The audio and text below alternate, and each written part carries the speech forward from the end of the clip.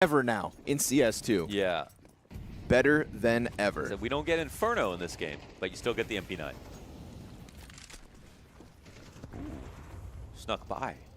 And none spotted. Oh, Kia got a chance to get that. They were boosted up, so they would have called the short cross. Didn't see one, however.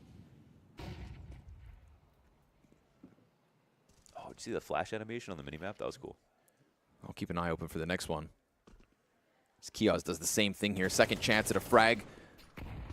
He disrupts the nade throw, so that makes things a little awkward, and then Perfecto has no support. He'll die. Electronic turns, can't manage the second frag.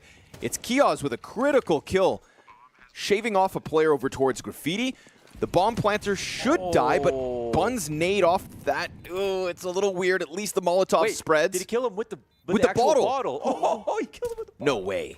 I think he did. No way. He was red HP on sight. And are they going to pull off the retake after a molly kill? Or is Kiaz going to go bigger? He's got one kill already. Smoke grenade over towards Short's perfect. Cuts off one of the two. They clear it because Boomich is in Opper, and Axile gets the headshot. If he just bottled him in the head. I need to know.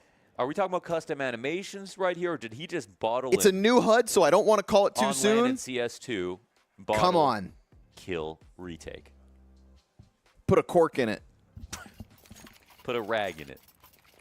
My guy.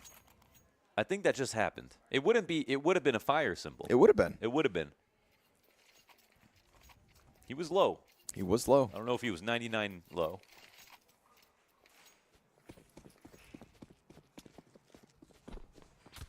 Already making history here. BetBoom dodges 123. We told you from the start. You got to watch. Your dad better be watching. Your dog better be watching. The home of entertainment for the next 6 days. Oh, it's only one. Yeah, that works out. It's a ton of damage, though, so all is good here, right? Perfecto. Utility protocols are looking correct. Bada Setups boom. are actually looking very good for Cloud9. I think overall we've seen GamerLegion break through. I think because their sheer strength and confidence on the map so far. But I'm actually sensing the CTs getting a bit even stronger. I think they're starting out right, despite losing that pistol in the way that they did. Yeah, that was a little awkward. A little bit. Hey, man.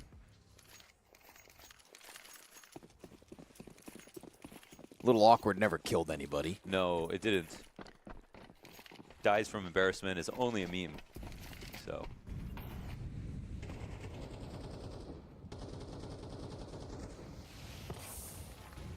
Wow, they love running through these. You know, the irony, I swear, of CS2 is the fact that people are running through more smokes than ever instead of blowing them open. Yeah, right. Isaac? Oh, it was spotted. Nope. You can't trick Hobbit. No, sir. Too sharp. He's older than he looks, guys. Way older. What's he looking for? The ring. Give me a gold. I just watched Return of the King. Yeah, on the flight over. On the flight over because it's a long flight. I know. I was sat next to you the entire time. Oh. Hobbit's tearing him up, huh? From inside connector, his third of the round. So just making quick mincemeat of the short push. We saw Kiaz go through smoke, but because the door was blown open, he gets blindsided by Hobbit's hold. There's a popped smoke that comes back for a second. As it is A-Core on the chase.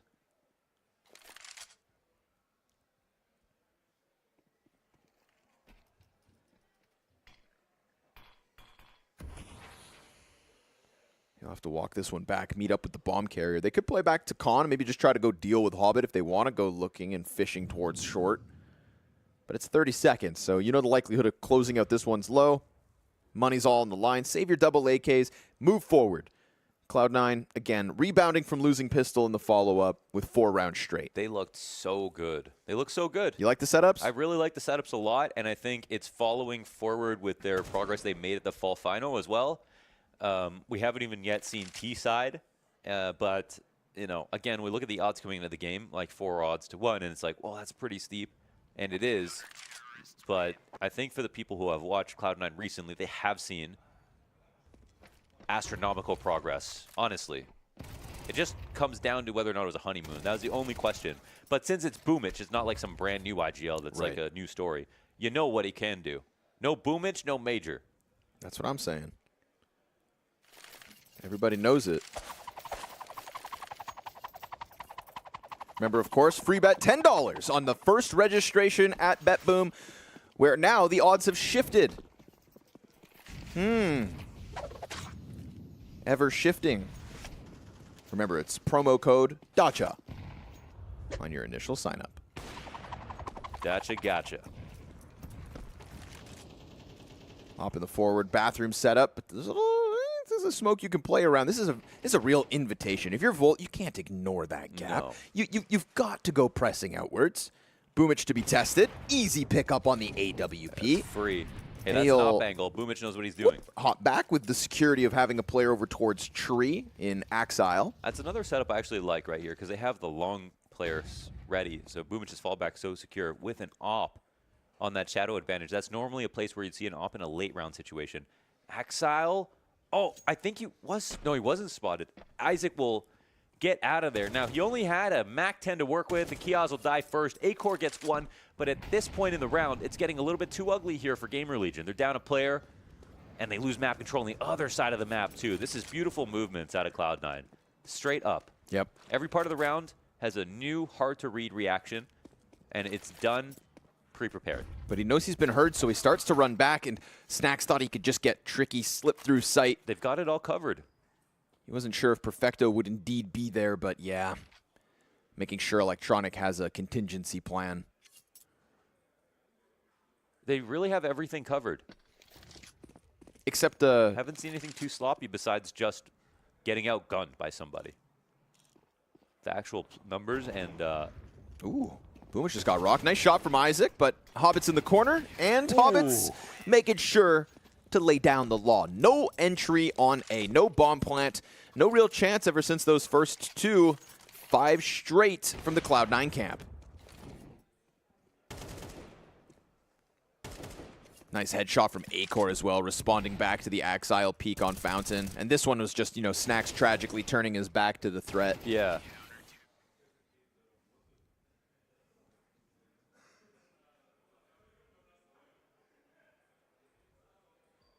I'm huge on Cloud9 right now. I think we all are. I think there's still this element of tragedy where it's like, well, you don't have an Opper, and you really just wanted a new in-game leader. So if Shiro had stuck around, there's room for him in this roster. There is, Boomich. But people don't talk about a benefit of being stable without an Opper because of the money. You don't have to buy as many ops. Okay. You save lots of money. Even if your Opper is good, there's a intrinsic advantage to not having to buy an op. With all due respect... 2 AKs for that op. With all due respect to Nitro, Team Liquid won the Intel Grand Slam faster than any team in the history of Counter-Strike. And they did that with Nitro as a primary op. If Nitro can be your primary op in a run like that, Boomich can be your primary Nitro and Stewie just hybrided their way to a Grand Slam. Why can't Come on. Why can't Cloud9 win BetBoom Dacha into World Final at the end of the year? Always said, ops just overrated. You have never said that. I know, until right now. But right now? Mm-hmm. That's true. You have said it now. But if you say it again, I'm going to say you have said it in the past from now on. See? But I'm not going to let you lie to everyone and say that you said that before because you haven't. We're paving the road to a new world where ops are left in the dust. Like tumbleweeds in the Wild West, the AWP is no more. We're going to be down the dirt trail with this fact. Mm-hmm. Making moonshine and... with no place else to go. Panning for gold. Whatever else they do out there. The Alaska Gold Rush. That was a thing. Yeah. Yeah. It was never Canada's, Nope. That's the weird part about it all. Yeah.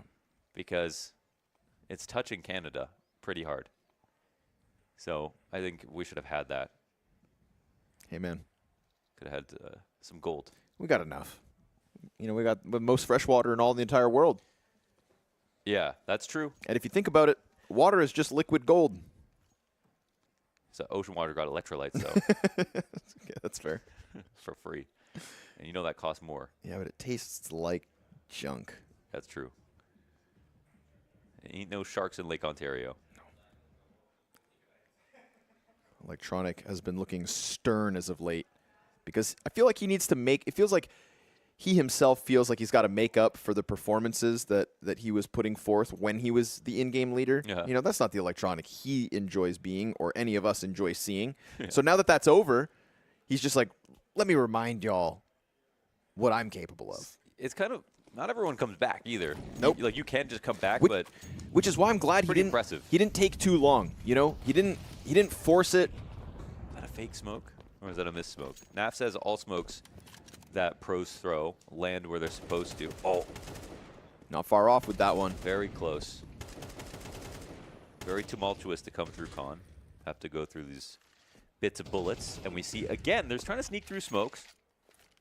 But I don't think at this point they're going to be confusing Cloud9 about that. These nades could be good, however. Oh, one misses. Bad bounce. Oof, that's a fluffed grenade. Molly. And look at Electronic's health, too. He's hanging on. Good nade, He's going to peek and get a double. All right, Easy does it. Nice response from Acor. Perfecto. He's got himself a couple frags as well, and that third one falls right into the crosshair. So the pistol comes out, and Snacks goes down, and Cloud9 just keep on winning. Right back into the money here, Cloud9. Winning, they can pick up 2 ops if they want, and now if they pick up ops, it doesn't matter if they lose. They can still buy. That's... Why would they get 2 ops? They don't even have 1 opper. Maybe ops should be earned because Perfecto opt for an entire tournament, Boomich opt at the last tournament, and Electronic can do anything. Okay. Sold, Your Honor. And Hobbit's in Goblin mode. Mm-hmm. Yeah, Goblin is indeed.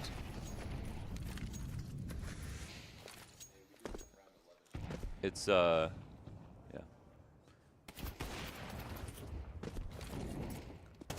Is that the one op? Oh my god, could that catch him?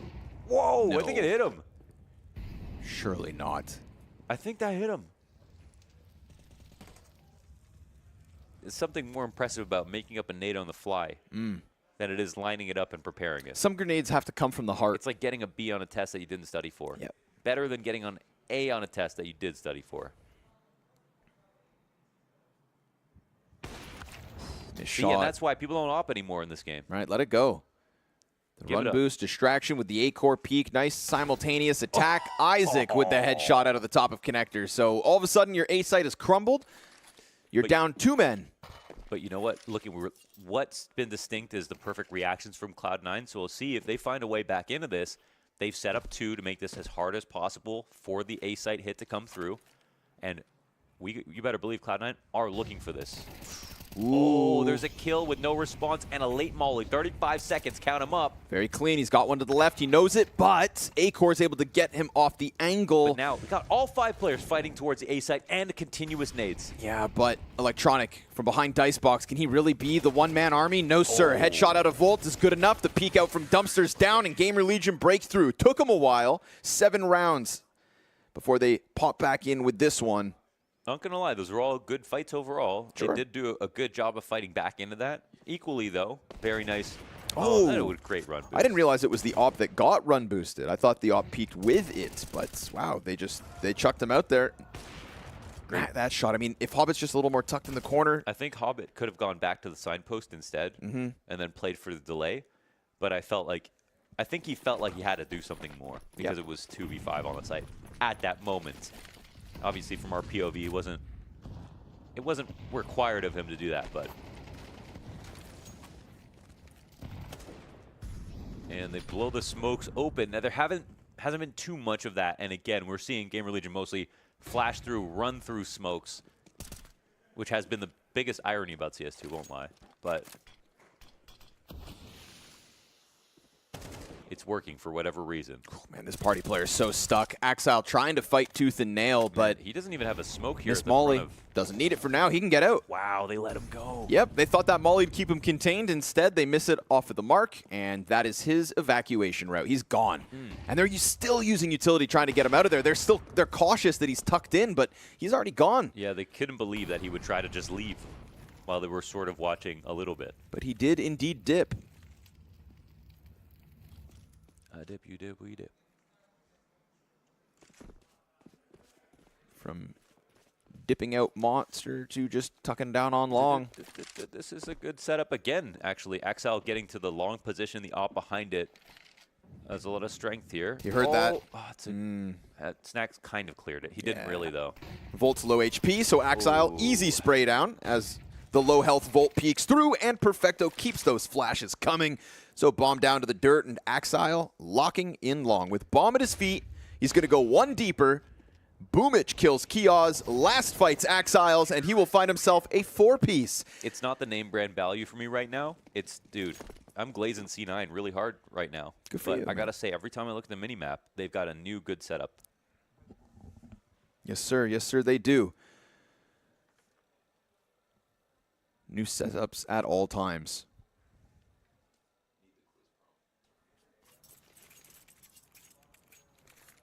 All right. Make sure to go to BetBoom and answer the questions about CS on the website. This participation will enter you in a draw for, wait for it, $3,000 in free bets. I just assumed that that's what you were going to say. I didn't know. And all you got to do is answer questions.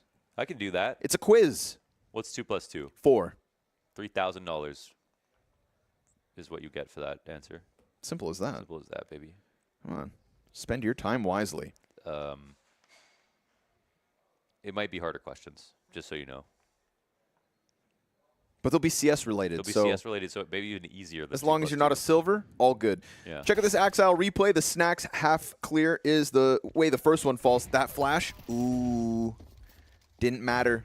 It was a nice flash from his teammate, but it had no impact. It had no impact because there was no one ready to swing with it. And he was so low HP that bullet killed him. Yeah. One shot, just like that. True. It was a mistake by Snacks. It was a lazy clear. And maybe he fell off as well by accident when he was clearing it. That's what I would say. But the thing is that they transposed into that long setup so fast, I'm not surprised they weren't ready for him. You know? Yep. That's the impressive part about C9 right now, is they are switching to setups that you would normally only be able to do with an extra 5 or 10 seconds because they're acting fast. There is no time to waste. We are in the final month of 2023. All right? If you want to make a name for yourself. It's December? It is. It is indeed. Feel old yet? Did you pay your rent? Yes. Okay. It's automatic withdrawal. Okay, so good. I actually don't have to remember. That's, yeah, sure. Good. Post-dated checks. Those are illegal in Quebec, I heard. As is being English. Yep. It wouldn't be accepted then. No. Not in Quebec. That's okay. Skipping steps. Never advisable. Cost Snacks on his approach. So Electronic locking down that B site. Axile putting up a multi-kill up towards A. That's the beauty of this Cloud9 roster at the moment, all right? Yes, sure, there is a certain lack of opping presence as at the moment, but the rifling has been looking real good. And it feels to me like Axile, under the in-game leadership of Boomich, is also starting to tap back into his own form. Not only are we getting Electronic getting back to superstar levels, but Axile, despite it being less significant, is still statistically on the rise. And if you can get Axile back on the rise, if you can go Electronic and Axile 1-for-1 at their peaks, dude, that is a near impenetrable CT-sided rifle heavy defense. Agreed. And I think it is a matter of rising tides with Axile as well, in the sense of they can split up a lot of the rifle high-level op presence between Hobbit, Electronic, and himself. Whereas before, it was literally just Shiro and Simple were so sort of stand out that if you saw Axile play badly, then the entire game could be lost. If it wasn't an Axile carry in a big match, or a Shiro, they relied heavily on them. But these days, with this roster, they've got no bottom fraggers right now. I think if Boomich is going to be that guy, he's not recently. It's actually been Hobbit. Yeah, I mean, yeah. But he only has to be the 4th best player on the team. Exactly. I mean, I think Boomich's struggles at the moment is still just trying to adapt to being a primary op, right? That's not what he was doing in his previous team. To give him that responsibility does seem like a bit of a burden, so if he slows down at the moment, that's fine. But we've seen a couple clean shots from him. He'll be another chance for him to rack up a frag as the T side approaches the A site. They're not looking timid whatsoever. This is a clean follow-through. Oh, the shotgun no-scope out of Boomich into 2 kills. Not bad. Volt comes out the front of Bath at the same time. Axile allows for that swing out. And while the second T and Snacks tucks down, yeah, suddenly they kind of run in here haphazardly. This rotation It gets caught once, but then Electronic is there to add one to the list. And so it all falls on A-Core in round 11. It looks like the CT side is rebounded. And yes, sure, Electronic falls, but so be it. So be it. That's all about Boomich, actually. Getting flashed inside of bathrooms, but making the correct readjustment to the outside. A lot comes down to hitting this kill. But then knowing where the second frag is coming from is really the hard part. There's a lot of chaos. It's either the inside of bathrooms or outside on Banana. And you have to make that snap decision. He makes the right read. All we can hold Oppers to is whether or not they get the kill and they read the situation correctly, because there's sometimes not really a perfect option.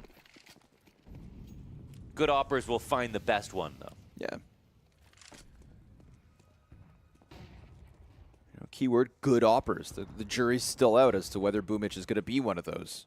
Yeah, serviceable will be fine, especially if Op is nerfed right now. Again, it might be wasted, right, to be like, let's have an Opper on our team. Op's full-time, $5,000 a round, and the Op itself is not even that good. Why even have that? Yeah, Why only Op when you're up? And have somebody who's just ready to catch that momentum, you know? And like to give it up when they don't need it, and be fully comfortable rifling for all the rest of the rounds. Yeah, don't let the Op burden you. Don't let the Op become your personality. You're more than an Op. Axiles swinging on both ends of connector. Does have a problem if he comes out as the party... Oh, no, but the smoke grenade allows for him to move around. He's being watched a little bit. Oh, awkward. No kill. And he gets all the way back, able to dodge around half. Kiosk is going to answer with a monster push, so taking some real estate on B. And getting out for free like this, it could very well magnetize the rest of the camp. He does catch Electronic pressing along the sidewall. Perfecto's not too far away, and Kiosk seems wary of the potential for a second CT. Now, A-Core's on the chase up through the bathrooms. That Op's going to have to be the shotgun again. That's back-to-back rounds with a no-scope and a quick trade out of Snacks at the 22nd mark. He's got the CT split, and he knows it. Bomb's pressing in. He's got one towards long. He nades himself strategically. That was a tactic we haven't seen for quite some time, Launders, and it doesn't help him out in the end. 9-3 on the half. Cloud9 CT side, very good. They're swimming. They're swimming, and I'd say GamerLegion are treading. The thing is that it is T-side overpass. They can afford to get dominated on this side of the map, switch over, and do just fine. We just didn't see quality attempts as much. We just saw the first two great rounds on an individual level out of GamerLegion to beat the odds when they decided to walk into the site. That round that they took on A site, they killed 5 players on A to get that bomb down. So, again, every single time we saw rotations from Cloud9, they were perfect. Reactions on setups were perfect. Low numbers adjustments were perfect. GamerLegion had to fight tooth and nail every single step of the way, and that to me did not have to do with a map advantage of overpass. But I will say, when we switch over, you could see magic happen. The CT rifles will suddenly look better. The angles being held will look a little bit stronger, and GamerLegion love this map. But they are used to doing a little bit better on T side than what we just saw. Yeah, no doubt. So, I'll have to shake that one off. Thought maybe Kiosk was going to bring that round back by walking out Monster. I like that Kiosk sometimes does just operate on his own. Formidable. Yeah, he's French. Not really, but... He's Belgian. Belgian. French. Yeah. That's like... People cheering in Paris, that's all I have to know. Okay, that's fair. They weren't cheering for me, they're cheering for you. Yeah. It's okay, sure. You, Zaiwu, and Kiosk. Yeah. We were the stars of Paris. That's true. All right. Let's get back into that it. Guy That's just a guy. He's our guy. I love that guy. Remember, folks, go to BetBoom. Get yourself a bonus of up to $500 for new users. That's right, up to $500 for new users at BetBoom with the promo code DACHA. Gotcha. Never sweat it. Electronic setting up the util. What a supportive player he is, but this is a clean pistol stack. Ooh, Kiosk, Isaac, headshots to start it.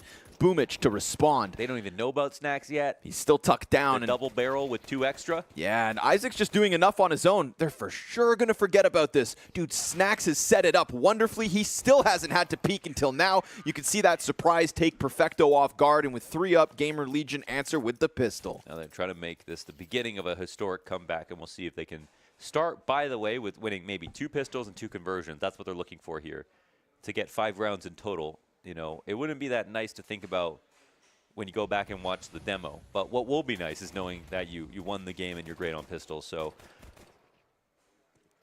Cloud9 still have their work cut out for them to try to close out. But just like we saw on CT side for C9, a great setup on the B site.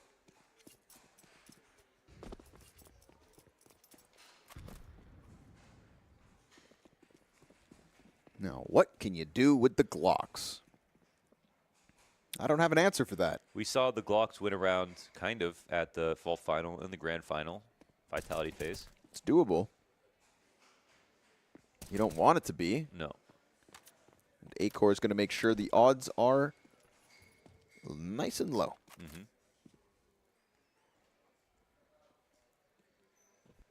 Pistol stack on the approach. Ooh, you love that. What? That was a P2K? Everyone should switch now. Everyone should switch to the P2K. Volt answer. I think that was a P250. Oh, it was. Okay. It's that icon slightly different icons. Yeah, with this very cool top of the screen HUD. Yeah. So, you know, pistols, they're basically all the same. Uh-oh. Don't worry about it. He's going to reload. All is good. He's got more ammo, lots of health. Mm-hmm. Forget about it. You know, you're nervous. He's not. Get the wrap back through T-spawn down to the 30 seconds. You've seen so many players today that they're still stacked on it. There's something intimidating about a team that has Glocks and they're willing to do this. The worst thing, of course, the only thing that would matter is if they actually won. Now, Isaac is falling back. They have no monster control at the moment. They're starting to move in, so it should be no problem. Here, owned. Free haircuts. Yeah, done. Kios picks up 3 kills. GamerLegion nab themselves a 5th round. And just like that, CT side comfortable 2 rounds in. Same thing, however, back at the first half. It's the first 2 rounds to go the way of GamerLegion. Let's see if rifles can make a difference for C9. But that was Acore doing a good job of getting away the first time. It was indeed an icon of the P250 Mohan. I think not everyone should change to the P2000 yet. Not everyone yet. Even though you get the extra bullet in the chamber, jumping accuracy is good. Even though. Well, before I forget, we remind you that the final stage of the CS Money cosplay contest has already begun. What? Go to CS Money, click on the banner, and choose a contest-winning cosplay. Moreover, you get cash for your CS Money market balance after casting your vote. Get active. Like this round was up towards Playground. We see the 2 deaths, so already it's Axile and it's Perfecto to hit the dirt. An aggressive stance coming out of GamerLegion. You don't want the T side to be able to take over Playground and Fountain and Party all too easily, and it's nice to see that GamerLegion's CT side will leave a dent in Cloud9 to start. Make them work for it. Electronics said, press Z and follow me. So they walk up the inside of bathrooms. And no contact right now. They're going to hear the jump spot. It's actually quite dangerous for Acore at the moment. And it's not that he's going to get his head chopped off, but they know that he's jump spotting in this setup, and he'll be spotted now and dies. And that actually might be the round straight up. They're going to get smoked out of the rotations, bombs planted. They know it was a solo guy in a 2-stairs rotation. It's good from Snacks. No kill right here. And Boomage playing on the outside of the smoke is very smart. Yeah, he's going to make a run for it. Lovely reposition from Boomage. That's almost going to make it feel like it was 2 separate players with the way that he got out. And he comes back. Sorry, Kios. No entry. Isaac shunned from the A site. And just like that, you get the headshot on the dice player. A site falls, and you've answered with your first gun round response. Fiscally irresponsible here. 3 players alive for GamerLegion, trying a low-odds retake, losing 2 players, and now being broke on a 10-5 scoreline. Think they should have saved. Could have, should have. This is the original push, of course. Volt comes around basically blind. Acore tethering. So Acore's trying his damnedest to really be the defense in this round. But he gets clipped. And Cloud9 just going to move forward to the 10-5. Can't leave the door open like that at the start of a T-half. Look at already the economy here for GamerLegion to make a decision with Snacks. He's got to be crunching numbers, and the numbers show he has enough for a Nova. Oh, yeah, well, that's an easy choice then, obviously, because it's him. It's one of the guys who uses weird guns in history that makes it work. He adopted the revolver. He used the Nova. I think that's it, but that's already good enough to have the reputation of a weird gun user.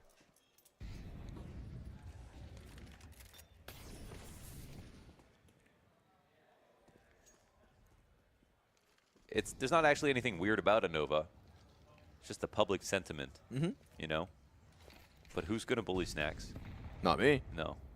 And we saw Jasmine next to him. Thumped on your head if you even try, I think. I think he'd just laugh in the face of said opposition. I feel like you'd have like a Larry Wheels laugh. I don't know who that is. It's a strong guy. Well then, yes. He laughs like an evil villain. Like an ox. But he's a nice guy. So Electronic's already in this bomb site. Oh, okay. That's free. I thought that was a CT player for a second, just with the positioning. Yeah. But yes, it is indeed free. He walks out Monster, sees the site is clear for the taking. That's my IGL. And now it's easy for Hobbit to just lock in connector control. He's going to hear this scrambling set of USPs, no doubt. Maybe they get a frag to shave off economy from Cloud9, but this is a perfect position for C9 to find themselves in. 11-5 up on your opponent's map pick, flushing Novas out from their corners. Oh. I wonder if the Nova has the same problem as the op for Nova mains in the flick. Of course, that's changed now, but... Oof, couple frags. That's 2 AKs you can grab. And so they may not have saved in the previous round, but they'll go ahead and exit with these ones now. That's fine. Take them and go. Better late than never. Cloud9. They're happy to slowly pretend to chase him, but at the end of the day, it's Cloud9 who have lots of money. 2 losses on a round like this after finding a free bomb site. Okay, it could have been better, but at the same time, they won. Their economy is good. They're set up to succeed.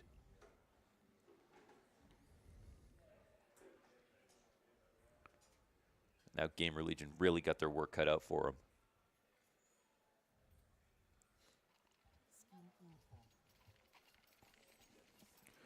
Right now, you can check out Hobbit's inventory. Yeah, look at that. $2,000 butterfly knife tiger tooth paired nicely with a specialist glove set. You know, orange, yellow, gold combo. It's not quite every day we see something like that. Hobbit You've never recommended that one to me. To the nines. Remember, of course, our partner service for the exchange and sale of skins is CS Money. All the time. First 2 kill comes down, and okay, maybe it is the Molly. There's no way 2 players got bottled in the same game. No, it is the Molotov, it yes. is the fire. It is a Molly icon. Gotcha. I didn't want to break it to you. I didn't want to break your heart like that, need to Longers. know. Yeah. But yeah. Okay. Yeah. All right, and look at this. Cloud9, they just tore through this. All right. Like a sea-doo through the ocean. All right. Ripping through the waves. Yeah. Leaving only carnage in their wake. There's 2 players alive here now for GamerLegion. One of which is going to get shot in the side. Nope, never mind. Good answer from Acor. Controls one half of the map. Snacks responds down towards B. He's under pressure, but beautifully picks up the frag to Perfecto. We've got a clutch to potentially get a 12th. Boomich. Acor going to walk out? Oh, he is. Oh, and he gets his head taken off. That is a 17th frag for Boomich. Talk about Boomich. 18 rounds into the game, and this guy, turns out, look at him. Oh, he's popping off. He's got the finger guns. He's got the sass. He's got the attitude, and you can't blame him. He told Stunna the mood was going to be good, and he delivered. You can't blame him. This is a nice try from Snacks. Giving his team 7 map points. 7 attempts to shut this bad boy down. Now, remember, you can go to BetBoom. It's a free bet of $10 on the first registration with the promo code DACHA. That is promo code DACHA at BetBoom. Our title sponsor here. Electronic, well, he's found the short control kill after Snacks gets his first. Hobbit loves coming swinging out through the smoke grenade, just catching him off, not giving any chance really for the CTs to breathe, to get man advantage, or even any map control. It's a low 12 HP for Electronic that makes things weird, but it's a 4v3 regardless. Now, we've got Volt in a curious position here, playing front bathrooms. He knows if he starts to walk back, there's a risk he gets peeked. He definitely saw that fountain player, so they know one another, are nearby, and he decides to dive out. Can they camp out these guns? Well, there's only one maybe short tunnel. I don't know. Maybe that was already taken. And at this point, it feels like Cloud9 just want to give them time to go and grab it because they're worried about taking A and winning the entire map. But smartly, GamerLegion have decided to stay here and wait for this attack to come on in. We'll soon find out if that pays off.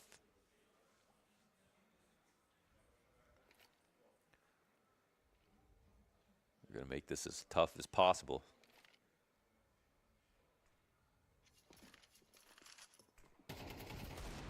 Nice dig out of A-Core. That was nice. Trade frags fast, though, and noise. yeah, that little bit of noise is all Perfecto needs to queue up another and the final, as it is a Perfecto triple kill to get Cloud9's 13th on the board to secure map 1, the pick of GamerLegion, and to set themselves up wonderfully for a nice clean start to the BetBoom Dacha Dubai 2023.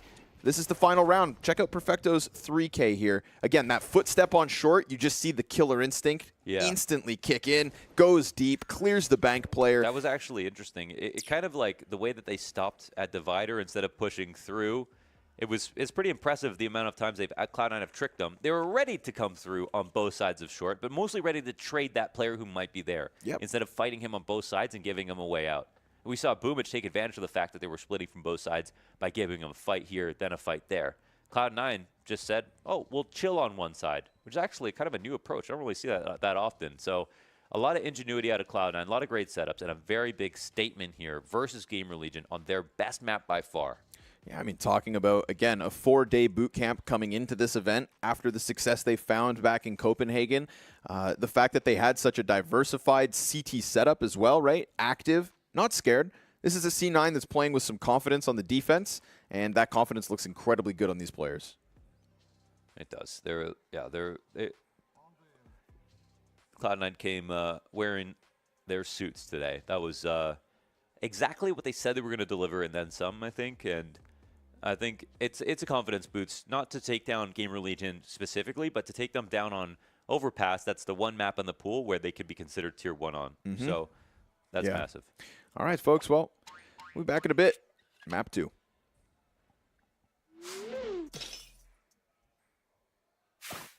Close. There we go. I'm Scrawny. That's Launders. And we'll see you guys soon for map 2. See you soon for map 2, baby.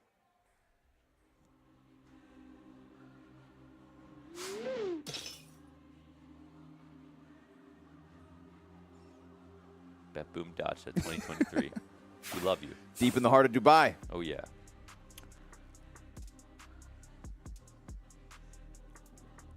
Vodka. Never, Mohan. Never on a work day. Come on, man. We got to keep it clean. This isn't a job. It's a pleasure. It's a pleasure. That it is. Which a job can be a pleasure. This does overlap. Does indeed, my friend.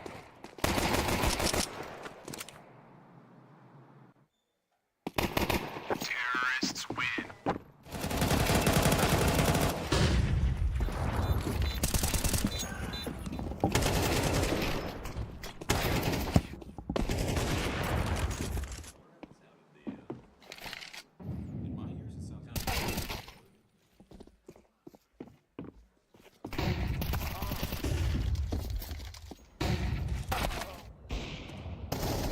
Counter-terrorists win.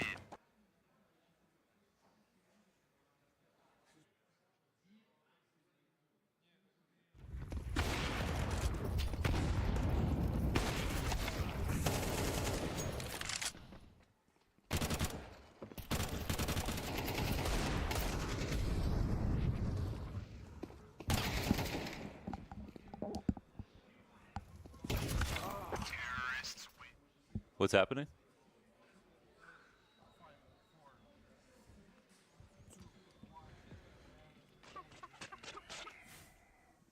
Yo. We're back. Sorry.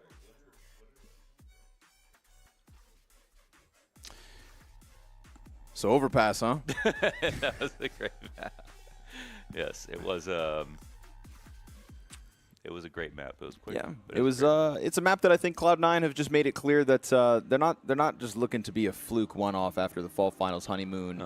Shenanigans. This is a roster that's looking to come swinging to close out the year. Right. This is a team that feels like it missed out on opportunities when it was first formed, when Electronic and Perfecto jumped into the server.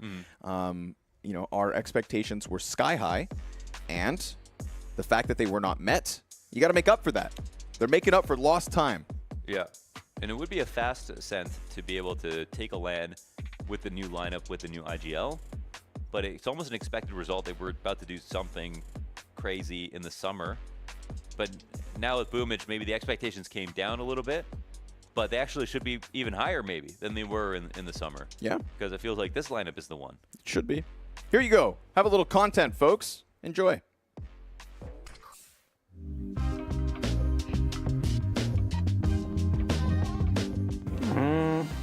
I'll take 1v1 captain fight. I don't know, it just feels like you're captain fighting for your team and we're just chilling.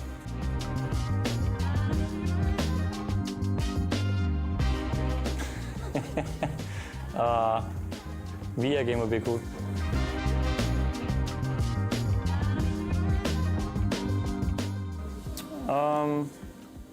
I mean, the Olympic is once every 4 years, right? So, I don't know, I'll take the international then.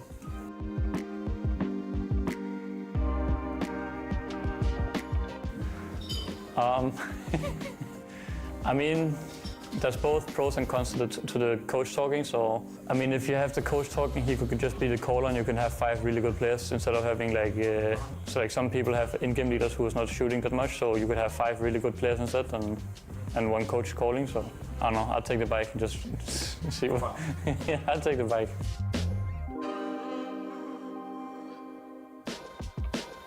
I'll take no longer shooting through walls. I like to boost. I feel like it's a very good mechanic in the game. I mean, if you look at real life, you never see someone just standing on someone else's shoulder. But for the game, it feels nice because you can always find a new boost, some weird angle that they don't expect or something. So it's really nice for me.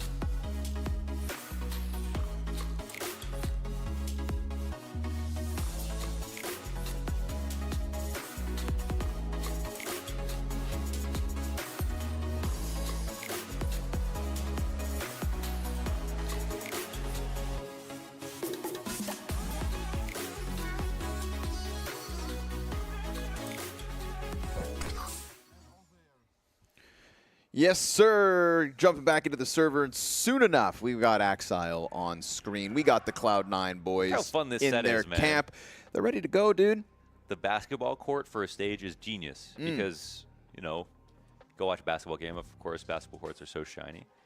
Then the reflections from the panels on the front of the player booths, awesome.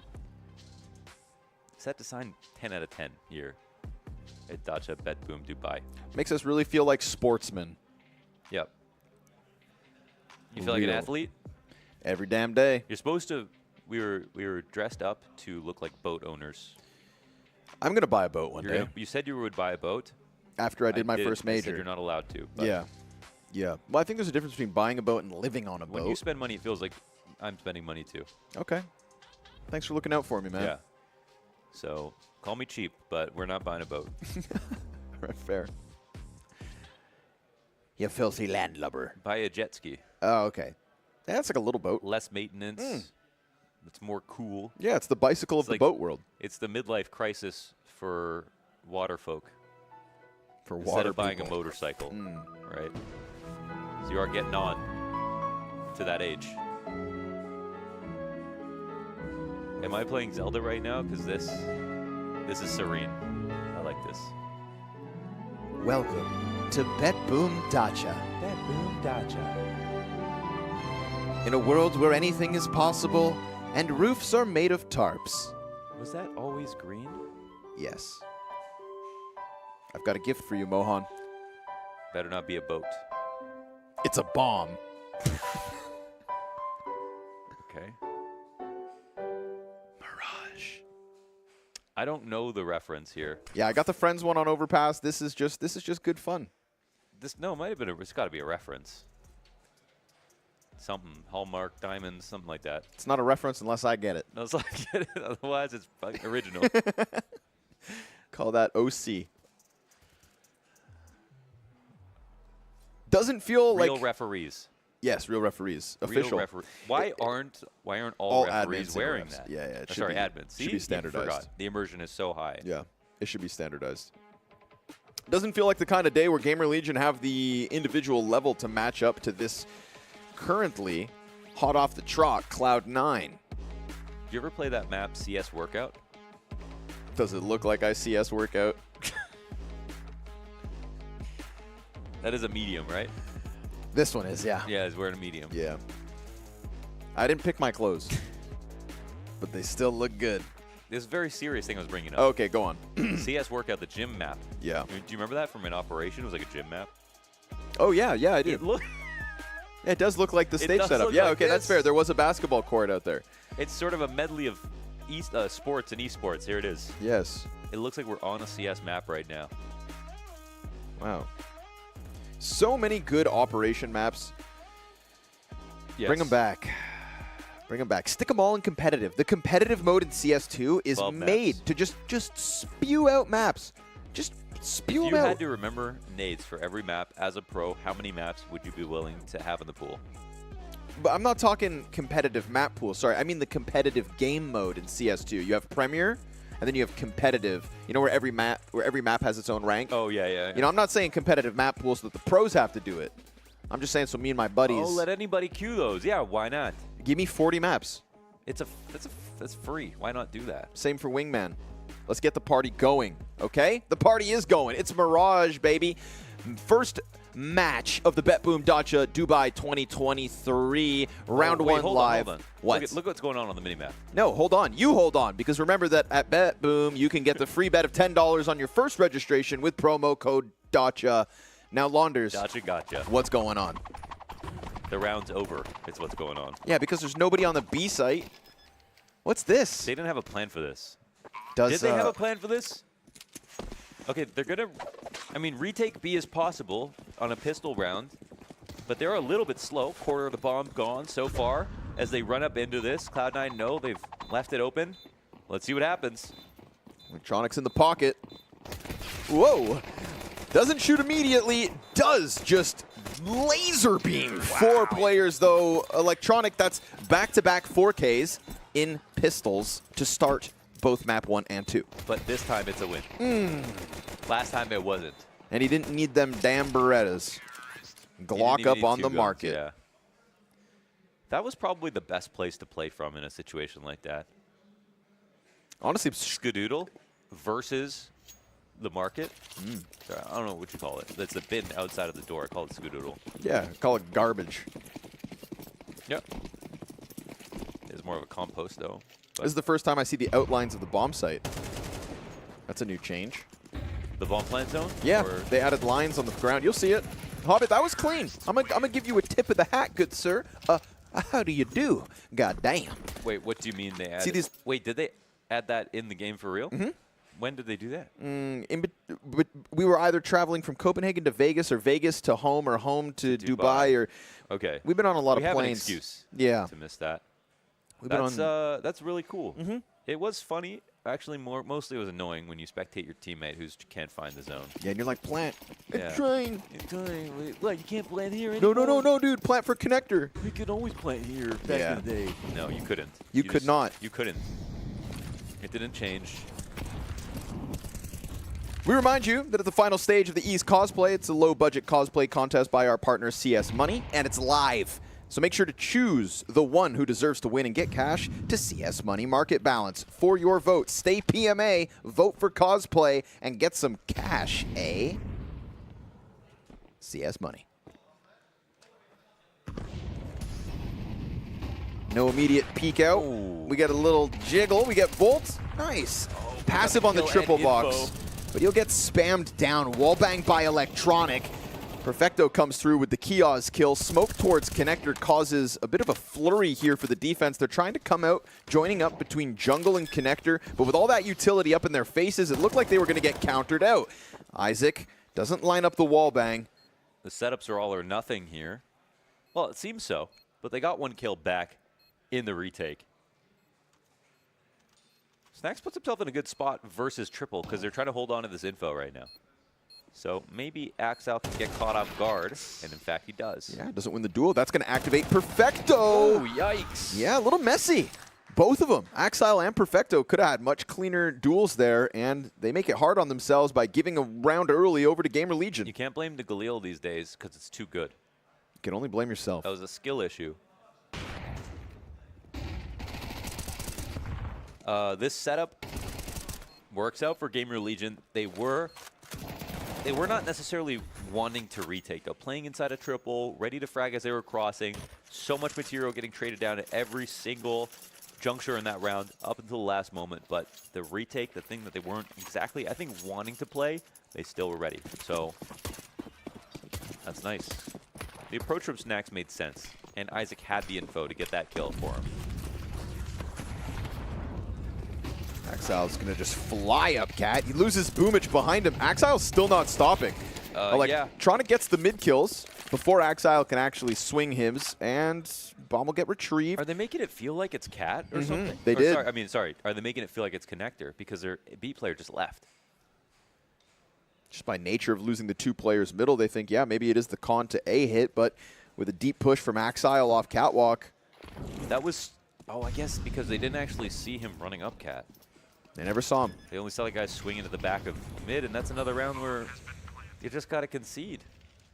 Low info into a loss here for GamerLegion.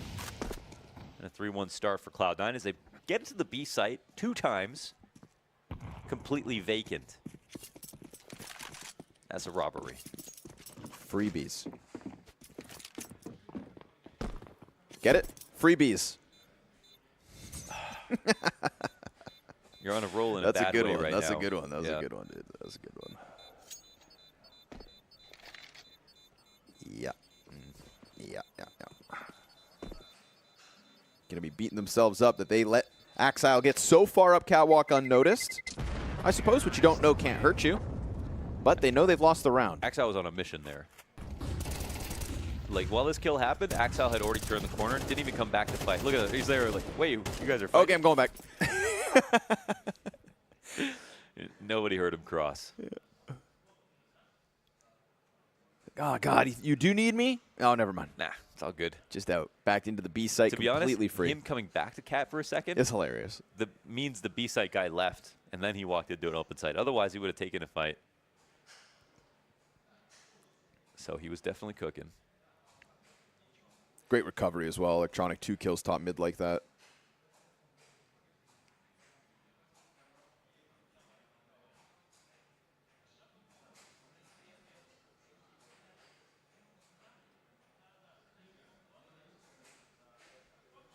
So again, on an individual level, we just got to see something from GamerLegion. But this has been where they're at as of late. Banking on a snacks carry, maybe. Whip out that Nova. That's when you know MFR hit rock bottom. They start buying Novas. That's what Simple bought right before he left. Now he's not playing. Yeah.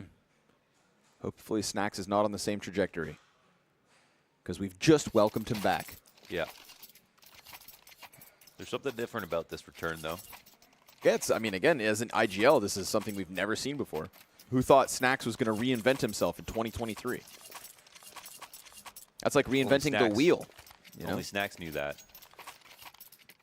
Cool that he's willing to do whatever it has to. Kind of like an electronic situation where it's like, I'm going to become the best in-game leader of the world. Except Snacks made no such statement. He just did it. Just did it. And Became is doing the best it. in-game leader in the world. Yep, he is doing it. Slowly but surely, step by step. They do have some problems. Well, they're making some hard reads, I would say, is the thing for GamerLegion in this game, in this match, which I give you credit. Play standard, lose standard, that's boring. Make some gambles. Sometimes you look like a fool, sometimes you look like a genius. That's exciting. So let's keep that style up. Believe in your reads. Follow Snacks. Ooh, Electronic just got around the corner. Here's the jump down.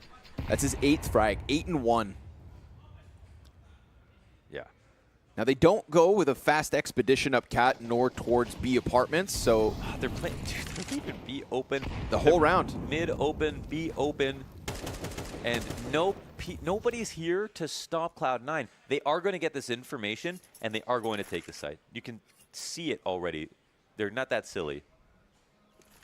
If the map is completely quiet and they're prodding for info, this team at this level knows when it's a call, when they're calling them out. We're going to see low utility in the B site look. Well, it turns out this one's free. Free. 3 rounds of the first 5. We have found this B site completely vacant. At some point, if no one smokes, no one flashes, no one peeks, and no one walks or runs or anything, it's empty. They're not wrong. That's 3 rounds. With that bomb planted, no casualties in the site itself. And we've only played 5. We only played 5 in total.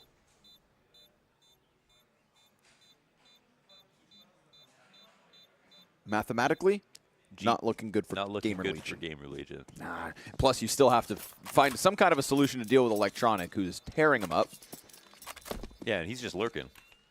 That was like his worst. Honestly, Overpass was his worst map in like a month.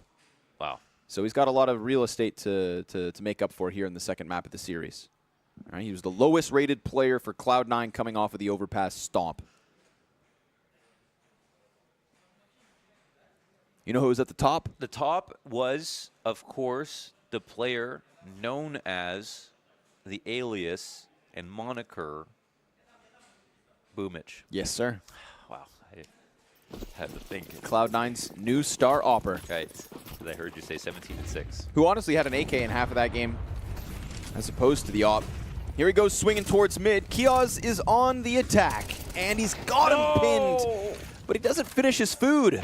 Boomich gets away from the nade on the escape, and the answer here from C9 is just going to be a very rapid hit to the B site. He has no idea. They squeeze Isaac out from behind Fan. It's a ton of damage off of Cat and a scrambled rotate through Market with tons of util, so Snacks is feeling sketchy. Hobbit peeks in and dies. That's a great answer from the defense. We've got low health for C9 to try and deal with, but where's that bomb?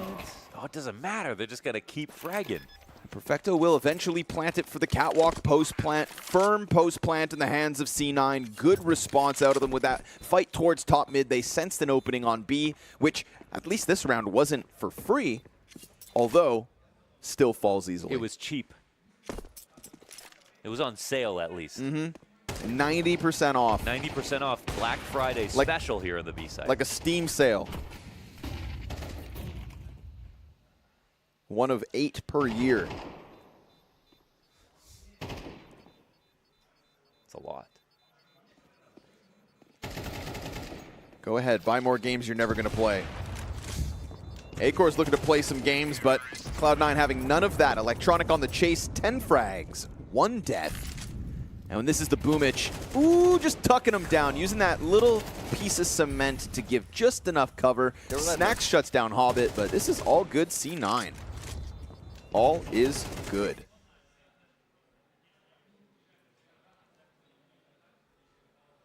Letting their mouse slip a little bit. Alrighty. Remember, you are watching BetBoom. Gotcha. Go ahead and head to the website. You'll get a free bet of $10 on your first registration with the promo code DACHA. Because Dacha's gotcha. That's my line. Yep. Our line. You said what, you know?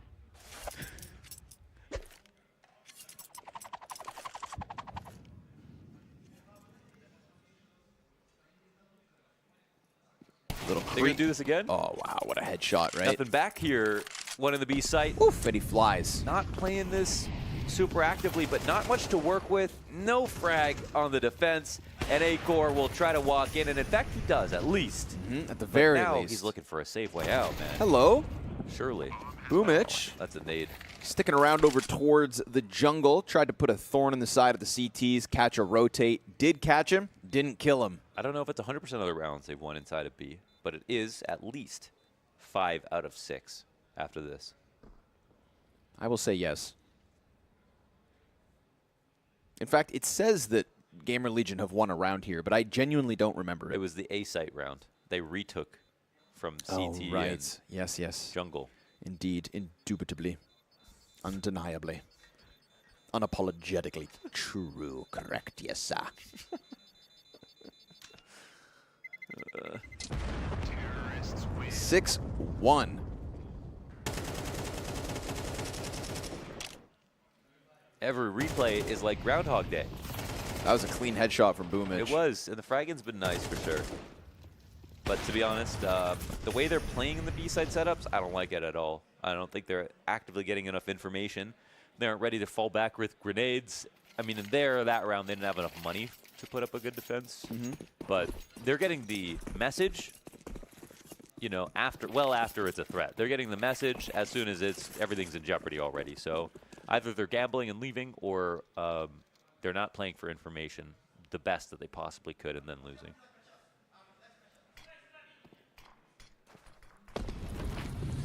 Wow, this is another amazing creep actually to get up connector with ladder room control and confirmation that it's an anti-eco of some sort. There is a good gun here on site. Bolts, well, they'll probably have to do too much.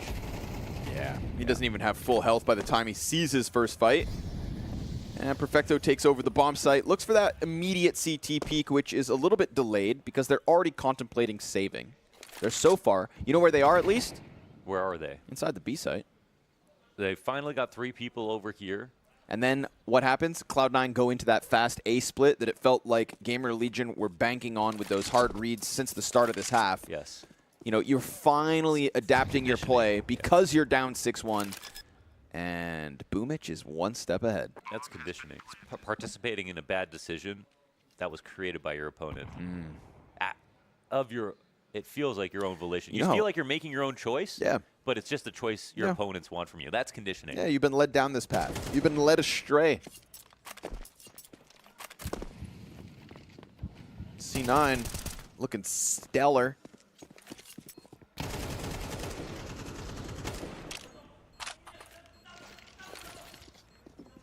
Someone chuck a nade. Get this last guy out of here.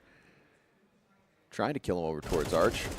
And they'll find him. So, yes, indeed, 7-1 to the T-side start of their own map pick. Cloud9 ain't wasting anybody's time tonight. Straight to the business.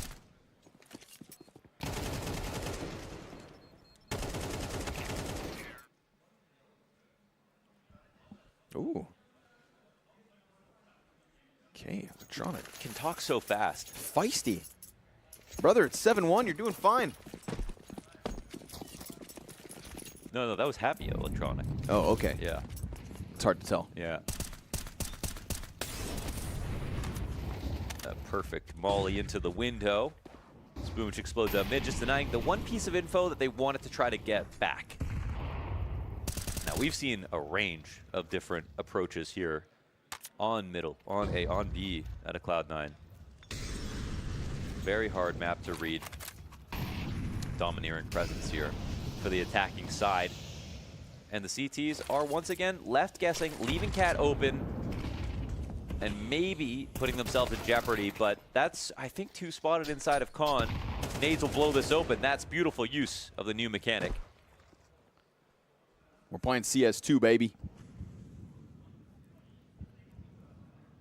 Ooh, Kia's on the chase. He's got a teammate with him, too. They are trying to, it looks like they want, yeah, it looks like they are going to get active with it, which is nice. Yeah, that's a good idea. And an interesting spot for Perfecto to be in. This is still looking like a full default out of Cloud9, which I wouldn't be able to read this, I think, if I was on the CT side. But since they're up numbers for once, it might not matter. It might matter, actually, now. So, A-Core is also low. Man, that's a huge kill to get back. Just like that, he's gone as well. Exile knows he's got one stuck on stairs. Electronic. Ooh, he starts to make sound. Isaac turns, but luckily Volt handles it on his own. Isaac kind of leaving Volt. He had to be able to do that. It's a chase out of Exile, and they all go down. So really nicely done at the top of connectors, serving up an excellent distraction. You can see Cloud9 want that kill. It's Bloodlust that just leads the remaining 3 C9 players into that A-site defense. Yeah, it's a double con play that sets it up. And Cloud9, for once, run into the most resistance possible, which is all GamerLegion were hoping for. The one time we decide to stack, well, we stack every round. We got to get lucky once. Finally, Cloud9 come into them. That's why you just keep putting it all on black. And if you lose, you double it. And eventually you'll lose to green, but probably not. That's the attitude they've got. Oh, snacks. Yeah, playing with the nades. Exile knew he had a timing for that chase. Whoa. Hopper tagged low. 34 health for A-Core, stuck inside the A-site. Now his teammate does push forward. We see Volt looking to challenge down on ramp, and A-Core looks like that nade popped open smoke to bust down Electronic. Volt's response is good. Perfecto into the site. Does a little bit more as well, but not enough to push over the entirety of that A-hold. Kia's off of the cap play, doesn't want to die yet. Cautious of an approach through apps, which there is indeed. Oh my god, is this the play? This is the type of thing that Boomage was doing that really made the difference for Cloud9 in the fall final. But it is living by the sword, of course, so he dies in the lurk. But yes, there is. Would that rotate back towards door? Hobbit, free frag. And because they caught the player going vent and looking ticket, it was looking to set up the A-split. Ooh, he's got him on this side. Isaac's looking for the push. Hobbit's going to go down. That's 2 frags into the 1v3. That was a big mistake. It's still a 1v1. Yes, so it is. We need to find out exactly what's going to happen. And oh, no way. He's going to kill him with the nade. Too deep. Oh, the shot does not come in from Volt. It wasn't off on low HP. There was a chance, but it's Hobbit with the 1-on-3. Damn. Again, it looked like because Boomich comes through Murder Hole looking towards Ticket Booth, they sensed that maybe it was the A play. I wonder what Volt saw, you know? It felt like there was a chance for him to get back into that situation for his team, but... So that right there, Isaac keeps going towards the other side of the map. Nice slide out of Hobbit. Oh, you can see the shot goes a little high, I think. 3 frags. That's CS2 Tracer. Habito. Great clutch to just keep Cloud9 with their foot on the necks of their opponents. Remember to go on over to BetBoom. Participate in the draw for $3,000 in free bets simply by answering questions about Counter-Strike. You go to BetBoom, you answer some questions, and you are entered in a chance to win how much? $3,000 in free bets. Ask me a question about Counter-Strike. How many types of pistols are in the game? I don't know. Smoked ya. Ugh. Owned. It was anything else, honestly. Nice nades. I don't know the answer. I was hoping you did. Oh, Boomich is going to get a second of the round. There's another player up in that window, though. And he's got an auto shotty. Volt swinging with the noob tube. cautious about a connector to jungle push, which is looking likely, but oh, he takes out his nades, and that is a critical error. He jumps because he's terrified, but actually if he just kept walking, he wouldn't have been hurt either. Fatal mistake. Boomich and Electronic, 5 kills between the two of them, 9-2 on the half. We knew that Mirage was becoming the most popular deathmatch map in Counter-Strike. Yes, sir. But I didn't think we were playing deathmatch. Yes, we are.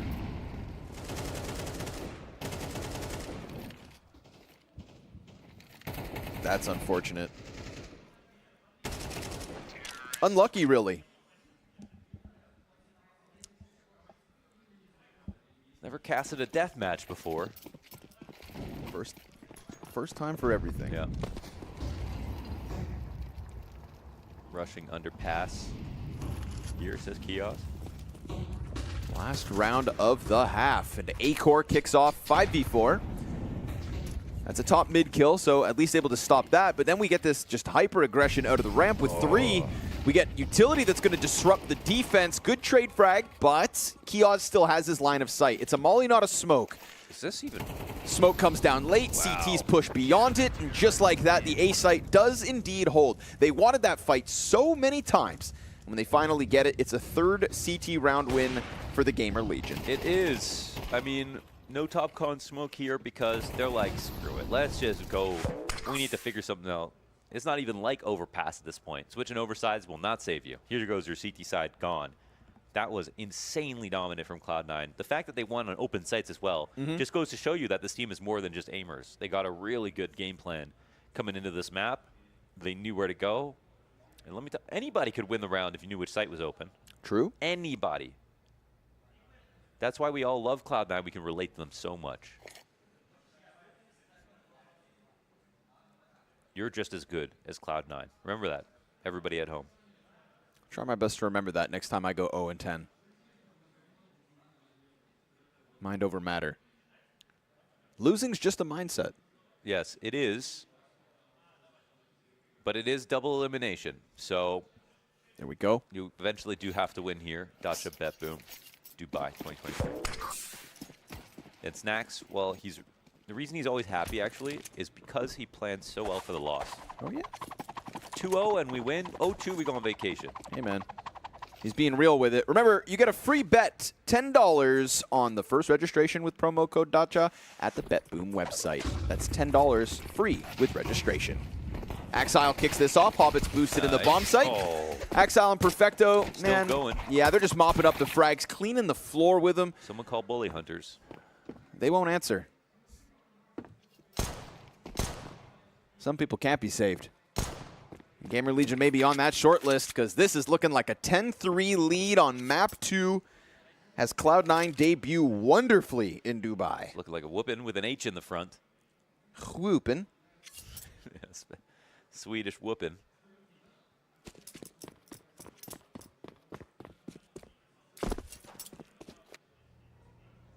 Now, if Acor had the bomb, he'd have a chance. But Cloud9 sit on top of that and wait. He is coming in the right way. This gives him one good fight to start it off. Still going to be hard to catch the other two. The time left over. And it looks like no trade. Acor stays alive. Terminacor. Oh. Down for the count. Double digits real quick. Guess what? Cloud9 didn't leave the B site empty. They didn't leave the B site empty. In fact, they stacked it. They said, we're going to hit the B site because we know how hard it is to hold. When we switch over to CT, we're going to overstack it for that exact same reason. It pays off on both ends. Mm-hmm. Damn right it does. Everybody was looking to rumble to close that as well as the Acor push approached. Not enough. Not today. Not yet. Round 14, and it is pistols only for the GamerLegion. Flashbang for Acor to try and set the stage up for his teammates. And that stage seems to be heading underground, where all the best raves are. True. They're about to get melted down like a cheese string in the microwave, Connor. Gross.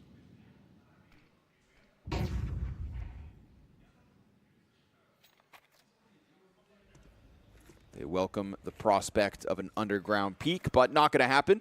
Cloud9 rather just leaning back on their laurels. On their laurels, yeah. With a little vision from Axile up top. MP9 shreds through the bottom of connector. Electronic's going to gobble up some freebies. And with that pistol shooting off, Axile's going to call for help. They know where they both are, and they're going to just mow them down. The 11th one felt guaranteed from the get-go. It looks like time is limited. GamerLegion burning the candle on both ends.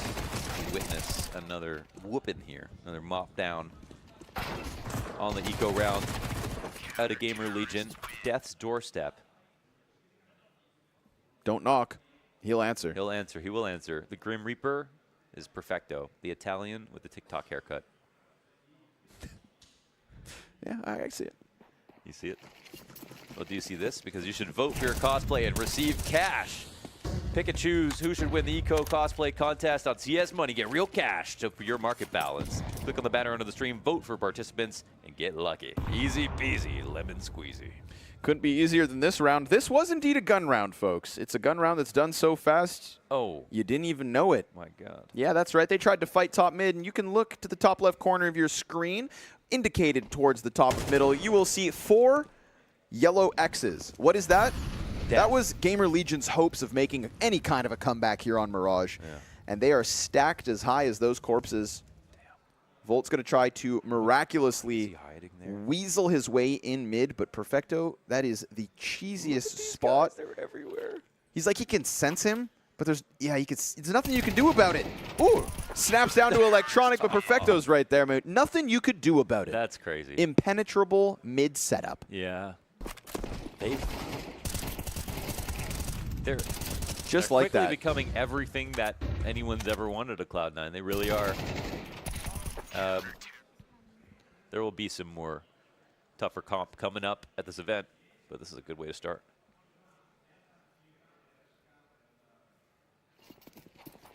Here we go. All right. Remember, of course, that our partner service for the exchange and sale of skins is CS Money. With a beautiful Specialist Gloves, Marble Fade, and M9 Bayonet Doppler Phase 4, style looks good, despite the scoreline not being so. Axile double kill, Boomich with the frag to A-Core. Listen, man, this one always felt like Cloud9. There was a question as to whether Cloud9 were going to start the event hot, whether they were going to take the momentum from their previous run in Copenhagen and just slam the likes of GamerLegion, who are still struggling in recent months. Well, yeah, the answer is absolutely. This is a dismantling on their own map pick, and honestly promise back towards Overpass as well. Because, I mean, the Overpass CT side just looks so good. Hold on, 6 HP from Isaac. You're supposed to be going down. He's 2 kills into the 1v4, but stuck on the Deagle, and as he swaps gun, Electronic hunts him to the back of the site. The 13-3 is where this one ends. C9, take a bow. Take your hat off, C9. You showed up. Boomich said they were going to come through and have a good mood and dominate, and they did both things. We go over to GamerLegion. Man, that's just a few rounds in their back pocket. They're not going to be a real threat, I feel like, for anybody else who wants to play against them. But what they wouldn't know if they didn't watch was that Cloud9 were really that guy today. Oh, hell yeah. What a game out of them. I don't even know how you would stop them. I won't lie. Honestly, it's just a smooth transition, I think, for some of the other players as well, right? I tried to say prior to this game that Axile was going to have an uptick in performance. His individuals looked stellar. Boomich looked great. Hobbit had his rounds. This is a Cloud9 that's just raising the floor. And again, after that run in Copenhagen, we did kind of fall on Hobbit and Boomich as underperformers and question whether the weird, role switching was going to be the demise of a very promising set of riflers. Yeah. But it turns out that at least today, versus their opening match here in Dubai, at the BetBoom Dacha 2023, all is good for every member of this C9 project. Yes. Everybody. It's cohesive. Boomich plays the perfect role individually to bring these rounds together as well. Like, he is just a little bit faster and a little bit more reckless while also still being such a smart player. But we've actually got an interview. And it was tough to play against them on tracks at least. They surprised at the loss, but we adapted. We adapted today and we played better. So, Hobbit, tell me something about this Cloud9 that perhaps we don't know, perhaps we need to know going forward. I mean, of course, our goal is always to be on the top and to be the best. And we have good team. Still, we don't have all, but still we can adapt to it, and we are trying to adapt for it. I think everything goes well. We'll see what's gonna happen in the future. So BetBoom, that's the overpass player for you guys, or how's that work? I mean, BetBoom is Big Boom. That's it. He is BetBoom. Hey, you know, it does look like you guys are, you know, you have a good team atmosphere, so to say. Is that fair to say? I mean, yes, of course. In the previous team also was good atmosphere, for sure. I mean, also, but things just didn't work for us well. But now, of course, we are winning. When you're winning, the atmosphere is going increase for sure and improve. Yeah. So all the Cloud9 fans out there, you want to tell them anything right down that barrel or what? Yeah, I mean, thanks for watching us. Thanks for support. Let's go, Cloud9. Hey, look at that. That's Cloud9. That's Hobbit. Hey, thank you, Hobbit. I'll get you out of here. We got to get him packed up. We've got some more match. Actually, just one more match to play today. So, without any further ado, let's find ourselves doing that.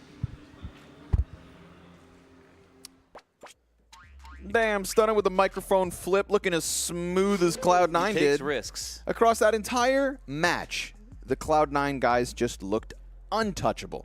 Untouchable. Boomich over on Overpass to kick off the series. He has to take a step back on Mirage because Electronic starts as ferociously as he did. I mean, you couldn't point to a Cloud9 player today and say, you suck. You stink. Every single one of them putting forth the big numbers. These are the stats from Mirage on their own. 20-6 coming out of Electronic. And again, a 1.31 rating from him over the last month, over 11 maps of play at big events. That is the Electronic that we see when he has shed the shackles of in-game leadership. When he gave up his own responsibility that he signed up for himself of his own volition, his own ambition, that he admitted to be that he was wrong about. Takes a big That man. even I believed him. Takes a big I man followed him to down that admit path. being wrong. It does. And Electronic did exactly that. Brings in Boomich, who, again, on an individual level, just lit up the scoreboard on Overpass. That's not something we necessarily expected. And it's just, again, a welcome sign for a Cloud9 team that needs to prove that their floor will rise. Best player of the series, Electronic. Again, these are his stats from the second map of the series. On the first map, he was actually the lowest rated player, but it's just because that B site really didn't get much action. All that matters is the last map. All that matters is the win. All that matters is the win. And that's the face of a winner. Yeah. Somebody who seems unstoppable as of late. So we're going to queue up some highlights for you guys. Enjoy these highlights because this series was action-packed with Cloud9 frags for you to feast on.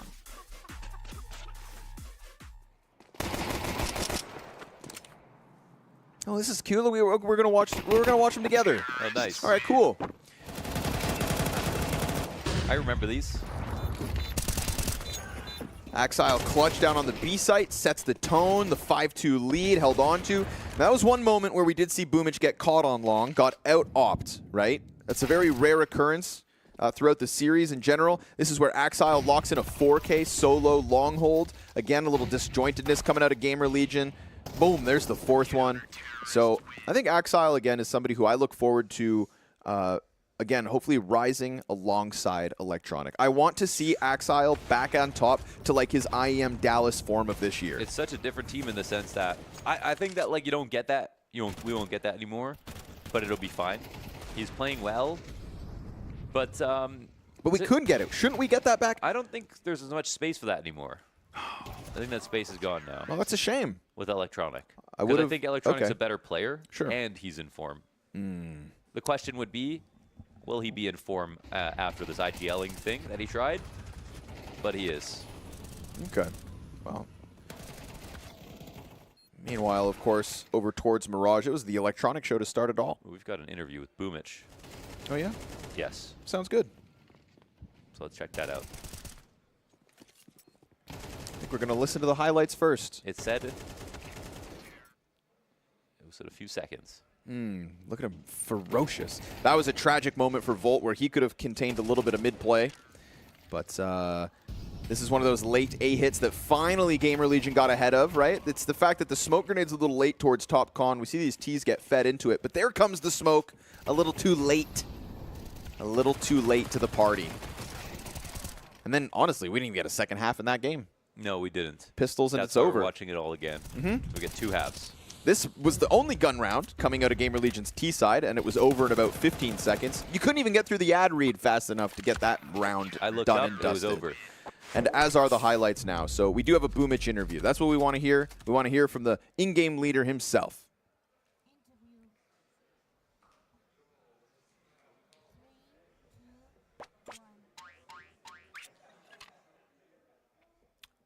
Are you Boomich? Nope. Okay. Scrawny. I'm not big enough to be Boomich. Launders. Launders. It's me, baby. There's only one of you.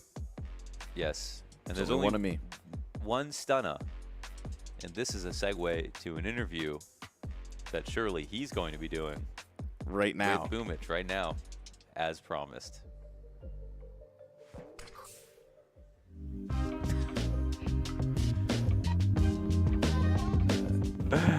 ОВП только 4-кратный зум. Потому что без игла игра бы стала, мне кажется, не такой интересной.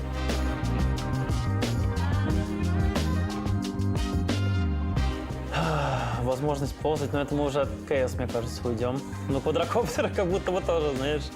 Ну хотя там что-то есть в этом режиме Danger Zone, там какие-то квадрокоптеры. Ну, короче, квадрокоптер, наверное, лучше. Ползать это уже какая-то другая игра была, не КС.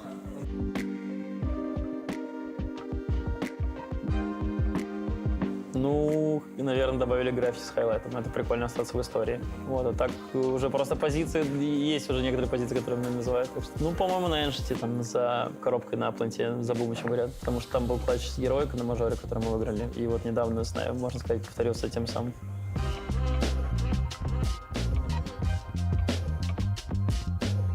На кулаках. Я посмотрел за респект битву, знаешь, на лане.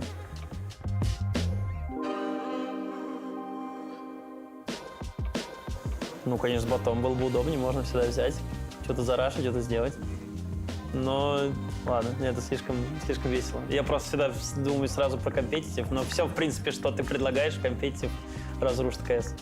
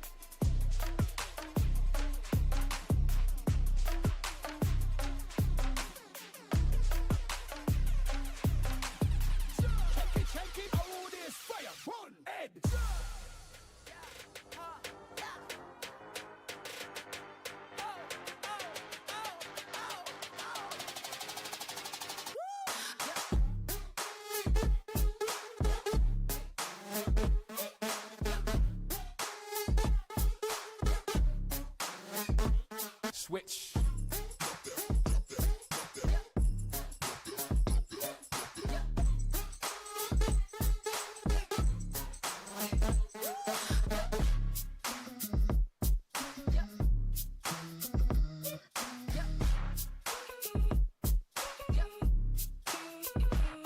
Switch.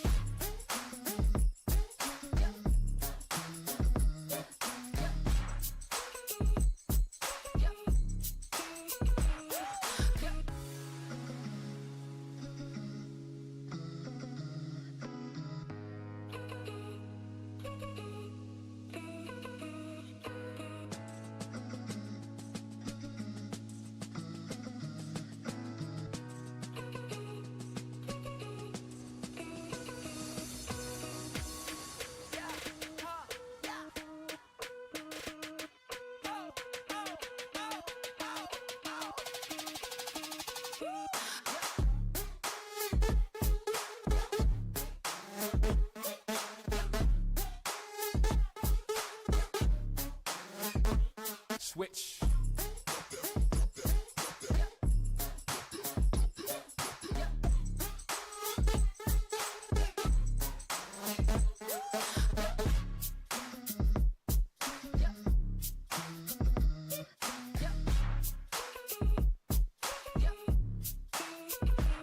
Switch.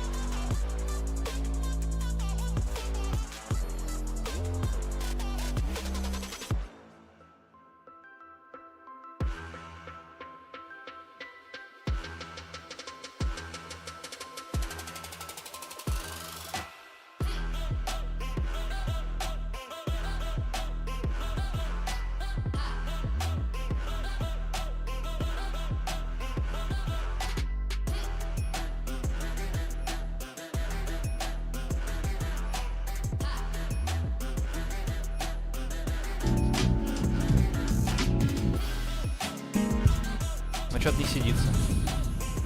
Пумыч, чемпион. Все, супер, забрали пик, получается, оппонент.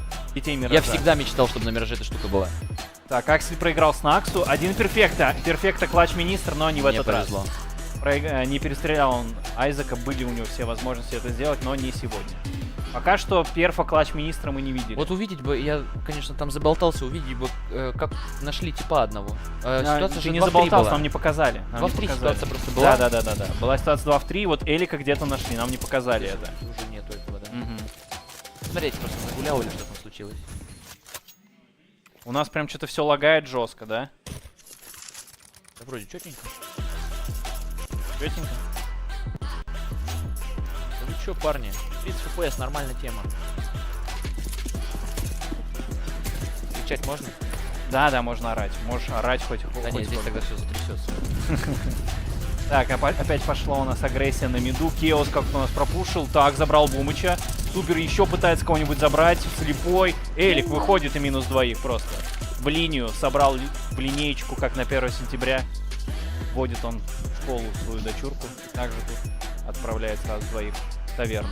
Ситуация отлично все для Клоудов складывается. И не угадывает еще и GamerLegion. Клоуда прочекали Б. Изи заход. Все прочекали, все позиции посмотрели. Вот для тех, кто хочет научиться играть, надо вот здесь было посмотреть на... Это Абай был, да? Да, Хоббит. В Бэпсан. Как только случилась драка на миду, где убили сразу двоих, Он сразу пошел. искать дуэль один в один с Да, чтобы на вскрыть Б. Б, да, понятно. А там еще и дуэль не оказалось. Потому что если он ее выиграет, это 100% выигранный раунд, потому что челы зайдут на Б. Ну, да. А если даже он ее проиграет, то это как минимум инфа по одному. А на таком уровне просто люди знают ники друг друга. И, Да кто уж, где конечно, играет. они знают, кто опорник Б, кто не опорник Б. Все это понятно, да, это они все видят. И я даже смотрел интервью, они могут даже не убивать, просто, например, по перчаткам узнают. Типа, По перчаткам, да. да. Типа, о, чел там с зелеными перчатками, понятно. Еще по флеш-ассистам очень хорошо это узнается. Ну да, то, что они вдвоем ему Вот, накидывают. например, на Мираже в ЗКТ есть такой хороший сетап, когда 2 Б-игрока, они пушат Зигу. Это новый раунд? Нет, это повтор. 2 Б-игрока пушат в шорт, и как раз-таки Б-опорник накидывает флешку для пикающего Зиги, и сам вторым номером к нему добегает. И получается так, что если челы знают ники друг друга и, например, там с реакцией все хорошо, да, и быстро обрабатывают инфу, то Б-игрок, который за атаку, он может сразу просто по вот этой банальной маленькой инфе сразу срываться на Б и пытаться искать какую-то дуэль. Вот для задротов. Если чё, парни. Тут все задроты. Все Здесь задроты. все чемпионы, конечно, я знаю. Теперь знаете больше. Так, Элик что там поясняет. Бумыч молчит, интересно, смотри, видишь? Элик раскидывает. Бумыч, вчера мы общались с Бумычем, брал у него интервью, он говорит, что все как и в Нави. Если Элик говорит что-то, все молчат. Если Элик чувствует, бывает такой момент, когда Элик такой: все, парни, я чувствую, типа, я сейчас я читаю их. И он просто берет и забирает капитанство, и просто начинает соло колить. Нормальная практика. На таком уровне, вот года 2 назад я слышал от кого-то то, что на тир-1 уровне, вот любого игрока, неважно, Б-опорник, снайпер, кто угодно, вытащи его, посади в какую-нибудь команду и просто скажи ему: вот ты все, ты капитанишь. Ну, например, у тебя выбора нет, ты капитанишь. Он справится с этим очень даже хорошо. То есть на супер высоком уровне, как таковые вот эти вот колеры, как раньше, да, Зевс был или еще что-то такое, уже немножечко уходит в небытие. Ну смотри, Керриган, это же капитан старой школы. Это вот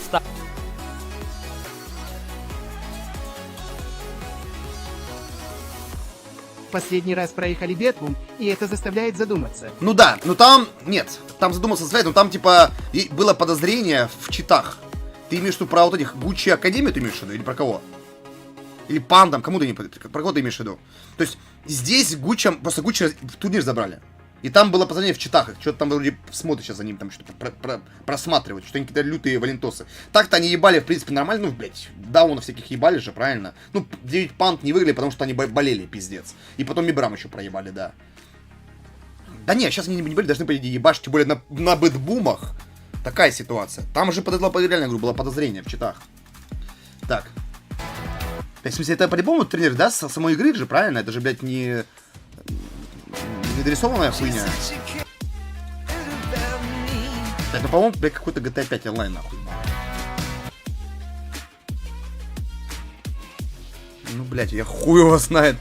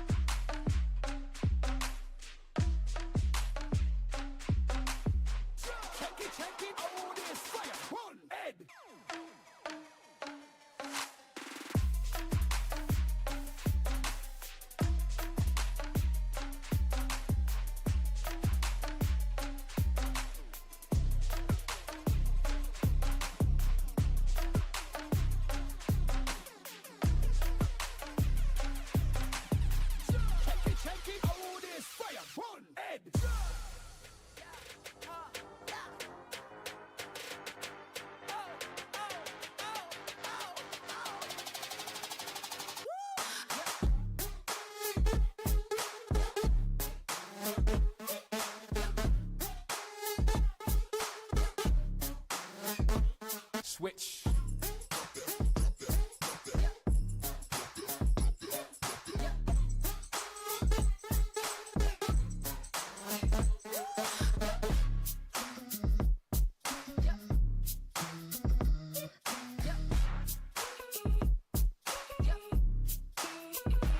Switch.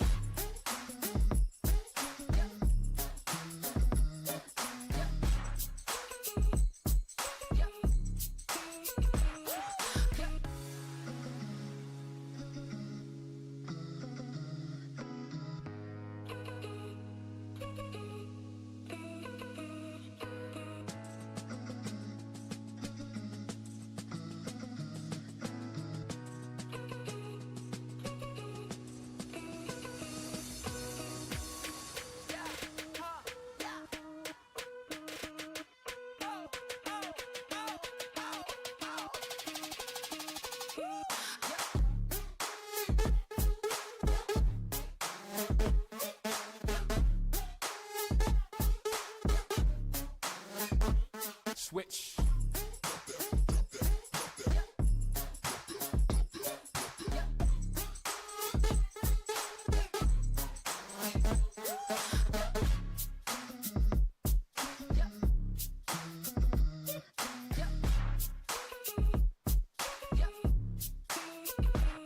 Switch.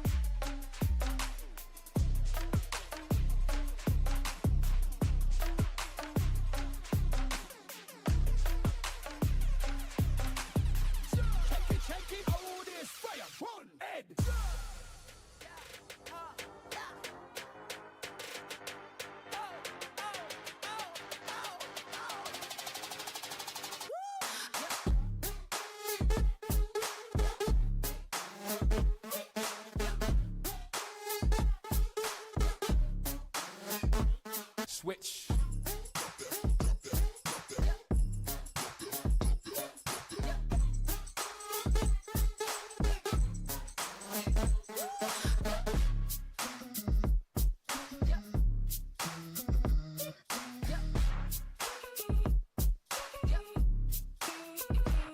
Switch.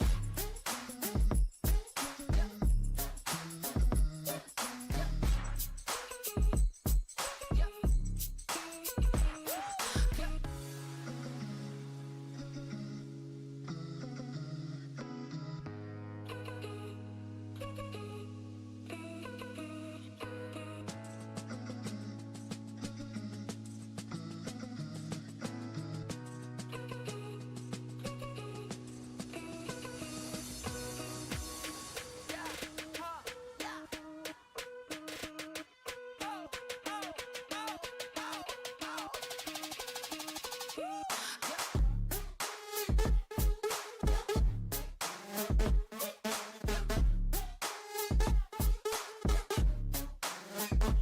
Switch.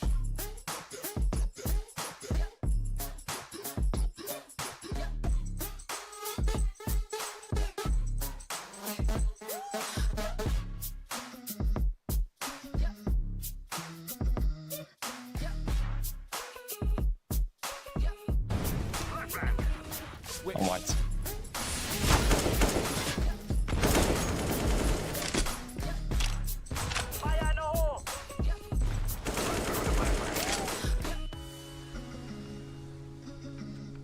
Throwing a Molotov.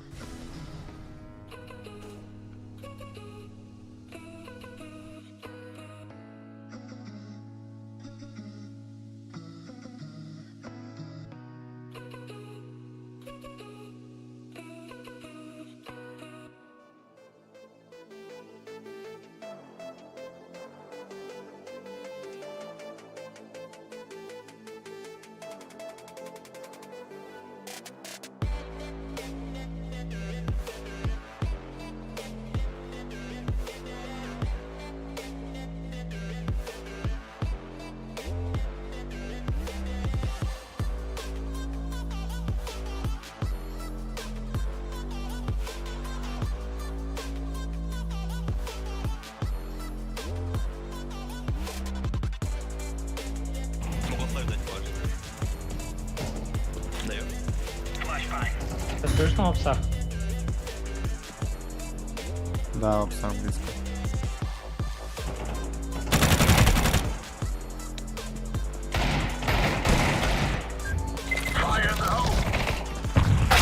Что сзади, ебать, как он успел?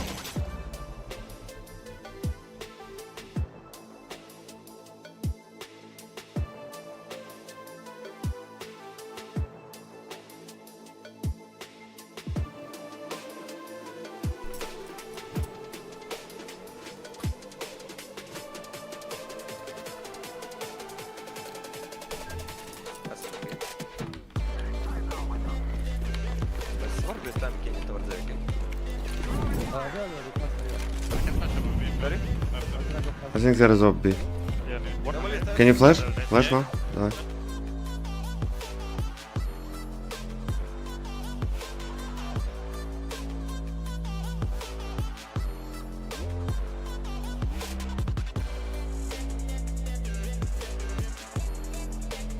Ты, по-моему, на поражение ставил.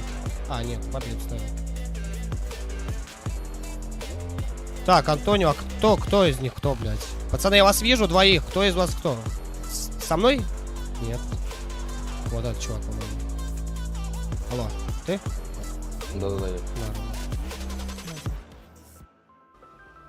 Да.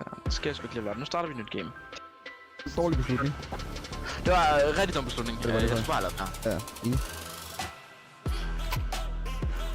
Siger mand, der døde som den første. Det ved jeg faktisk ikke lige, hvad jeg synes om det der så. Undskyld. Ja.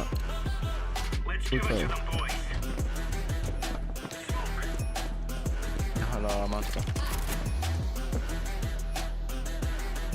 Kommer sjovt. Ikke så smart. Selvfølgelig kommer. Er det ikke min smuk, du kan se? Jeg kan høre det. Nå, okay, super. Jeg prøver han ikke. Det er hvad de laver, det. Emily kun 14. Ja. Ja, hun har en længere kriminel historik end alle.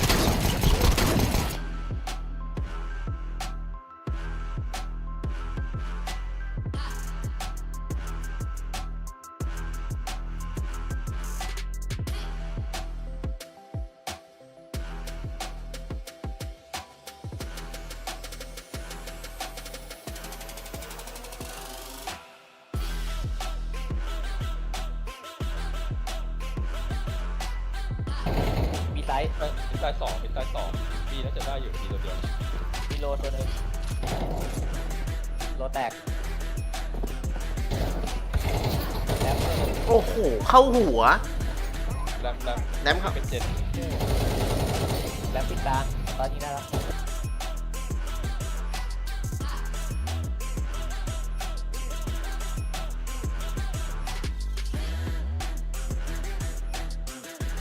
Vertigo, if I'm not mistaken. Main thing is the smokes. Here. Window. Yeah. Sorry, mid to B. So you just basically throw on the, just like that. Very simple. Don't even need any lineup. Just throw on the sandbags and boom, you're safe. Amazing. Right? Try it again. Oh, that's terrible. So I should aim lower. Yeah, something like that. I don't think that's how it works. I don't think that smoke works. Does that work?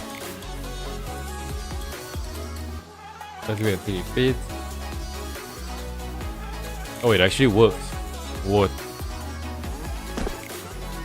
I think so. Why is the smoke taking so long? Yeah, it actually works. Wow. Even when it's so much to the corner. So let's try again. So around here, just bam. Yeah, look, it's landed there. But it still kind of covers here. Like people can still... Yeah, no, they can't. Wow. Insane. So simple, don't even need like...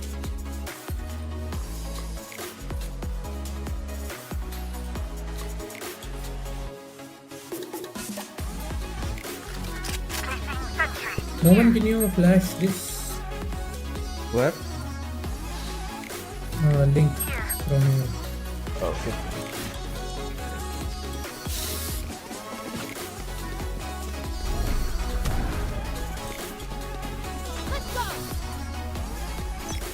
Tell me when. Just right now. Okay. Found them. Stay down. Shadows traveling. Spike is B. No more.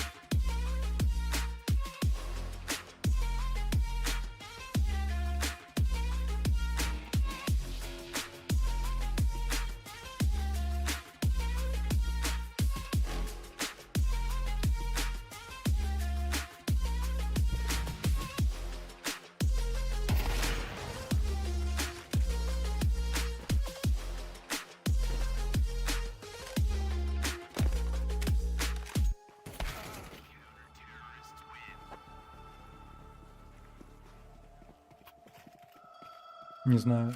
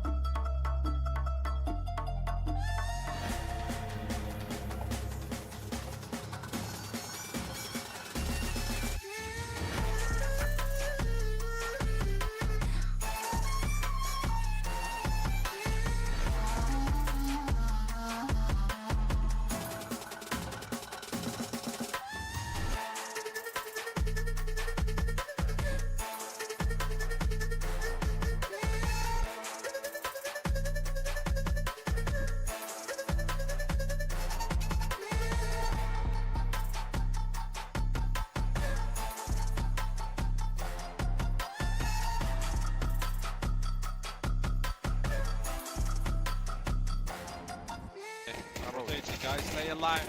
Don't die alone. Хорошо, Come on, bro, take it long. Мираша в шорте. Рампи дала шорте. Рампи шорте.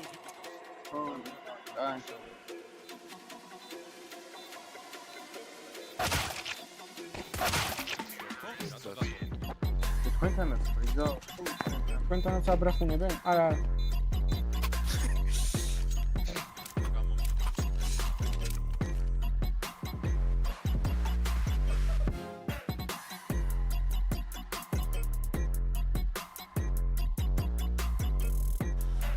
Are pocuti?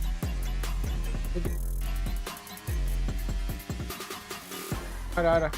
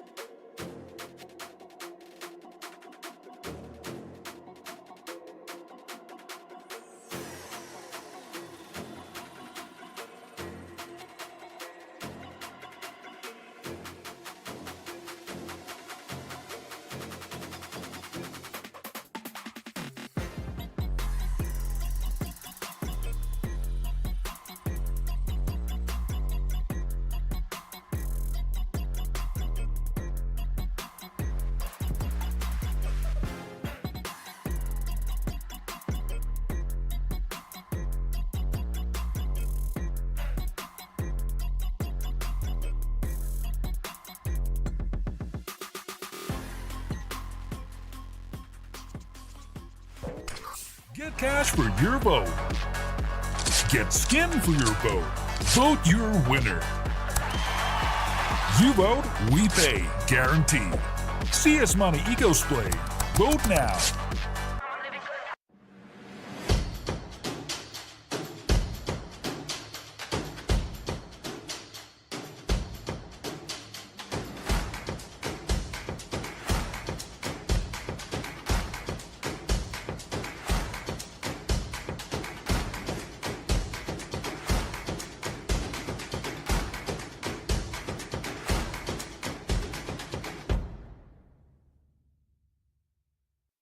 Get up to $5,000 monthly with Bitcoin mining. Download Go Mining and buy a virtual miner. Watch daily profits accumulate effortlessly. And enjoy flexible withdrawals processed in under 24 hours. Go Mining. Download and start mining now.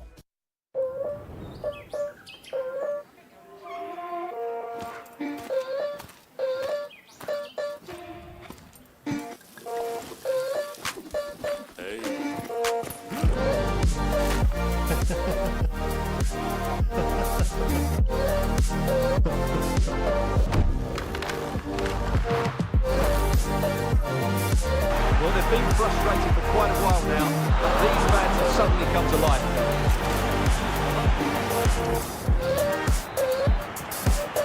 So back underway here into the second.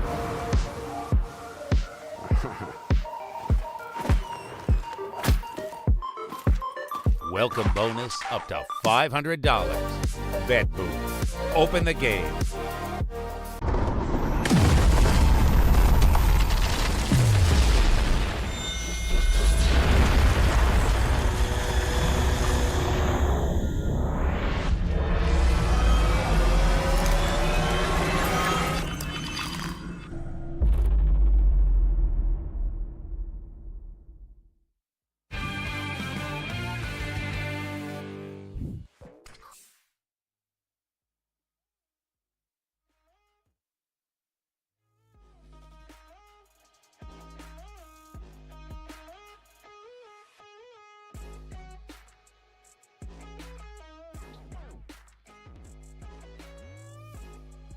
What a fantastic start to today we've had thus far. Cloud9 coming out on top. GamerLegion, unfortunate scenes for them, but we still have another best of 3 to come. Yeah, it was rough pickings there for GamerLegion. I think that goes without saying. But now, you know, you flip the page, you see a Cloud9 that looks like they're ready to play Counter-Strike, and that's kind of the Cloud9 that we were hoping to see at the very minimum. So, weirdly enough, we're not going to be seeing them anymore today. That's not how this is going down, right? Absolutely not. Today, our final matchup of the day is going to be none other than BetBoom team versus Mibr. So, how do you think that one's going to go? Well, you know what? I have absolutely no idea, but I do know that BetBoom's been on a hot streak. Like, they've had some really good looks from their camp, so you got to give them a little bit of credit where credit is due. Meanwhile, Mibr, they've got something in the tank as well. They've got players that can actually hit the heads, which is cool too. It helps in this game called Counter-Strike. Well, you know what? I'm a bit curious, and I kind of want to speak to the teams themselves. So let's go ahead and get BetBoom team up on the stage. Come on through.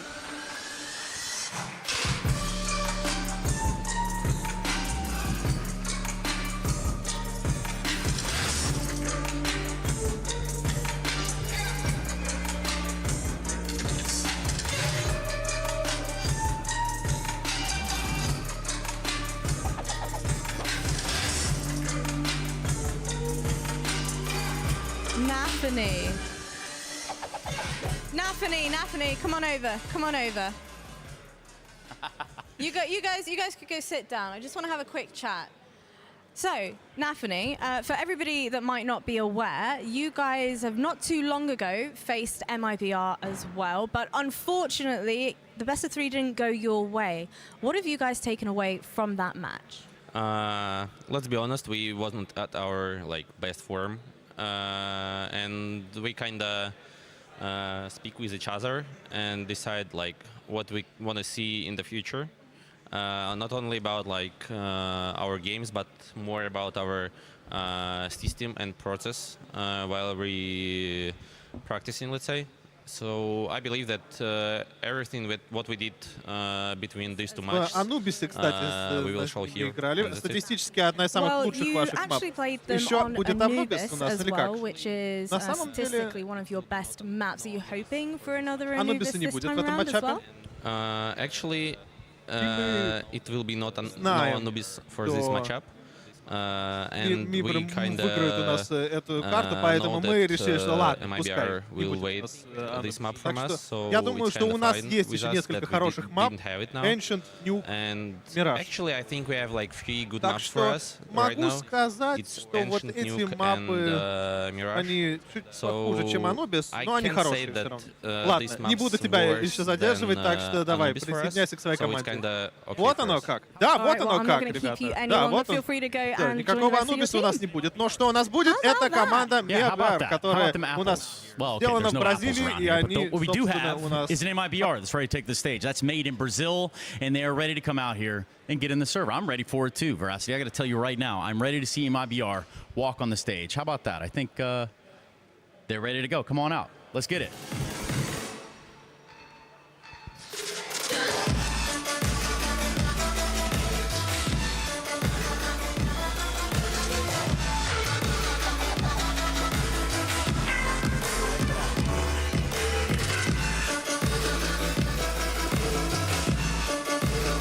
Алексей, кружочек с играм. У нас игра началась. Серсан.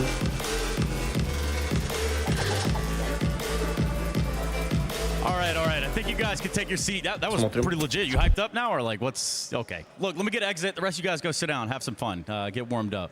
What's going on, man? What's going on? What's good, dude? I see you guys got all your high-tech sneakers out here today. What's up with the crep? We got like nice shoes. We like to buy some nice shoes. Yeah, I mean, I think it makes a statement when you come out. You got nice shoes on. You're feeling yourself. You come into the first tournament, or excuse me, the first game of the tournament, rather. So what does that look like for you? We just want to play our game. Like we know that the first game is always difficult because it's the first game of the tournament, so it's always hard. But we just want to play our game. That if we do good, we can beat them. So tell me what happened last time you guys played BetBoom. And as I've heard, a little bit of spoilers, we're not going to be getting Anubis this time around. Yeah, we're not going to. We'll get some new maps, Ancient and Nuke, and maybe Mirage on the last map. But it's going to be a hard match. We beat them the last time, but we know they're a good team. And let's see. Let's do just that. I'd ask you all kind of questions about how you keep Insanity in line and all that stuff. I'd rather get us in the game. So is there anything you want to say in Portuguese to people back home? Maybe get them on your side? Quero agradecer a todo mundo que tá torcendo pela gente. Vamos pra cima dos caras, mano. A gente tá preparado e é isso. Somos Mibr. Bora. That's too easy. That's MIBR. Let's go ahead and get him on the stage. Thank you very much.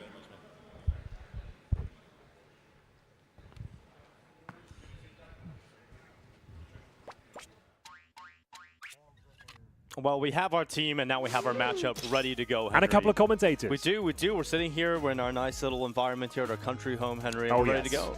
And you can see I brought my best outfit for today as well. Wanted to dress up for the occasion.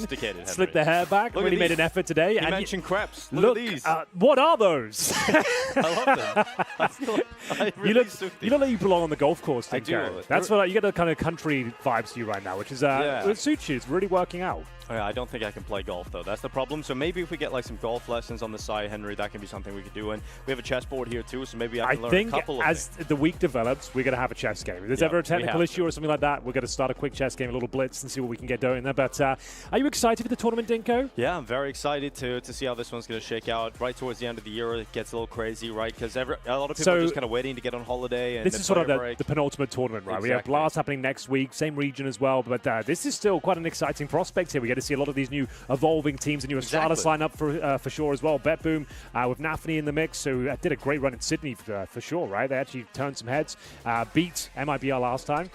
So we'll see whether this. Oh no, wait, was MIBR the one, right? Yeah, MIBR won last month, very recently online. So yeah, it's a team that are interesting to look at. Oh, we got some Power Rangers intros as well. It's morphin time. It is. It's absolutely sick. We've got the Power Rangers coming in, and it is BetBoom, Team BetBoom. This is a team that have been pretty exciting to watch recently. unfortunately. You had Chiron, who had his stint in VP, and then that whole crazy thing that happened towards the start of the year at the RMR, where he was kind of benched during the tournament. So Norbert in, Norbert out. Yeah, exactly. Shake it all about. And Zorte was playing with FORZE for a while, and obviously he was the kind of top prospect. Everybody was expecting him to go out and get into a Tier 1 team. While Nafny leaving Cloud9 and going into this project, I think they picked up a really cool squad of players here. I think it's quite exciting, actually. I think Nafny was in a really complicated spot in Cloud9, right? It's still like the team was just underperforming. The chemistry wasn't quite right. They've obviously made significant changes since then, and it seems like both camps are doing pretty well at this point, DK, which is the best you could hope for, really. Yeah, it is what you're hoping for. And for MIBR, they've done some consistent work, I think, over the recent months compared to that of BetBoom, who, you know, haven't been a team for very long. And I think the standout event for them was IM Sydney. No one really expected anything from them when they came into the event. They got that I didn't expect a damn thing. No. I didn't expect them to win a game. They got all the way to the playoffs, man. That was really sick. Super exciting. Great to see Nafny performing at that level. Like, not necessarily silencing the haters or anything, but showing he can still perform at a top level and do well in these tournaments. Let's have a look. It's Morphin time once again. It's Zani, safe, exit. BR Renadan, drop. Are we going with that today? Yeah. Do you want to go with Breno? I think we'll go with Breno. That's what I've always gone with, Henry. I think he even said recently. Renadan. Yeah, that is Breno, for anybody who is a little unaware. And, of course, he was the Academy player coming up in the MIBR. He's done it all, really. Absolutely. What do you think about the Academy scene right now? In terms of, like, actually finding talent, it seems that the system's actually worked out pretty efficiently for a plethora of teams. Yeah, I mean, a lot of people have kind of just been using them as good substitutes as well. You can bring them in, you know, if you have an issue instead of we've needed a lot of that recently, right? Exactly. Every single tournament, it seems the Academy players have been called up, and they've actually performed pretty well in CS2. I mean, there's been a few standout ones. I think Maxter recently has been probably a standout sub for me for that NIP roster for a little while. So, yeah, I think you're seeing some of these Academy projects really showing that they're the next players coming up. This one's kind of difficult to call, though, right? Because you said it was an online game last time. It was a best of one. Sure. MIBR took the win on Anubis. We're not seeing that today. We're going to see a bit of Ancient, a bit of Mirage. Yeah. And was it Overpass the third? Yeah, I believe so. So we're going to see that video. We're going to see. We know what maps it's going to be. We know Mirage is the third map. We don't know who selected what, so we'll get that in a moment with the video coming up. But, you know, I'm looking at this, and I think it's a little different to IM Sydney, where I would say BetBoom didn't have any expectations due to the level of competition at this event. I'm going to say there is more expectations now. They turned heads there, right? Yeah. And of course, there's going to be more homework done in their direction at this stage, especially against MIBR. This is a bit of a grudge match, I suppose, considering their last outing. The player comparisons, though. We've got Zorte, of course, the Orpa, and you can see the age, 25, 28. It's like top trump stinker. What do you want to go with? Rating next? I'm going to go with Zorte. And, yeah, I think, you know, he's got more ADR. That's what really matters. I guess that's the main thing, isn't it? And what's your opinion on the AWP situation in CS2? Do you think it's kind of exaggerated as to what the people are saying right now? I would say so, but obviously I'm not a top-tier player, so... don't be so harsh on yourself, Dinko. There's still plenty of time. I would say the reason I would say that is I look at the likes of Zywoo, how he's been able to adapt at the most recent event he played in, and how good Monacy was. To be fair, very strong. There's been multiple patches since that whole discussion. I feel like the main issue was that you lost accuracy when you were being shot at with the AWP. I think that's been fixed right now, and it seems like a lot of AWPers are absolutely fine. There's been some players like Devices look great, Horzux look great, Monacy as well. Like there's been plenty of AWPers that have looked absolutely fine. I think recently, you know, I think Maui even brought up this point on a talk show where he was saying, you know, it's not even the same discussion anymore at the start of CS2 with the AWPing versus what it is now because of those updates. Yeah. And that's what made it so impressive for Monacy, right? He was the player that still looked good, even though the AWP maybe wasn't as powerful before those changes. So we have got a vote in the chat. What's the vote for? This is for predictions. Okay, so Dinko, you're going to have to join in as well. I want a prediction from you right now. You going !M or !B? I'm going to go !B for this one. B? You know, all right. I just feel they're going to come out swinging. Do you know if we're going to get the results? Are we going to find out from the chat? Maybe. We're going to find out. maybe that would be exciting. That is one of the options, yeah. That could happen. I'm going to go with MIBR then. Yeah. You know what? I haven't got to commentate them recently. I don't think this year at all, to be honest with you. So be interested to see what they're bringing to the table these days. I think it's an organization that's got a lot of power behind it, but it hasn't necessarily had the results and the kind of results you'd be looking for in general. So this Overpass has been bad, so that's gone. Inferno, it's out of there. First pick, Dinko. Your favorite, it's Ancient. It is my favorite, Henry. I love going to the Nuke jungle. was the second. Okay, I got that wrong. Nuke and then Mirage will be the third. All right. As kind of, well, we're such great predictors here coming in, but it is the way around that we wanted to figure out. We want to see who picked what. So coming in with Ancient, that's going to be MIBR picking that one, and BetBoom going in for Nuke. We'll close it on Mirage.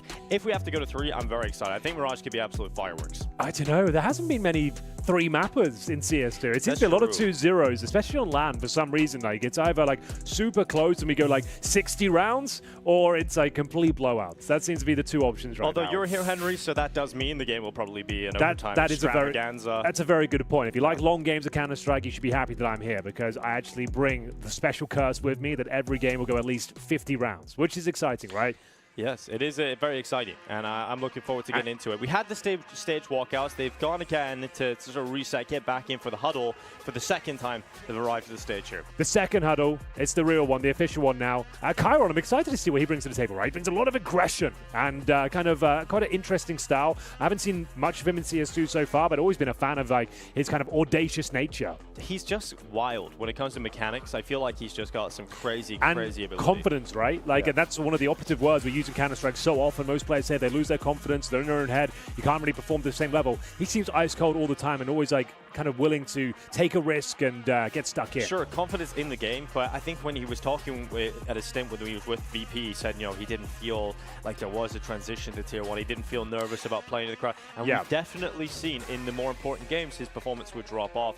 And so he does say, pressure doesn't get to him, the confidence is there, but it does. I feel like he would play better though in a looser system, this right? is exactly the kind of event that you would expect. Exactly, right? And I feel like his ego plays can come out more. He's not going to be worried about asking for permission from James or something like that. Can I go do this? Can I do that? He can just get off the leash right now and get stuck in. Against the sort of opposition as well, I dare say he could really pop off here. I'm interested to see what he can do today. And it is interesting, Nafny now has a new project, and here's the results, Henry. You've been asking for them. I'm so excited. So yes, Team M coming out on top. Yes, just about though. Very, very close in terms of the predictions from the chat for this one. But, Nafny is the player that you mentioned James' calling style and how different that can be. But Nafny was saying how he's been part of that team, that previous sort of Gambit team into Cloud9. He's been with them for so long that it kind of felt like it was more of a family rather than there was actually respect for the leader. And so he felt like he didn't have as much respect when calling an important round of having them really listen to his idea. And I think when you have a new project, it changes sort of that culture, and you have a chance to, based on what you've learned in your previous teams, to create a new culture when you go into a team like BetBoom with younger players. I'm excited, Dinko. This is the opening game of Group A as well. We've got ourselves here in our fancy dress, our nice costumes, the huddle. It is going to be MIB on your screens right now, just trying to work out how they can string together another win against BetBoom. There's Insani on your screen as well. He has been an absolute beast the last 6 months, Dinko. I've been a big fan of his. Hopefully he can deliver in CS2 as well. And it looks like we are getting ready to go, ladies and gentlemen. Final game of the day. Yeah, final game of the day. 2 games today. It started a little bit earlier, and of course, thank you for being with us if you've followed all the action throughout It's been a lot of it. Did you see the opening ceremony? I did not catch that. Oh my days. Go back and check that out. That was wild. Yeah. Never seen anything like it. Yeah, I'm sure it delivered on all fronts. Seeing these walkouts as well, I'm sure it delivered some acceleration. Yeah, it was like a whole production. There was like dancers, there was a marching band, there was gymnastics going on, cheerleaders. Yeah, there's been a lot of effort put into the set and the environment that we have. You guys are only seeing a little bit, but you see on the stream, you're seeing the stage setup, you're seeing our casting studio, but the whole way around the venue, even off camera, we've got arcade set up. Yeah, we've got like a hot dog stand. Yeah. We've got like popcorn area, arcade games, like fun fair games. Everything's going on out there. We haven't necessarily got involved yet. Not yet. Which game would you say you're going to be best at? Are you more of an air hockey guy, a basketball man? More of a basketball man. Yeah. I played air hockey against Stunna and a couple years back, and I received an injury. How did you get injured? Did it hit your knuckle or something? We got very aggressive. That's the thing of air hockey. Like when it gets out of hand, like the puck starts flying around and starts hitting people, and then you realize, okay, maybe this is not a good idea. We had a glass bottle placed somewhere in the room, and the puck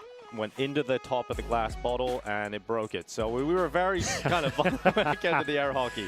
So none of that, Henry. None of that. I've been loving these introductions on the map. Did you see on Overpass we had like a little Friends intro by the fountain on Overpass? I'm wondering what we've got here for Ranger. Maybe we should just enjoy this for a second, Dinko.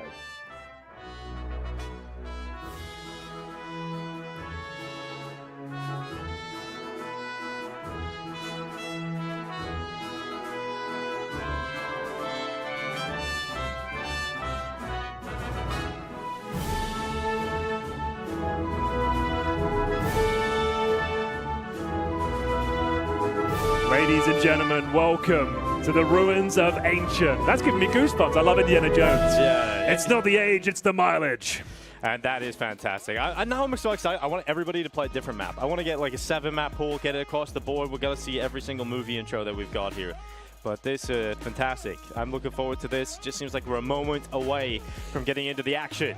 Oh, I'm excited here. There's Nafany on your screens, of course, in-game leader. Now have a new squad, younger players around him, less experience, but it seems like that's maybe what he needs right now. Someone, malleable players who will listen to him. The one with exactly. experience. Yeah, I think that's a great point. And I don't know, you've got them as your favorites here, but I think it's a very, just being honest, I think it's a 50-50. I think this is a coin toss game. It's very difficult to predict who will be coming out on top here. Two solid teams. BetBoom have shown they can do it on LAN. MIBR have beaten this team online, so this is the big test right now. Yes, indeed. It is time to get into the action. Ancient for our second series of the day.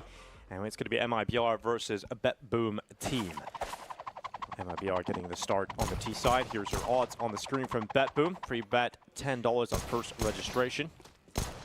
So we've got the slight favorites here of MIBR, according to BetBoom. So we'll see how that transpires. Insani certainly seems to agree. He'll open things up. That's a nice opening frag there. And we'll see now what the final play is going to be, Dinko. We've got a B execution here. We're seeing a lot of new smokes. Every tournament, like new ideas, new ways to throw the utility. That's a long smoke, a flashbang going over as well. A Molotov maybe for the Cubby or default. So we'll see where it lands and whether Chiron can defend. The Cubby, very strong position, especially if he has some help, some distraction, and Chiron let up the leash, only manages one. 3 kills coming in for MIBR. They've absolutely destroyed the site, and there's nothing the BetBoom team can do about it. Absolutely nothing, Dinko. I think you might be onto something there. Poor old Siren. Pretty far away from this one. He'll be with the dual elites. He's got himself some Kevlar, of course, but he might as well save it, Dinko, to be honest with you. I know it sounds a bit weird on a pistol round, but if you save 100 Kevlar, I mean, you get a helmet for free. Well, I say for free. A discounted price from the merchant, which is very generous of him. That's not bad. It's like a buy one, get one free kind The problem is, though, in CS2 meta, although it's not established right now, we're not seeing many force buys in the second round on the CT side. But with the dually saved and the potential helmet there, I would dare say they might give it a go. There's only a few teams that are currently doing it. It is more free-flowing, loose teams that would be willing to do it. You know, before Snappy left, Ence, a team that like to do it. Spirit have done it multiple times under the helm of Chopper. So we'll see if Nafany elects for that approach on the second round force buy. I mean, like I said, we're learning so much. I've commentated a lot of CS2 right now, and there's no consistencies. Every team's got their own kind of approach and their ideas, and of course, when the best team is officially decided, we're not really sure who will be coming out on top with the recent changes of Faze, of course, coming through. It feels like we're waiting on a team to play CS2, right? It feels like we're seeing to show CSGO us the way. And, yeah, exactly. I think we're still playing CSGO right now. Yeah. I think that's a really good point. We're still playing that sort of meta, which is understandable. It's kind of whiplash to CS2 being dropped into that first tournament. Is it a force buy? No. No, it's the eco. So these guys are going eco this round. And by the way, we remind you that Eco Play, a budget cosplay contest by CS.Money, is in its final stage. You can use the banner below the channel to jump straight to the landing page and check out some of the Have you ever cosplays. done a cosplay yourself? Yeah, today actually. That's true, actually. We're both doing I've got these penguin shoes and the golf course. Like a country club member. Yeah, I am a country club member. I don't know if they'd let me in. I've kind of gone as like a used car salesman today. That's kind of the vibe I'm bringing. Yeah. With the white trousers. Maybe you're selling cars to the country club members. That's a good point. I could be in the car park waiting for your business. We've just kind of let you into the building. Excuse me. Right, where's the cough button? Get used to that. I made you laugh a little bit too hard there. Yeah, exactly. Sorry, man. It's okay. So, full eco, like we said, Dinko's explained everything that could possibly happen this round. Unfortunately, there's not much. But maybe we'll see a kill from those dual elites. That's about as exciting as it can get, to be honest with you. It's going to be more of the same. We've got that long smoke, short smoke being set up here by BRN Azan. As you see the Molotov towards default as well. It's P2000s. Have you had a chance to use the P2000s? Yeah. I haven't been home in about 2 months, so I haven't used it yet. I give it a go, but I still love the USP, man. When you hit the headshot, it's just so But a lot of people are saying, like, it's... I guess the extra bullet and the recoil control, it just seems to be a little bit more potent in CS2. Ooh, this round might be cosplaying as something exciting because Natus has come in alongside Siren, and the Pistols have got 2 kills out of this one. Now, bomb is planted, of course, and it really shouldn't get out of hand for MIBR to lose the round. But if the BetBoom team can steal away an AK-47, if they can inflict some more damage and force a few rebuys, this could be massive. So they'll save that AK, and Chiron going in to try and do some damage on the exit. It's Breno holding on. You know, make sure that Chiron doesn't get away with anything extra. On these full ecos, Dinka, I always say, and it's not my first rodeo, let me tell you, if you get a couple of kills in this sort of round, it's actually a bit of a victory, especially if you save the AK-47, which is looking likely right now, to be honest with you. So they've got Kevlar still, and there's dual elites, an AK-47, not a bad round. All things considered, that might even allow them to bring out the AWP into this next one. This is how they got this initial frag, with a little leap up and towards the ledge, and Danet's managing to find the frag there at range. 3 players challenging towards the B lanes itself. So it is going to be 2-0. But a chance now of a decent buy. The AK on the CT side, and there's the AWP. That saved AK allows you to bring out the AWP now. And especially Siren with the saved Kevlar as well from the pistol. That's the same body armor he had 3 rounds ago. Yeah, well, there's a reminder on screen about the cosplay, the cosplay over at CS.money. That is a budget cosplay contest, but you guys can find information about that at the bottom of the channel. And here we go back into the action. The rifles out for BetBoom team. You're very excited to see that, and in particular the AWP. It's a T-sided map though, Dinko. We all know it. We all feel it. But I don't know, man. It's like the CT instant smokes into middle just feels like that CTs get a lot of control. Yeah, that is a good point. I think that's incredibly potent right now. As you can smoke from CT spawn, obviously open skyboxes in CS2. We're learning about these more powerful smokes that can happen. And smoke towards the elbow at the very start of the round, it's so difficult to deal with. But there'll always be rebuttals. There'll always be a response. Like, of course, you can blow the smoke open, but... Most teams on the T side we've seen retake middle. They don't exactly go for early based on spawns to the T side, and we have seen more of a retake strategy for the T's hanging onto utility. It does mean the T sides can be a little slower and ancient than maybe we've seen at times in CSGO. Where's Safe? Making his way in towards that B bomb side again. This is the only side they've been to so far in the previous 2 rounds. Pretty simple execution each and every time. Could be more of the same here. Danitz with the defense of the ramp. A challenging prospect. Insani with the opening frag as well. 5-on-4 in favor of the Brazilians. As we'll see if they can hold on to the B bomb site here. Oh, this is such a one and done, it feels like, for Danitz, but he has to get the one, and he doesn't. He doesn't get a single kill, and Drop is able to open up that B bomb site. Insani goes down to Siren, but there's still a shot at this. 19 seconds left. Leaping through the smoke, it's a kill onto Nafi, picked up by Drop. Bomb down, it feels like this one's done. Zorte has to save. Bit of a Hail Mary there from old Nafi, Dinko, I have to say. Just threw himself into it. Because like you said, there was like 15 seconds left. If he denies the plant somehow, maybe there's a fighting chance. The round was already over, I think. So it's not like a bad play. It was just a risk, I suppose, one that didn't work out for him. Nothing too flashy, though, from MIBR. There's a default into a very kind of subdued B execution. Nothing too... remarkable about it, but it works out very effectively as we got this last player in towards the temple position. That's Zorte with the AWP. Will not be saving that, and it will be 3-0 for MIBR here on the T side of Guild. Just gone with one headshot from heaven, and that is all. Get some kill reward bonus on the way out, I guess, here for GX. Anonymous will quickly walk away with this one. Yeah, nothing long-lasting there. The recent blast event at times he would get As caught GXX top the ramp, and as Sage on some nice armor. And find an extra 300. That's why you want to play like Paragon does, you know? Just have the smoke some more in your checks hands, to be you're collected. playing No, so we're going to put that one to rest. And you just deny it. You hold on it to is going to be as long as you Anonymous possibly can. kicking off a I think perfect Paragon's pistol, you know? If you're going to Ancient. walk into that B bomb site free you're of dead on charge there. there, It's you not better about do the it quick frags, because it's about those links blocking are them out as coming long as through. possible, holding the They just crossfire. take all that space there, especially with that retake setup, including graffiti control, or losing rather that graffiti control so quickly. It's tough to he could bring out work hero from that AWP point. if he really wanted to. That's CSGO meta though. We don't really see too much of that in CS2 for various reasons, I suppose. But we'll see if they fancy the Jane buy. We're already gaming to start this one off. Yeah, he's able to get that done. So they've got Kevlar. This guild team can never play by the book. Pistols. Yeah, I mean, nowadays I think these force buys catch everyone off guard. So you see the quick access to the MP9s. There's the spot out, and now they know it's around that corner. Yeah. Multiple players swing. But actually, Lunatic is there for cleanup, but facing the wrong direction, a chance. Unfortunately, Scenario back into the action, and there will not be advanced cannon this time, which is probably for the best. It's early days here. That is some round-defining stuff. He got 2 kills. Yeah, especially in the 5-7 out in the open won't work here for Synopsy. But he has gone for the last second M4. Goes really nowhere there for Gil. Last second purchase for the M4A1S. Okay, that is a lightning they do have maximum loss bonus going into the next round, I suppose. And it's done right there. Yeah, so there'll be a buy, but like that means Anonymous able to punish the force buy. The orbs could be difficult to pick up. But let's go with the glass half full approach. Let's say he frags out. Okay, yeah, I like hero rifle. Easily. You know what? This so many members just meeting head on there, and a collision towards Monster. Okay, all right, you're right. Okay, check out this beautiful stack we've got on the B bomb side. Looking incredibly dangerous here from IBR.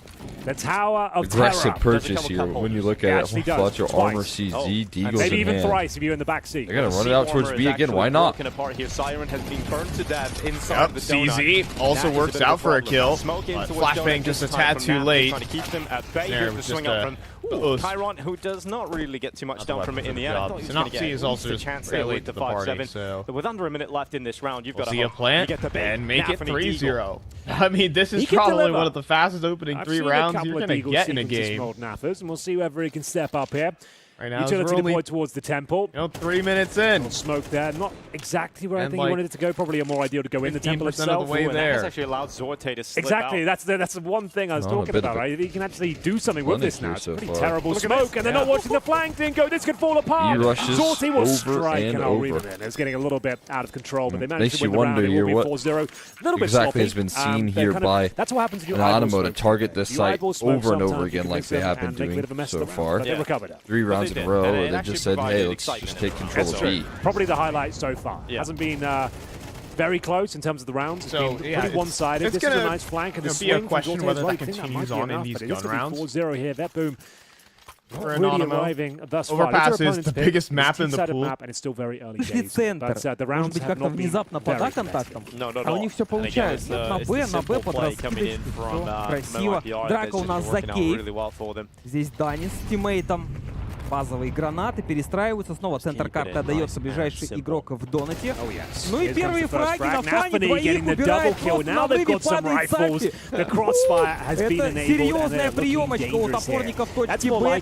Без шансов. Мибр, тебя услышали и решили пойти просто в смог и подарить раунд BetBoom. Я хотел подарить. Не, ну они в этот раз обычно как? Они контролят карту.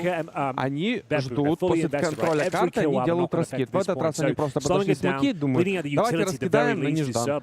Но на фане говорит, нет, не сегодня. И, скорее всего, ребята должны забирать в защите сейчас BetBoom первый для себя раунд.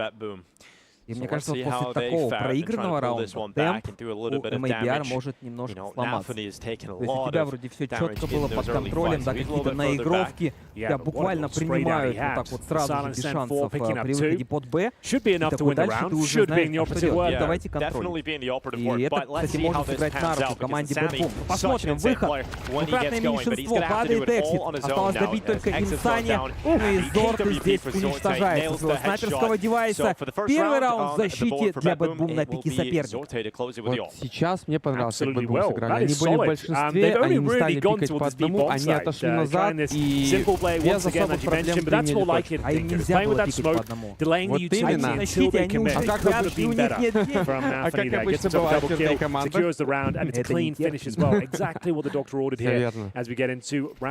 Первый есть, можно продолжать гнуть свою линию. У Mibr пока с экономикой все шикарно. Там все так же. Снайперская винтовка и большинство пока 47. Раскидка на центре присутствует, но мы видим снова по миникарте, то, что более сейвовые надежные позиции от защиты.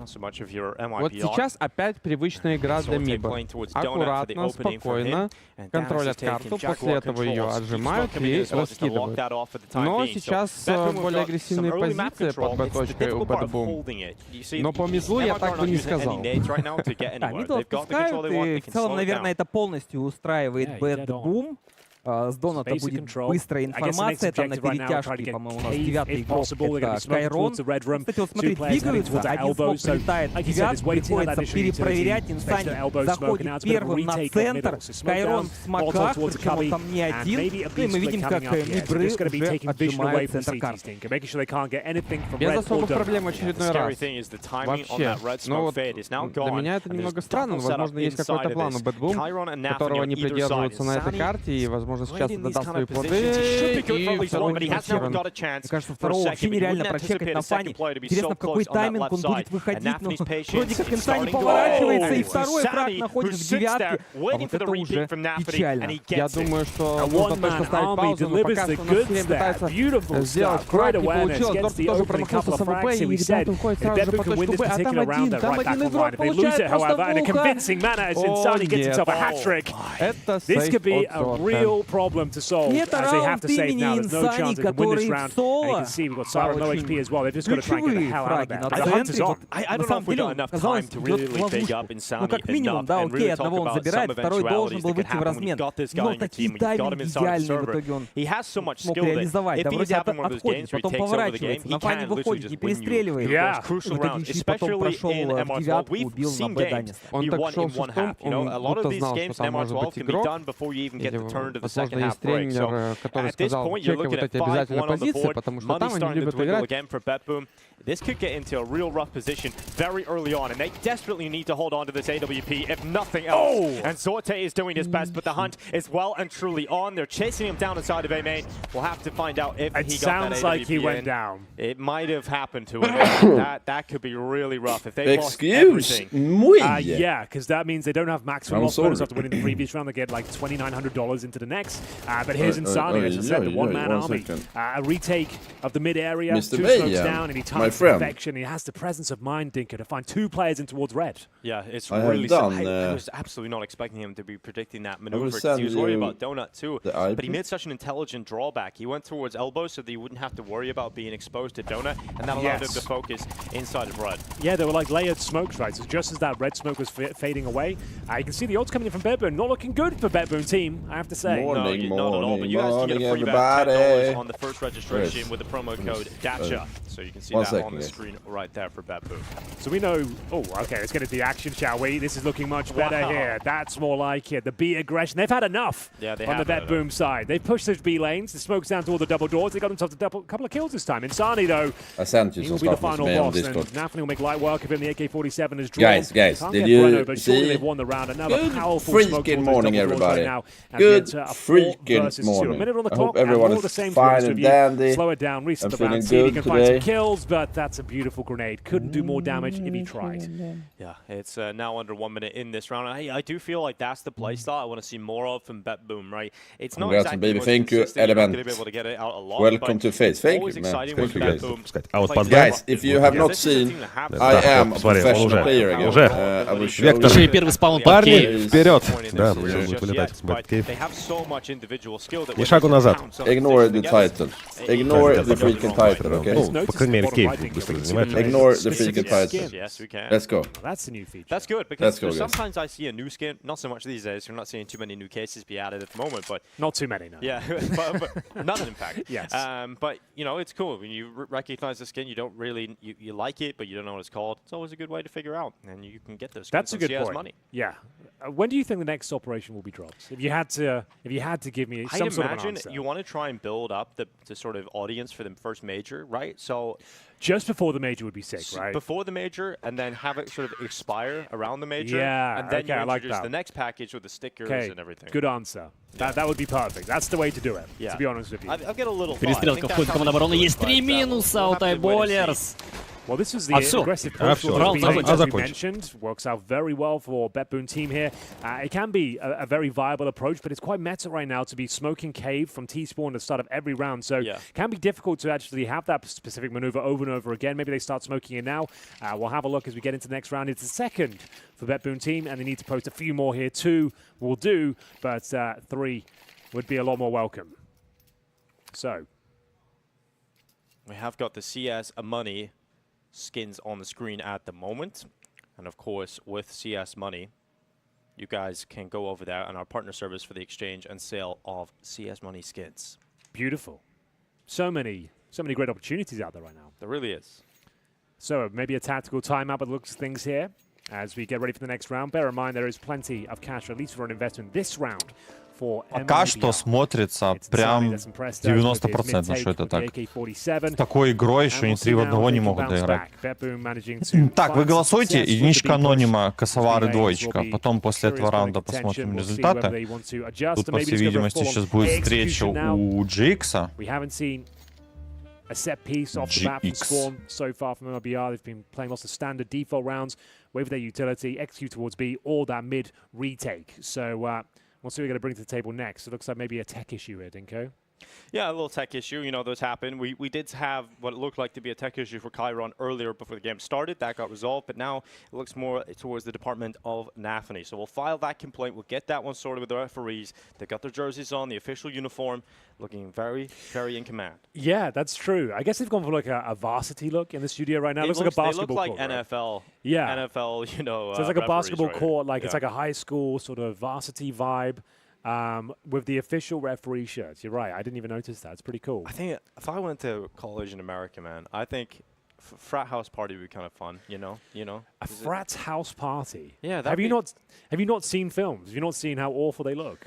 Yeah, maybe. Like it seems like they bully people and like make them drink too much that they puke. Like it doesn't look like a lot of fun. No, yeah, maybe not a lot of fun multiple times, but like just a one-off. Just we get the experience. One-off, just for an experience. You know, see what it's really like. I don't think I'd like to go. I don't like the concept of it. I think it just looks weird. True. We'll set the country club. Yeah, like it's such an American thing as well. I've never heard of that sort of thing in the UK at least. Like you have like specific clubs. I think it's because of there's like waiting until they're very old before they kind of experiment, and then it's like we have to go, we have to catch up. But yeah, I'm looking forward to getting back into the game. Hopefully, we'll get some information on what is going on and when that can be fixed. And once we get that done, we're going to be getting back into things. But there's us down there. Tiny little men in a box. What do you think of these guys? What are those? Ooh, what do you think of those? I think they're growing on me, man. There's your tap dancing shoes. You brought them out today. I can go to the country club. I can go bowling. Yes, you could go bowling, actually. How smooth is the grip on the bottom? What do you think? Oh, yeah, that's definitely bowling. What do you think, guys? Bowling attire. I like that. All right, yeah. All right, here we go then. We're back into the action, ladies and gentlemen. I hope you're enjoying the show. It's a little bit different. I'm having some fun today. It's a different vibe for a tournament, and it's certainly keeping me gassed up as Drop will actually find that first frag. That's going to be Natus going down, and that's going to be towards that cave position. So they didn't smoke it, didn't care. They actually took the battle to them and actually went for a straight-up one-on-one duel and come out on top and find that 5-on-4. Yeah, bang. Just like that, it's Mibr up a player, and we return to the action. Round 8 kicking off, and it's Sani. He's kind of being the dominant force in middle. Definitely. He's back here again, and he's going to have a fight against Chiron. But Insani doesn't really miss. You know, he's always very considerate about the positions they could be in, and he has got eyes on Chiron's spot inside of the cubby, but he's going to decide he's going to leave that. And now we focus back onto Nafany's defense. He's going to defend the cave, and it's not really all that difficult when you got the Opera with you. You feel pretty comfortable when you're backed up with the AWP. If Zorte's there and not distracted by a ramp play, he could help out. But the problem is now, it is the readjustment from Mibr. They're going to be sending players back over to ramp, which will draw the attention of Zorte away. Well, they've had great success on this side of the map, so it does make sense. They've got the advantage, but there are 3 players ready and waiting, one of which is Chiron. Haven't had to say his name too much. Only got 2 frags so far. Here comes that same execution, smoke down towards shore, Molotov default, smoke long, and it could be a fake. I love this thing. What a great call after conditioning those B bombsite players time and time again. They're actually going to be making their way towards A, but there is Siren. That's not what you were looking for there, my friend. You heard them all coming. A mouthful of blood. You had a whole massive advantage there, and the round is just falling apart at this point. He was good for at least 2 frags there. He couldn't believe his luck. He had 4 players galloping towards him. He's got a smoke down, and he gets nothing. You got to say, though, a great shot from Drop. He was the first player out of the smoke. It looked like he was just landing from a drop as well, or a jump, rather. So it felt like he hits a nice shot, too. I guess you kind of have to jump through the smoke, right? You need to avert the crosshair from the initial defending CT, so you can't get a massive spray down. So, yeah, that's a good point. Yeah. And so, you got to say, Drop hitting that headshot just unlocks the round entirely. Zorte, we've seen him in this position so many times, haven't we? Just trying to save the AWP on the other side of the map. And yeah, gotta say, Mibr be doing a great job at figuring out what the AWP is and avoiding it completely. I've really enjoyed their calling so far. So what a great adjustment. They've got that, that nice Molotov down towards the cave position. So that's really nice. And then the fact they got that one-on-one duel, they get the opening frag, and then they do a full B execution. Heads up, back in towards A. And Siren, he actually had a chance to save that round, even though it was a 5 versus 4. If he gets a couple of frags there, which honestly he probably should have done, there was a chance he could recover it. But unfortunately, the B stack doesn't work out. Mibr read it well and continue their dominance here on their map pick of Ancients. It's looking very promising for them as BetBoom can continue to shrink, unfortunately. They're going to go with a force by Dinka. I guess desperate times call for desperate measures. So M4s, MP9s with the maximum loss bonus. You guys get a free bet up to $10 using the code DACHA over at BetBoom. DACHA. Which I learned today means country retreat. Country retreat, I think. Yeah. Something like that. Summer retreat, I think. Yeah. Summer retreat. So like a summer holiday or a summer home. Yeah. One of those. I'm sure we're pronouncing it horribly wrong. Yeah, but we tried. We're trying our best. That matters, you know? Exactly. And we dressed for the occasion. Yes, begrudgingly, but we did it. And round 9 kicks off. And it is a T-side dominant show at the moment. And it could get even worse. If BetBoom drop this, their money not in a good position. It's been a pretty rough spot the entire game. But yeah, you're not wrong. And we see potential spam here from Danitz. As this time he has got control of the old Jaguar room. As we'll see grenades being exchanged. Problem is he has got control here previously and then fallen back. This time they're looking to hold it together. There's a different change up here for BetBoom, and it is really heavy on Danitz with the utility damage. That's so much damage with the grenade. That's wild. That landed in his pocket. Yeah, literally. All right then. So that's gonna dissuade the CTs from an aggressive push, I would say. But we'll see what they've got in their reserves. I love watching players sort of figure out their way out of maneuvering out of A main. You have this sort of lurk player that can turn into a pressure lurk. You can get out A main, try and sense the timing to get through. We'll keep eyes on what Breno updates throughout this round.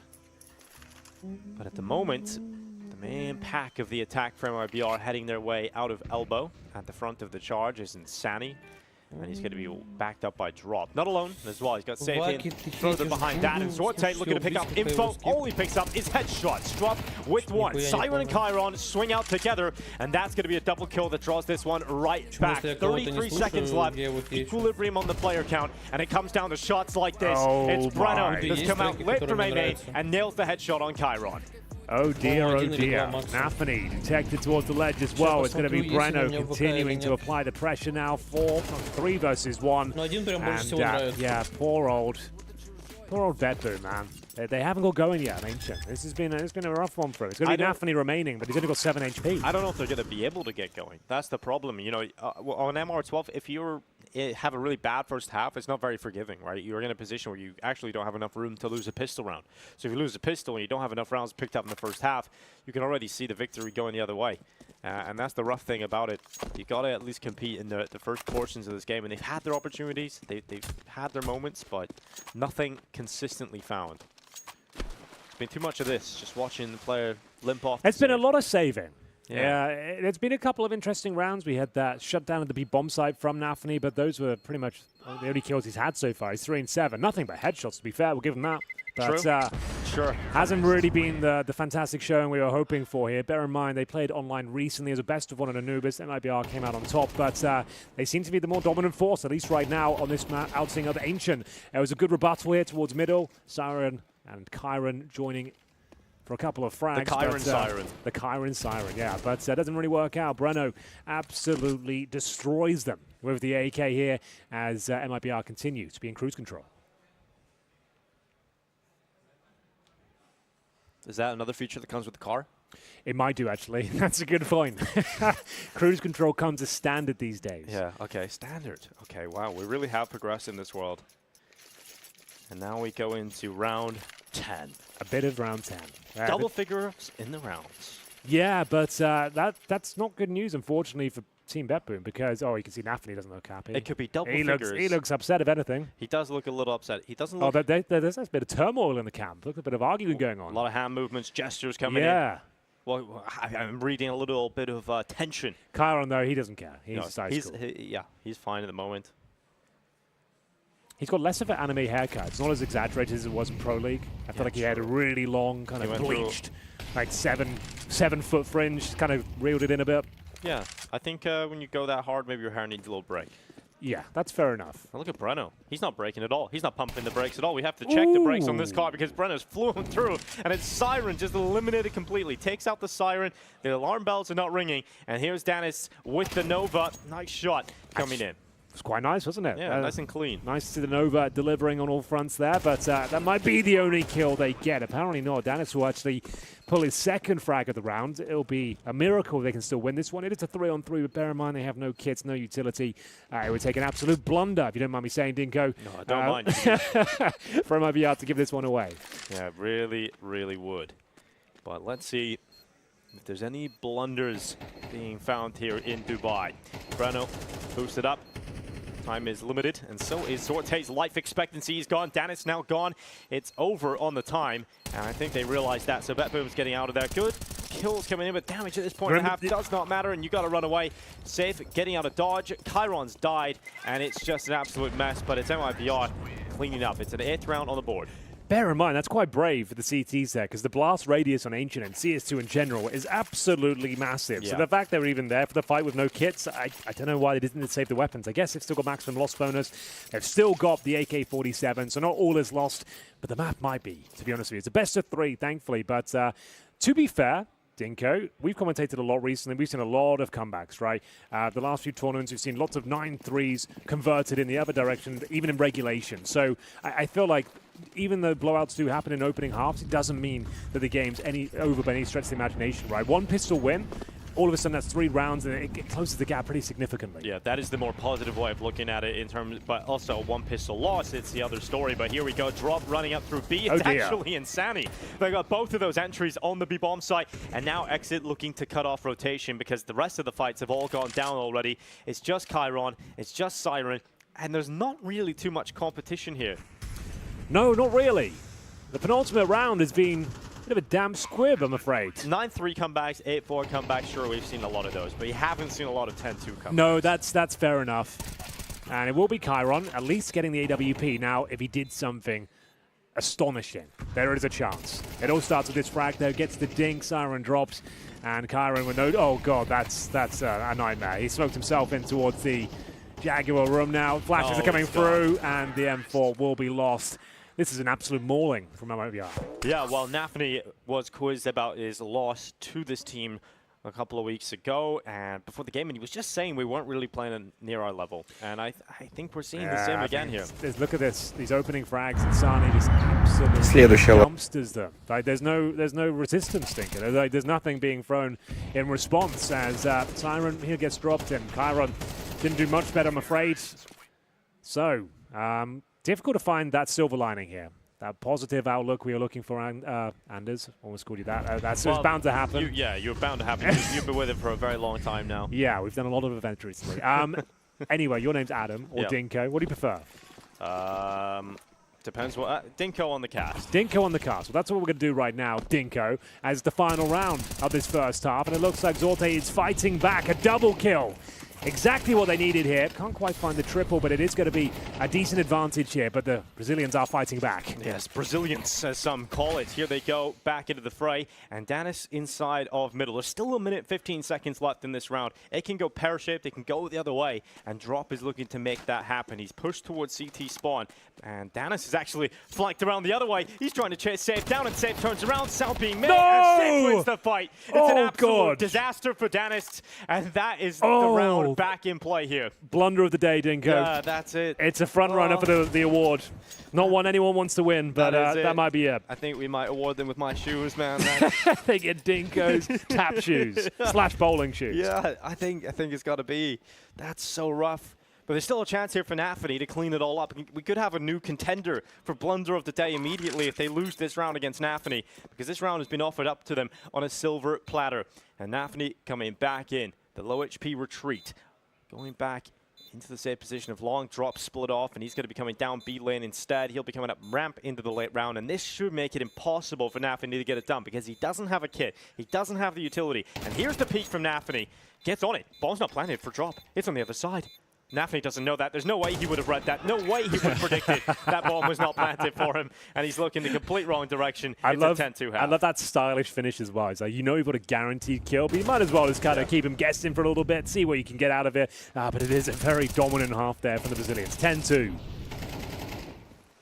guys can click the banner and vote now with the CS money. They're running the Eco cosplay. Are we going with Eco's play or Eco's play? I think is how we're going to go. Okay, Eco's play. And you guys may be wondering what that is. Well, it's a budget cosplay contest run by CS.money, and it's in its final stage. You guys can use the banner below to jump straight to the landing page and check out the funny budget cosplays. You can have a laugh, then choose only one winner, and then get real money to your marketplace on CS.money as well for voting. Everyone wins. Yeah, kind of everybody. Pretty much. Apart from the person that doesn't win the cosplay apart from contest. the people that don't win, everyone wins. Yeah, exactly. So it's great. It's a really good setup. And, oh, yeah. that little low 5 there kind of says it all. It's like, right, we've really got a difficult mission ahead of us here. It all starts with a pistol, though, Dinko. It does. There's no reason why they can't offer up equal treatment on their T side here. So who knows? We've got to win the pistol, though. Yeah, and it could all end with a pistol, or it could all True. start. If there might be win the pistol, I am going to call the GG. Yes, it might be premature, but I will. Here's their odds, 14-1. You guys can make of that what you will. BetBoom will give you a free bet if you use the code DACHA. That's $10 over at BetBoom. But we get into this, and obviously the odds pointing in the direction of victory coming in for MIBR on map 1. BetBoom have a chance to bounce back in the series. We do have another map to play, Nuke, coming up next, and that's BetBoom's selection, so they'll feel a lot better about that. But they can still win, Dinko. They can still do it. The series or this map? This map. All right, I believe. All right, let's go. You're getting me. This is it. This is your true test of salesman, Henry, if you're able to sell this one. Okay, well, it all starts here. It looks like we might... I think the round's not happening. I was about to build up a whole buy. I was about to cast an AFK moment. They've elected to go with a slow approach here on the team side. A couple of weeks ago, I casted a replay for like 30 seconds before Anders stopped me. Like, Anders didn't even tell me. He just let me cast a replay on LAN. He just let you do it. Yeah, he's just looking at me. And I was like, what are you looking at? It's like, and then he lets me finish. And then I was like, oh, you let me just cast a replay then. Okay, cool. Thanks, Bird. Getting senile in your own age. Apparently, yeah. Days, I think this burnt out maybe more than anything. Yeah. It's been a lot of events, and I've been really privileged to be at most of them, to be honest with you. I've been loving CS2 events and just learning about these new lineups. And you can see the little men in the box right now. They look, we're stuck, we're trapped, let us out. Yeah, we can't get out. Very tiny box. Help. I'm stuck. I feel like you've been shrunk down. You went to the chocolate factory. You've been shrunk into this tiny... That's actually... I watched that last week. What an epic film that is. Like, who's your favorite character in Willy Wonka? The original one. The OG one? Yeah. Augustus Gloop. Yeah. Augustus, be careful. Go easy on the chocolate. Yeah, I love that I like Veruca Salt. She's like, Daddy, I want a golden goose. I see myself in her. Yeah. That's the attitude you need in life. You just got to take things. You're Veruca. Yeah, Veruca Salt. She's got the same energy. Maybe I'll get one here, right here. Yeah.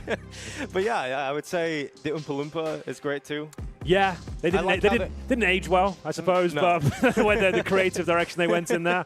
But no, I love that film. It's one of my favorites. I always when I find out people haven't seen it before, I always say, you've got to sit down and watch this in its entirety in HD and see the Chocolate River, man. Yeah. It's a beautiful thing. Let's watch it 4K, get that old film up there. Exactly. Watch the remastered version. Yeah. But you got to say, Gene Wilder's performance, that is the key. That is true. Like, he carries the entire performance. I haven't even seen the new one with Johnny Depp in it, but I assume it doesn't hold a candle to it. Yeah, I'd imagine it's just a more bizarre version. And now, just in time for Christmas, there's going to be another one. So no, they're not doing it again. Yeah, they are. Yeah. Oh, surely they do the glass elevator though. They don't just do the same thing. No, it's the same thing. It's because there's 2 books. You could do the second book. It's starring Timothy Chalamet. Okay. So. I mean, does it have to be done again? It was done in the 60s, and what, 5 years ago, and they're doing it again. That's the problem with modern media, Dinko. It's just regurgitating old ideas or kind of reinventing IPs, and it's just like, God, can we just stop with superhero movies or reimaginations of old ideas? Yeah, exactly. We need some creativity back. And well, that's what we're doing at BetBoom. That's what we're doing. This is a different event. This is nothing like any other CS event you've seen. We've got a chessboard. We've got a chessboard. We've got funny clothes. We've got a basketball arena. We've got a varsity theme. We've got hot dogs in the foyer. We've got hot dogs. We do have hot dogs. Popcorn as well. Hey, Trace was telling me a funny story. This is his story, so I'm going to tell it anyway. Okay, take it as your own. So he was at the airport, and he went to a hot dog stand, and they ran out of bread.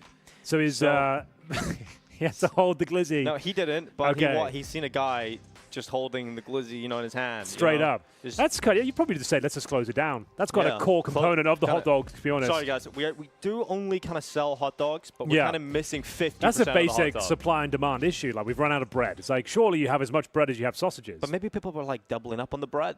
Double bread, please. Can I have an enclosed sausage? Basically a burger at that point. Like a thin, cylindrical burger. I guess, I haven't really had. I like the Danish hot dogs. They're the ones that kind of come in it's like a baguette almost. Have you had one of those before? And it kind of goes inside there. I think that's genius. It's a baguette with a hole. Something about it, they put mayonnaise and ketchup in the bottom, and then put the sausage in. It kind of bursts everywhere. And it's super sick. That's actually I don't think I've eaten today. That's actually what I'm thinking of right now. You want that? I'm gonna go double hot dogs after this. That petrol station hot dog. Yeah, I'm gonna go double bread, 1 sausage. All right. Extra mayo.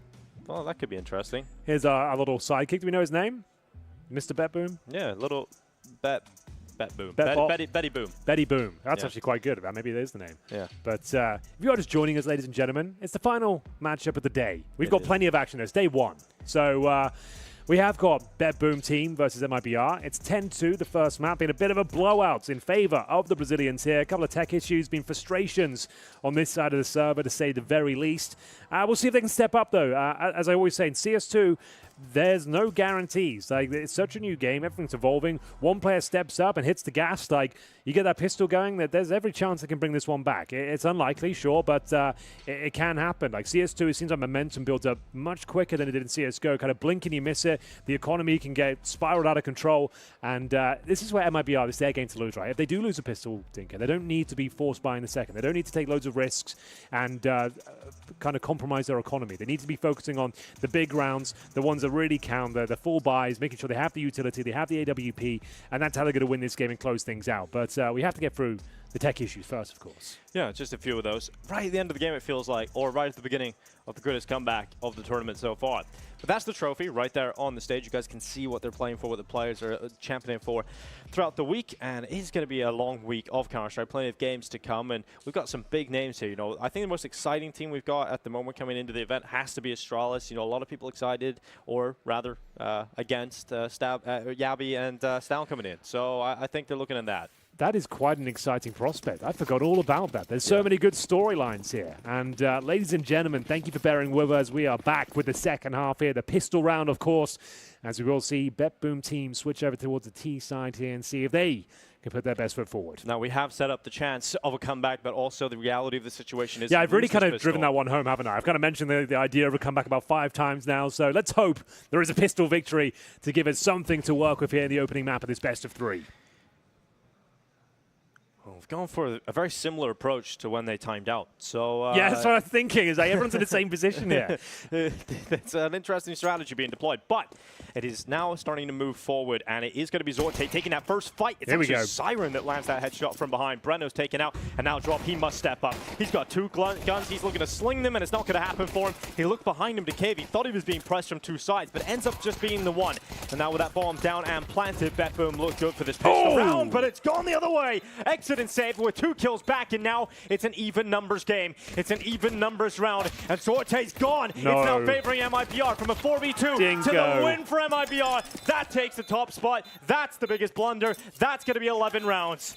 And it might just be this map. I'm speechless. Seldom am I lost for words, Dinker. You know that. But at this point, that's going to be the GG. What a crippling round to lose. Like, you just lost all the momentum. You get 2 opening frags, an open B bomb site. They were rotating over towards A. No one was actually there. And it all comes crumbling down. They overpeak, they don't have utility, and they're not really playing the bomb. Everyone's challenging towards short and from cave. It's an absolute nightmare. I can't believe it. I cannot believe they lose that round. 4v2, you'd think even in the 2v2, like, come on, guys, at least let's close this, right? This has been an ugly map for them. But thankfully, like we said, they played a best of 1 last week. MIBR came out on top, and you maybe understand why after this performance, but they can reset. This is their opponent's pick. It's not over yet. There is a force buy here, and somehow an AUG's been purchased. So you've got 3 MP9s, and the AUG is out as well, which you love to see, I suppose. Like, I haven't seen the AUG be so prevalent in years, Dinker. Yeah, it's back in a big way, isn't it, for CS2? I didn't think we'd see it this early on, but we'll see if Siren and his AK-47 can answer back here. They need this round. Of course, they have FORZE on the T side here. They've got an equal exchange as they open things up. Yeah, but the problem is they've surely got the site, but then rotation's coming in. They needed that follow-up kill, and they've actually got it. That's a massive moment there for Danis to pick up that kill, and even better on the follow-up. And he can drop behind that smoke as cover, and that really should be the round now. Well done. We'll take that. At least the bomb got planted in the pistol. That's the most important thing. If you don't win the pistol round itself on the T side, as long as the bomb goes down, it means you have a really potent setup following things up. You can have either glills across the board or a couple of AKs and Deagles, and it seems to have worked out for them. A lifeline here for BetBoom team, but they need a life raft at this point. So this is the start of something, the first step in the right direction here, but we are going to save 2 rifles on the CT side. They'll be force buying back into the next one, which I said could be complicated going forward, but it's actually a pretty decent save. And all get an M4. Nothing to be sneezed at. We'll see if the hunt is successful, though. Kyron trying to use the veil of the bomb explosion to get himself a kill, but it will be exit, getting himself another $300 at least, and setting himself up for the future. Good opening frags. Yeah. 6 shots coming in. This is the moment, though, that really wins the round. Danis being confident enough to go through the smoke, take the long fight. Sometimes you just have to get let off the leash and take some space and take a fight, and you can see it makes a big difference when it goes his way. Absolutely true. That's looking a bit better over there now. They've been frustrated, to say the very least. They have been very frustrated. And you guys can vote for that Ecos play again over at cs.money. Ecos play. Yeah, Ecos play. Click the banner below the stream. Do it now. And cast your vote. It's Mac 10 trying to sneak its way through. Bear in mind, this is the Force Spy. It's a guaranteed kill here for Nafany. No problem. Could get a double as well, which he will. Of course. Mac 10 coming in with a double. There's the swing from Safe. It's gone. And now once again, the last two players of weapons. Would like to save it now, I'm sure, but I don't think Zorte is going to let that happen. Insanity making steps. That'll be a death sentence, and that will be the round for BetBoom. Is this the turnaround? Is this when they come online? Not yet, but it could prove to be. 2 rounds in a row, one of which is a Force Spy. The money is now shattered. That should be 3 rounds guaranteed. So they're getting going. Nafany pushing the smoke, finding the gap, gets the double kill. Nice work from the in-game leader. Normally we'll see the captains with the Mac 10 trying to find some space, hunt for some information. And that's more like it. Karen's enjoying it. And we are getting into the follow-up round here. It's going to be 11-4. Yeah, we got to wait for a buy round to really start to believe in this, right, for BetBoom. You've got to get into an MIBR round where they get a purchase back, and that's going to be the next round. It's not going to be this one. This is going to be nice and easy for BetBoom. At least it should be. And we should be looking at 11-5. And if nothing else, even if they go on to lose this map, you know, it's the old cliche of at least you're closing the game with some rounds, some momentum. Absolutely. And you got into it. Yeah, you kind of like, you've got all the frustration out now. You've had your arguments, you made it a competitive game, you brought it back. Sure, you didn't win it, but like you sorted yourselves out. Yeah. And bear in mind that they had some issues like setting up as well. I feel like they were just not in the best mindset to get into this series, but if they can find a decent string of rounds here, make it very competitive, they can still win, bear in mind. We're kind of writing that off. They can still win. But this is very unlikely considering the scoreline here. But what a great start on the T-side campaign after losing the pistol, no less, as well. They have posted 3 rounds in a row here. And this looks like this could be another clean one. Just one player going down. And we're going to see if Siren can mop things up. He doesn't necessarily have to, but he's got the Mac 10. Might as well see if he can farm some money here. Same story for Nafany. He continues to be a menace with the Mac 10. So, will they find his AK-47? Stay tuned. The answers will be revealed momentarily. Looks like Nafany's got a decent idea as to where he could be. Doesn't find the frag just yet. The AK will go down, and it's a clean sweep for BetBoom team. There we go, 11-5. After a 10-2 half, it's actually starting to look okay. All right, yeah, that was the expected result of that round, obviously. And now we get into the gun round again for MIBR. So this is first time we've seen them with a really solid buy across the board in the second half with all the premium weapons that you could ask for and a decent amount of utility here for the CT side too. So if BetBoom go on to win this round, then yeah, we can start to potentially believe in somewhat of a comeback here for them. But MIBR could shut this all right down right now. So let's see how that goes down. It's Chiron heading out of Alpha. Yeah, but they don't really have everything they need, Dinko. You can see there's the FAMAS is out. Oh, no. Aggression here from Chiron, known for it, but it's going to be Zorte to beat him to the punch. He'll get that opening frag drop. Gets just that. He'll be taken down early, and they might just push for the smoke, actually. Don't mind this call at all. It looks like they're thinking on their feet. And going to be boosting up behind the beehive, though. That kind of gives up a lot of information, and Save is more than happy to oblige. Yeah, a couple of kills coming in now from the CT side. Now, oh, he saw the barrel. Oh, yeah, he did. He's going to tuck himself in the boxes here. Chiron's just going to chill back. And Sani's coming into him. That's a free kill for Chiron. Is there a reply from MIBR? Looked like Exit potentially could have swung out of Donut, but he realizes his teammates are making a maneuver through Jaguar. They're about to push out and maybe even get behind Chiron here. 1 minute left on that clock. Breno covers off the blind spot. Danis walks right into him. And now it gives up the ghost that there is a player, in fact, in Jaguar, but MIBR will take it for the kill. And there's 2 inside of here, and that's the trap. You pull them in, you get the double setup, and you get another kill. Yeah, if you come toward the B bomb side being locked down, you can have 2 players in towards that cave. It's a bit of a gamble. It does allow players to maybe contact in towards the B side, but you don't see that too often. It works out very well here. Zorte's already found himself a kill this round. We'll see if he can find a couple more potentially, get a plant out of this one. He's got 30 seconds on the clock, and he's going to go towards the back lines here. Knows if he just touches the bomb, he's going to be swarmed. They're going to take him down. So if he can find the opening incision, maybe there's something to be said about it, but great positioning here from Breno. And he finds map points. So it's going to have to be the perfect game. 7 rounds in a row required from the BetBoom team. Nafany trying to rally the troops here and get their heads together because it's all starting to fall apart now. It's going to have to be perfect.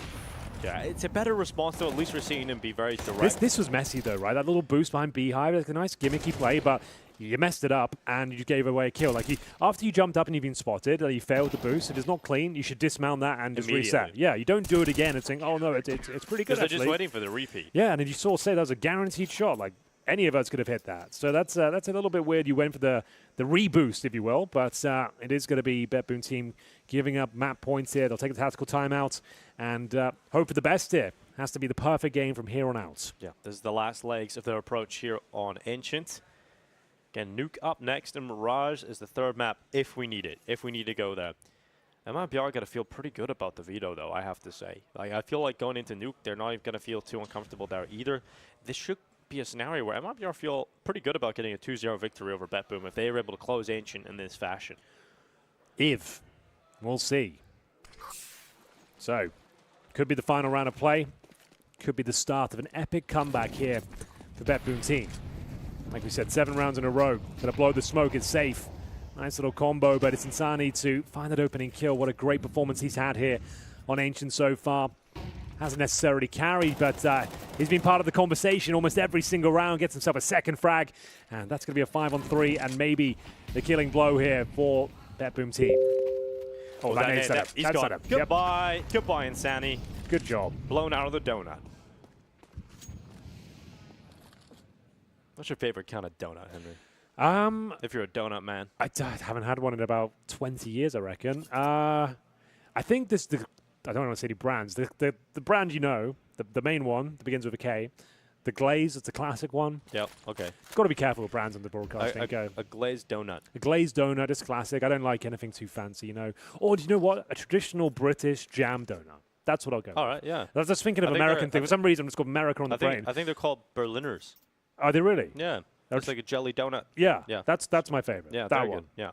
So that's what we're going with. Maybe a bit of custard in there as well. Have you tried that? Custard's the god. Goated. That is goated, as they would say. And drop. Ooh, taking out Danists. That's not looking too good for him. Splattered like a jelly donut. Now, plant cancelled. Zorte just trying to pull out a fight to draw a number. That was actually a nice plan if he got it down. Now it's been delayed. The rotations are coming through. They've got a lot more ground in their favor on the CT side. This retake is going to be so difficult to fend off here. You can see they've got tantalizingly close towards the bomb site here.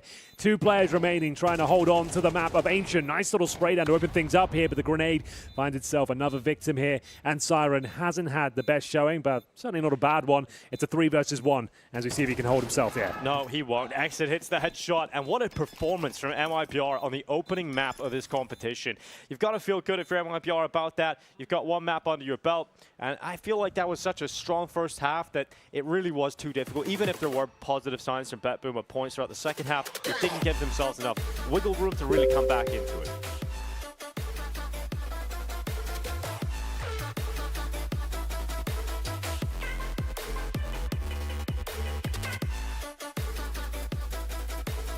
Okay, so first map concluded. Second map of Nuke is up next. You can see a dejected-looking BetBoom team. And that wasn't the performance they were looking for there. Didn't really ever get going. And the 10-2 first half wasn't fantastic, but here we are. Yeah, I mean, it was kind of the performance you would like to see from MIBR. I don't feel like BetBoom were at the level we've seen from them at Sydney. We didn't really see good CT sides from it at all. I feel like there's too many moments where they're just getting caught, maybe a little too aggressive, maybe their pants down a little bit towards B ramp. That was a big issue, man. They got through B far too many times. There was plenty of issues there. It felt like everything went wrong. I think that was more of a case, though, of MIBR playing very well. Like, it seems like most of their individuals turned up, and Sani especially, we highlighted him before we went into the game. He delivers another masterclass performance here on their map pick as well. There was some moments here. This was a Nafi. Unfortunately, kind of the only impact he had was that B defense, and this is after MIBR conditioned the bomb site so thoroughly. They just kept executing time and time again, and you can see it was a frustrated-looking BetBoom team as well. So they need to pick themselves up. They didn't really get that cosmetic comeback either. Didn't get a chance to kind of warm up. They had a couple of moments. It felt like they could have really converted it, but some missed shots, some fumbled clutches. A nice Nova shot, to be fair. There was one of those. Did enjoy that. I won't lie. But I need to see more from Kyron. I'll be honest with you. I feel like he's an enigmatic player. He needs to carry this team on the next map here. They've lost their opponent's pick. It's not the end of the world, and they can bring this right back. I mean, the situation here is there's still another map, right? That's the thing. You can come back on this. You can get into Nuke, and you can find a way back into this game if you're BetBoom, and that's going to be the conversation that they have when they go outside. And, you know, this is a team that Nafi's had a lot of experience in coming back. back here with his teams, but it's all about rallying the troops of some of these young, inexperienced players to keep their mind in the right place. You know, we did see a lot of evident frustration coming out of the players you don't want to see it from, right? Nafany was the leader showing some frustration. That normally suggests that they weren't playing their own game. Yeah, they're going against the playbook. Like, people are making mistakes. When you see an in-game leader look that frustrated, and the comments he made going into this game as well, I think they just like, didn't really turn up today, at least for this first map. I feel like they kind of fumbled a lot of good opportunities. That 4 versus 2 kind of sticks out to me the most on the B-bomb side. But still, I really do want to focus on the fact that MIBR looked fantastic. I haven't casted a lot of them this year, if any.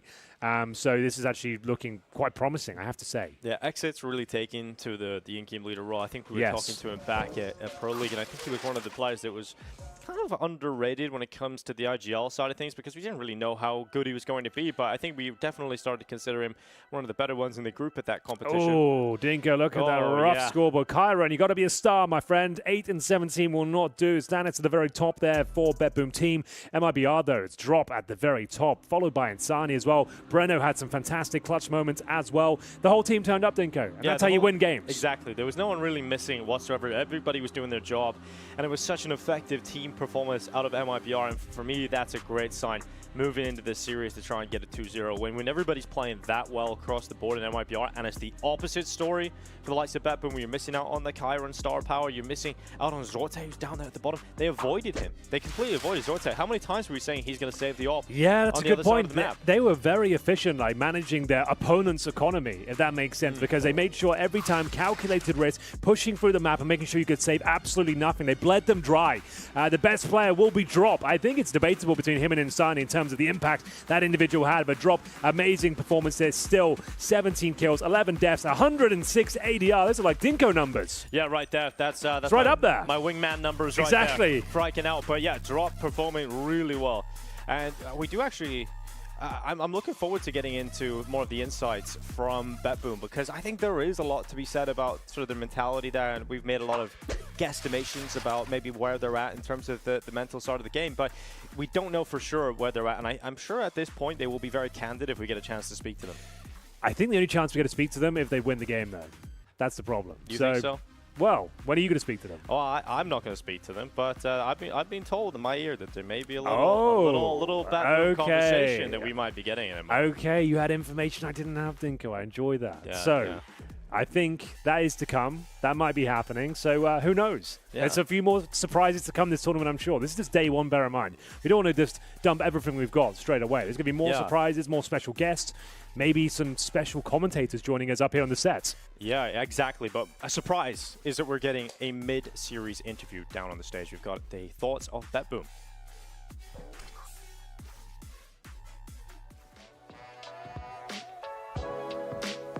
Бодро, отлично. С утра искупался в бассейне, поэтому кайф.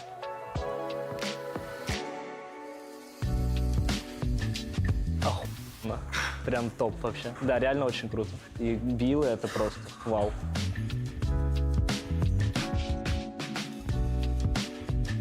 Но это тоже серьезный турнир. Мы сюда же не фаниться приехали, правильно? А так, ну я, конечно, хочу, чтобы каждый турнир таким был.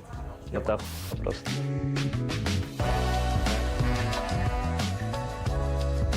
Мы ее проиграли, потому что были некоторые факторы. У нас болело 2 человека.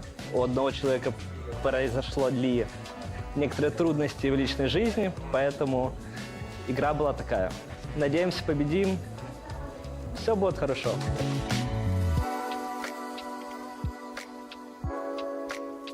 Каждая команда — это соперник.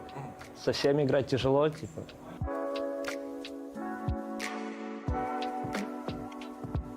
Наверное, с нынешним составом Astralis. Они выглядят жестко.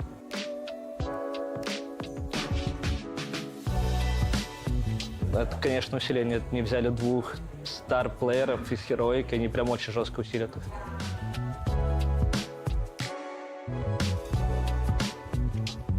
Да, нормально, играем, движемся вперед.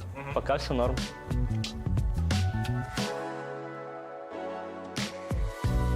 Скорее второе.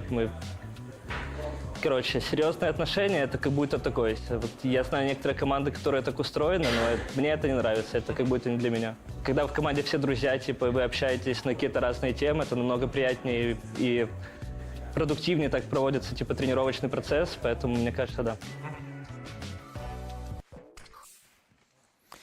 Welcome back, everybody. That's a nice little insight into some of the personalities, some of the tastes of the BetBoom players. Yeah, they said they had a few issues recently, players being ill and some personal issues. So yeah, maybe that kind of led to the frustrations we're seeing on the server right now. But hopefully they can bounce back and give us a hell of a series. Yeah, that's what we're hoping for. That is what we're hoping for. Lots of questions to be answered, such as a quiz, for example. I love a quiz. You know that. Yeah, I love a quiz. I haven't prepared it. Have you got a quiz ready? No, there's a quiz. We have. Okay, fair enough. It's actually not prepared by us. In fact, okay. We've got a BetBoom quiz you guys can get involved in. So that's really exciting. There's a BetBoom quiz you guys can do.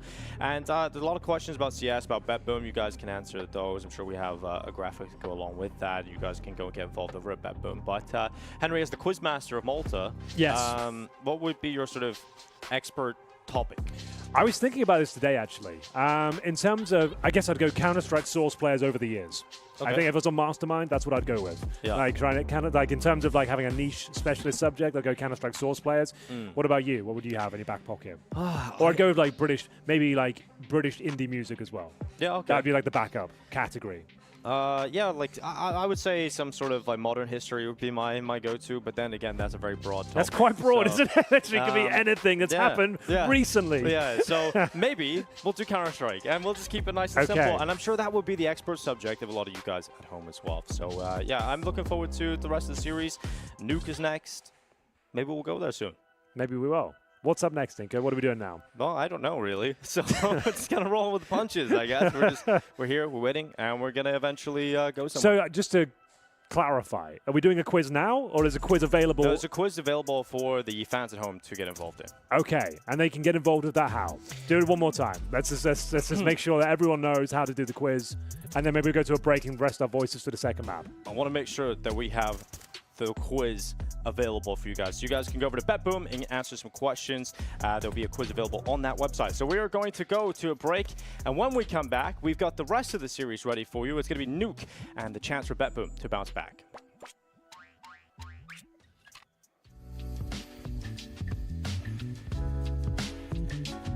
Of course, if we have some time, with some off time, I would love to do some things like visit some places, and yeah, I'd like to.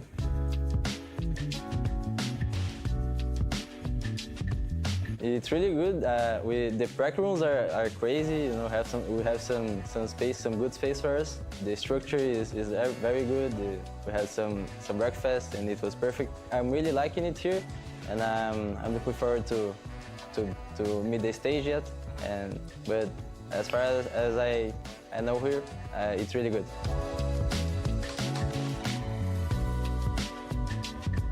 I think Rio or Curitiba, that's where I live. I think that's a well-managed city, and it would be great to play there as well.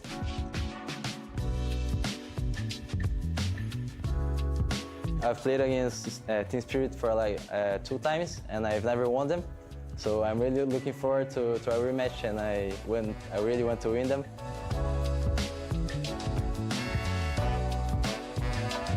In the beginning, I was like, I miss CSGO and stuff, but I'm kind of getting used to it. I'm getting to know the CS2 better, and I'm liking it better now. The Valve is doing a great job as well on improving the game. So I think in a few months, the game will be perfect, and no one would like CSGO anymore, you know.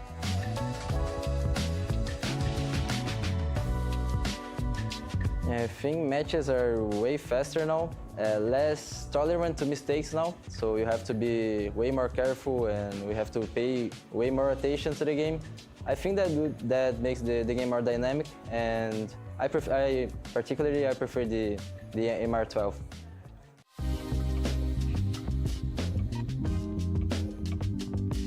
I wouldn't put any of those in the game, but I would prefer the coffin.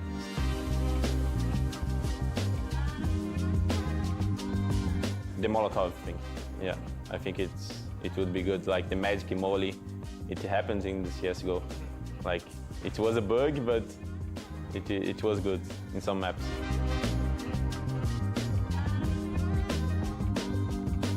A bot as a 6.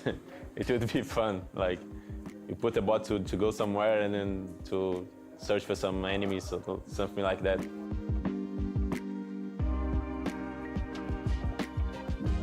Oh, that's a tough one.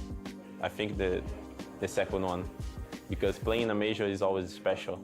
Even if you don't win, I cannot like not play a major anymore. Like.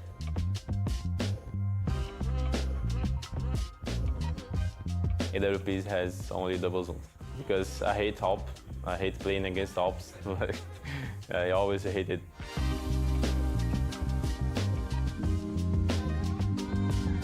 I think the first one, because it's almost that happened. Like everyone calls me by my nickname. Besides my family, of course, my family doesn't. They call me by my name.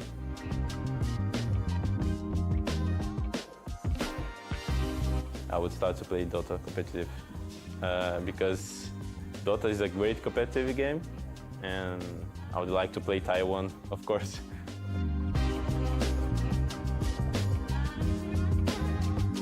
I would choose the second one. It would be funnier to do it, and that's it.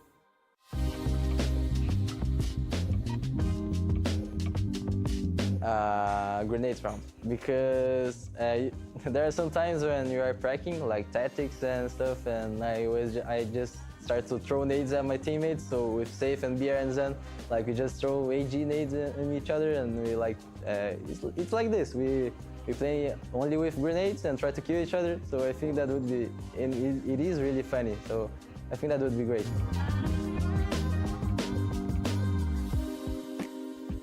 I think I would choose the VIP. I kinda, when I'm playing, I do not hear like the crowd or the other team like shouting. I really can't hear in mid game, and that's something I really don't work on, but it just happens, you know.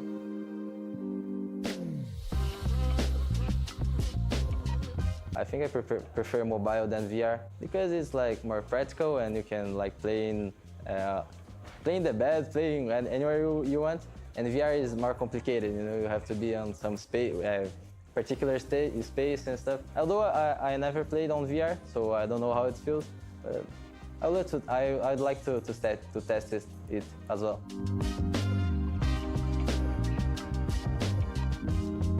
Oh my god. I can't play a best of 7, man. I would prefer the mouse vibrating. I think it would be harder, but I think it would be like more immersive, you know? I don't think I would like it, but it would be interesting to try.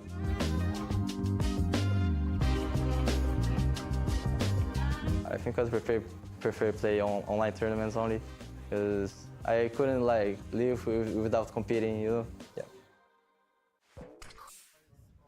Welcome back to the BetBoom Dacha. We have got ourselves a second map coming up in the last series of the day. My loafers are giving me some blisters, Dink. I'm not gonna lie to you.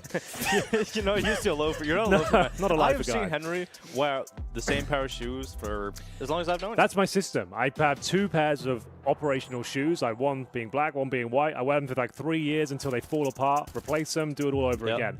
There's not many loafers in the rotation. My feet aren't used to them, and but like I say, the look, it works for you, man. Yeah, I think I've gone for like the kind of Gordon Gecko look with slick back hair. Are we getting back into the action already? Surely not. Away, let's do it. I can't believe it. Let's see what we've got here for Nuke. I can't wait. What have we got? What kind of? We had Indiana Jones for Ancient. We've had Friends, Indiana Jones, and John McClane, so Die Hard. Die Hard is a Christmas movie. Okay. Festive. I like it. Yippee-ki-yay. Yeah. Don't know what the rules are here with swearing. I think we're not allowed to, so I'm not going to finish that joke. Yeah, not going to finish that line. Oh, look at that's actually quite a beautiful shot, isn't it? Yeah.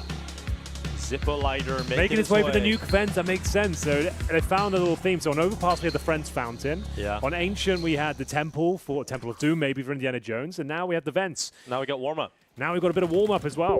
You want to cast a warm up? Yeah, sure. It's a big Deagle Blaze coming out for Exit. Deagle Blaze, an iconic position for it at the top of heaven. It is, absolutely is. But we are just moments away from getting into the action here on Map 2. This series has a quick turnaround to get back into play. I think the players just wanted to get it done. It's like, you know what, we don't need the break. Yeah, they don't need to get straight into it. I thought BetBoom might enjoy a little break, but maybe not. So let's see. We're getting back into it. T-side start here for BetBoom. That's good. We'll see how they fare on the T-side. We'll see what Nafany can call them here on Nuke. we have to see a better performance here, obviously, from BetBoom. And here's the odds on your screen favoring the side of BetBoom still. Well, you guys get a free bet, $10 on the first registration with the promo code DACHA. If you feel like those odds are good, make sure you go over and do it responsibly. Oh, you hate to see it. Just when it looked like we were off to the races. False start. Yep, referees pulled everyone back.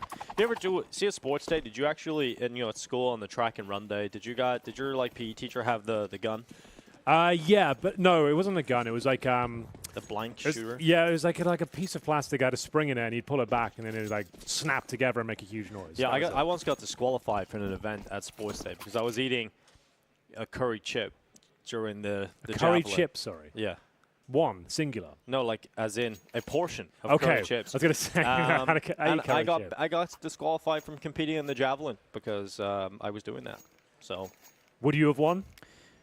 Probably. Yeah? Yeah. You were in the conversation at least for the podium finish? My arms definitely like longer than the average. I've never thrown a javelin.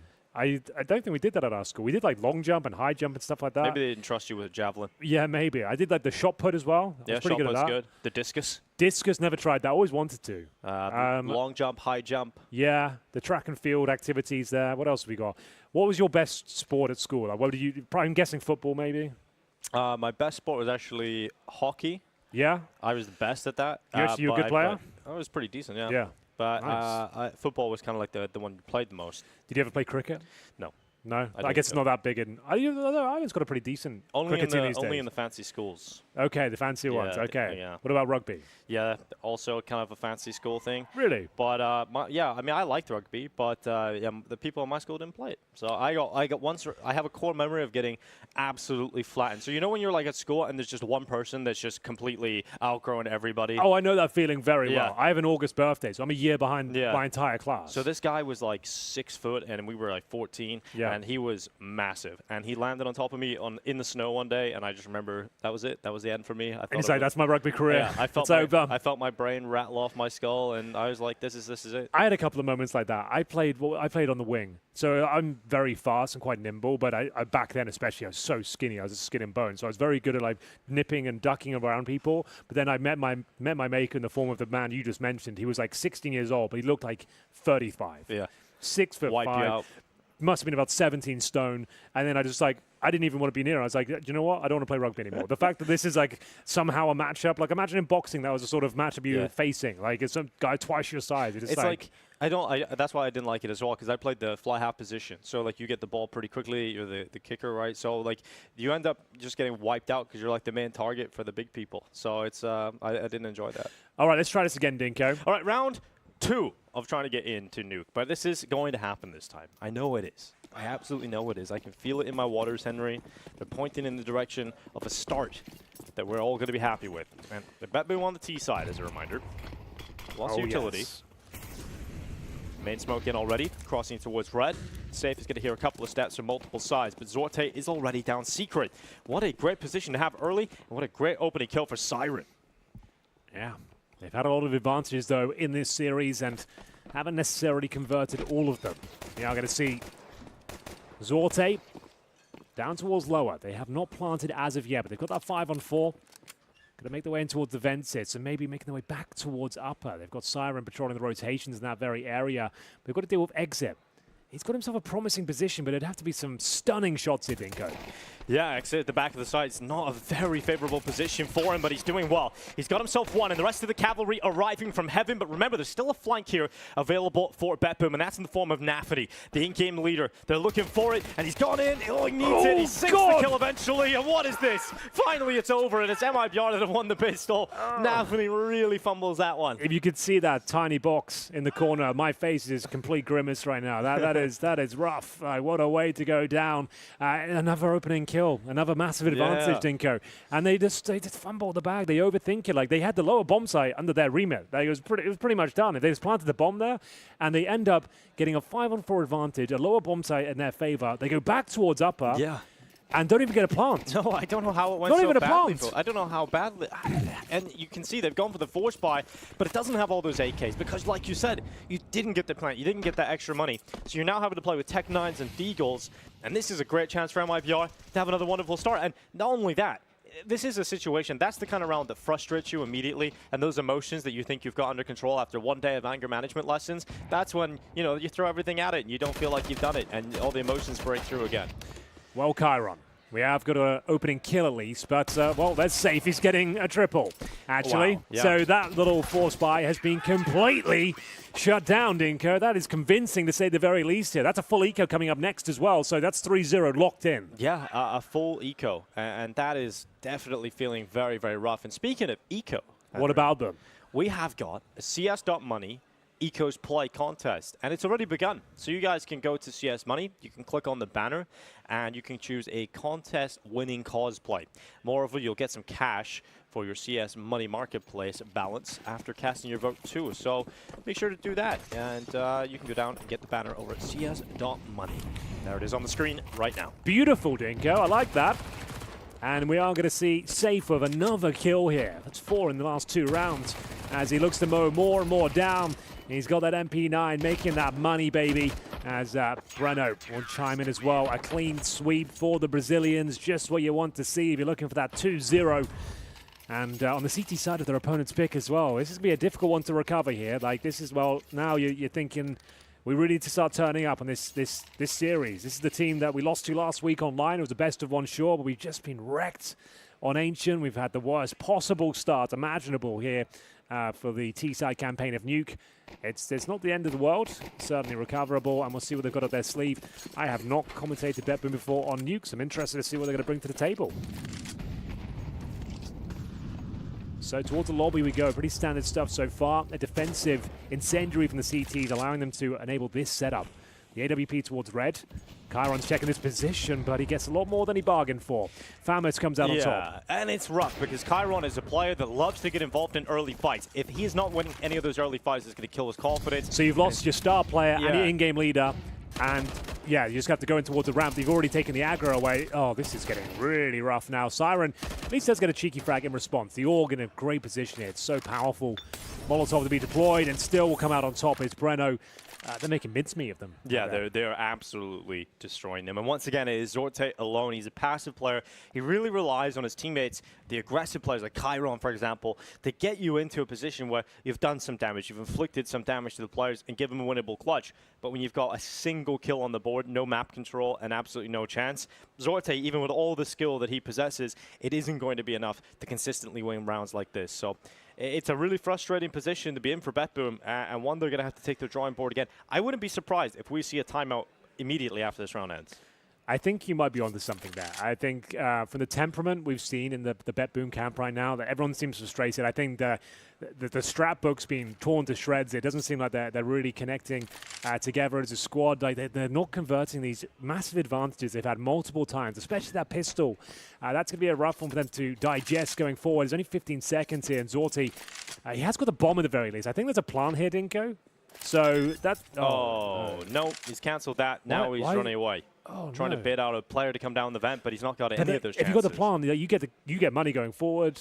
I guess you get to save the AK now. If he saves it, it's not the end of the world, but his teammates really could have done with the extra cash. You can see they've got, what, 3,400? I think, though, if you're the AWPer, wouldn't you like to have some extra cash in the bank, too? Like, yeah, you're right, because now he's only got $500. He saves an AK, but yeah, he's lost everything. He's got no cash going forward. So it is T-side Nuke, I suppose. The AWP's not necessary, yeah, but sure. This is now already a weird situation. You're going to have to half-buy around this AK. But if you're players that are used to open up rounds, these entry fraggers are not getting kills, then maybe you want to rely on... It's a weird one as well, because he runs all the way to the vent there. He could have planted and still done that same maneuver. Yeah, sure. And he would have gone down, presumably, but at least his teammates would have a buy. Yeah. And he would have a gun as well. They have maximum loss bonus. So bizarre scenes there. I'm trying to work out what the best case scenario was. That he gets the kill in the vent, he runs back and plants. I don't think there was even time to do that. But Breno continuing to dominate the ramp room. Siren dropped. And we have got a sneak down. Oh, that's not much of a sneak. Someone is down the vent. It was looking quite promising for a second, but boom, down he goes, and they know exactly what's up. Yeah, well, they know about it now, and let's see how they adapt to that if you're MIBR, who have been in such a comfortable controlling position. But that is a fumble and a half right there from Breno. He should have taken that one. And Safe repeaks, not living up to his name at all, and they've given them this round. Okay, so finally, some mistakes here from MIBR. They had the advantage this time, but can they bring this round back? If they lose this round. If BetBoom lose this round. 4-2, they've given up a couple today, and there's low HP players. Oh, okay. This is the maneuver here. Nafny coming through secret.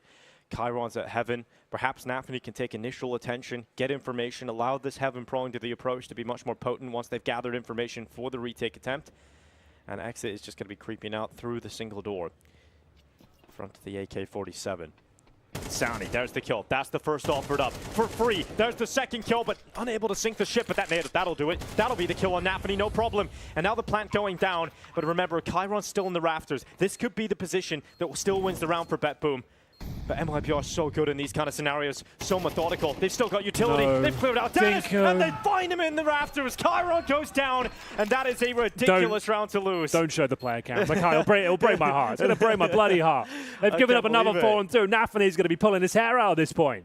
That's a ridiculous position to lose. You know, you're in a situation where you have a 4v2. It couldn't have been better for you. And somehow, some way, you give them individual fight. They got how many 1v1s? Four 1v1 fights, Henry. Yeah, I feel a bit sick. Like, bear in mind, it wasn't like the full investment, right? Sure. That was like a kind of an AK Sade, a few upgraded pistols. They managed to get 3 kills in towards a ramp room. But you're right, if you're not converting those sort of advantages, and you had all the map control as well, like it wasn't like a chaotic 4-on-2. You had like a 35 seconds to coordinate yourselves. 3 players up and towards Heaven, but then just piece by piece, they get torn apart. 5-0, ladies and gents. And you guys can get a free bet over at BetBoom by using the code DATCHUP. That will give you $10 over at BetBoom if you use that code. But yeah, 5-0. And I think BetBoom, if you're playing in the tournament, there's no secret. Let's not be around the bush. The tournament's called the BetBoom Dacha, right? You certainly have got a little bit of expectation being the team under the title sponsor to feel like you have to perform here, right? And if you're a team that's losing rounds like that, it's only going to get to your emotions even more. And this is a gun round that is melted so quickly, like ice cream in the Dubai sun. Wow. Now that's why you're one of the best in the business. You can really paint a picture with your words, Dinko. You've really found something quite special there. Poetic.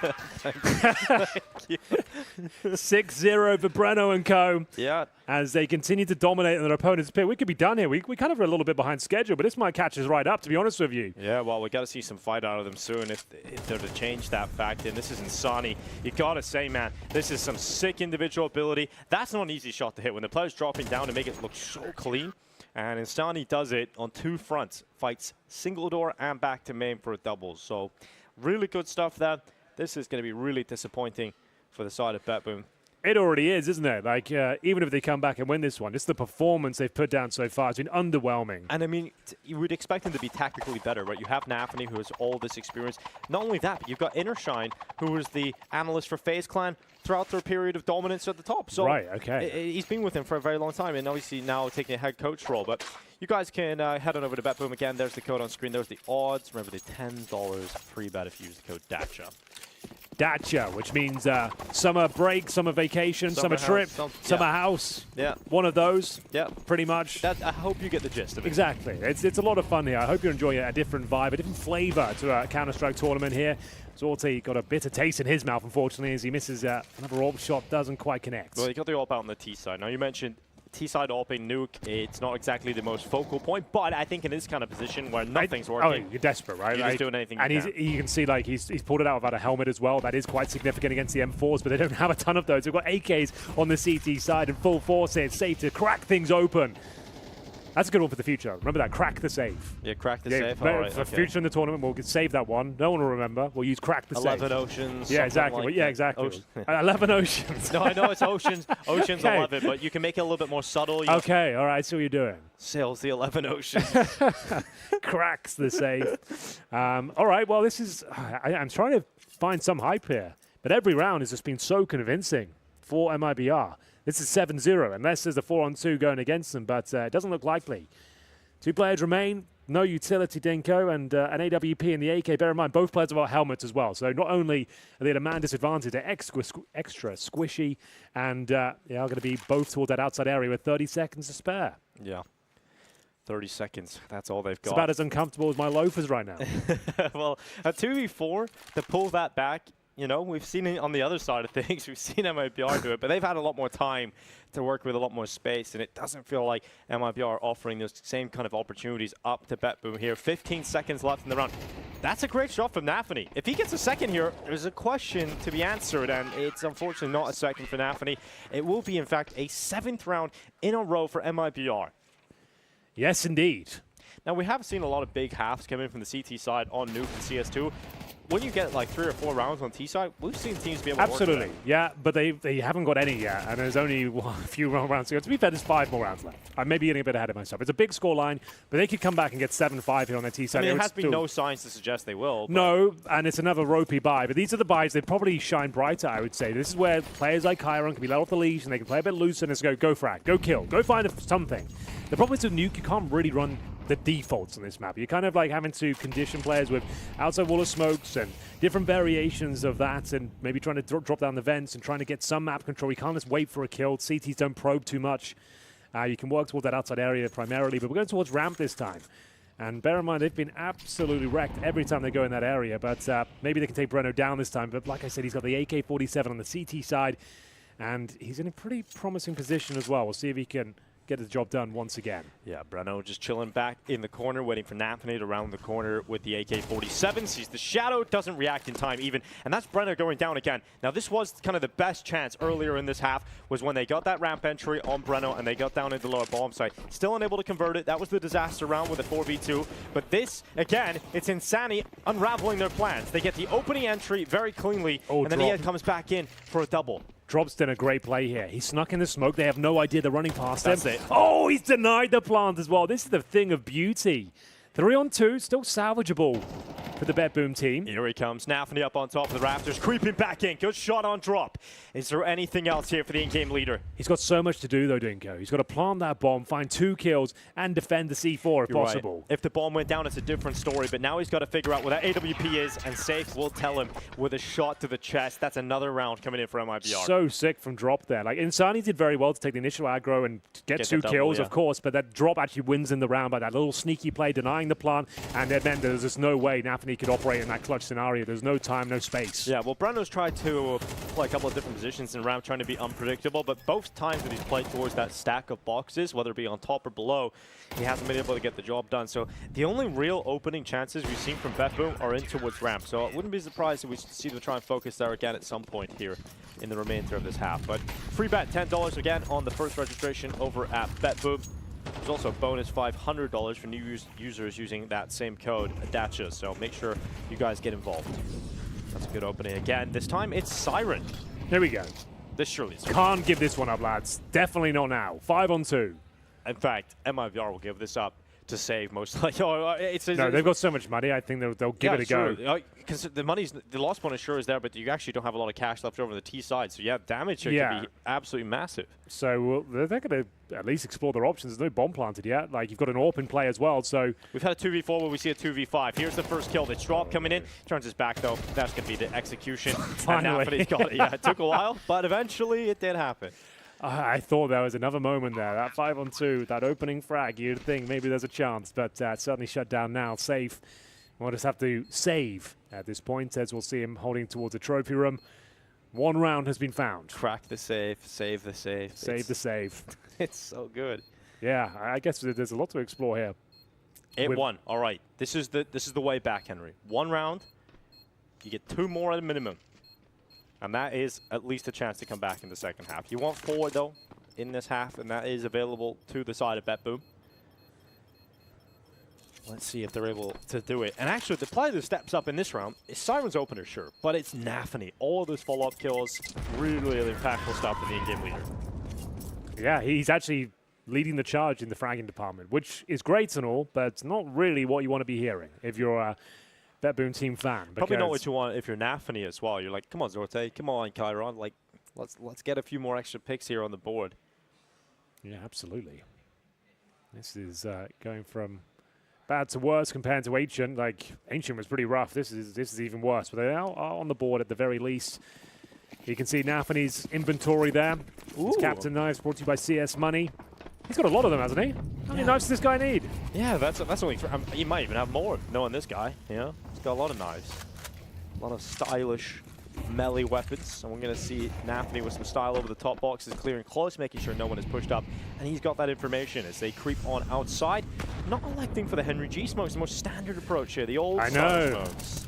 Old, but tried and tested, I suppose. Yeah. Like it's been thrown for generations, and it still seems to be providing success here. But okay, I was about to say Save's got a guaranteed kill. Apparently not. Natus takes him down.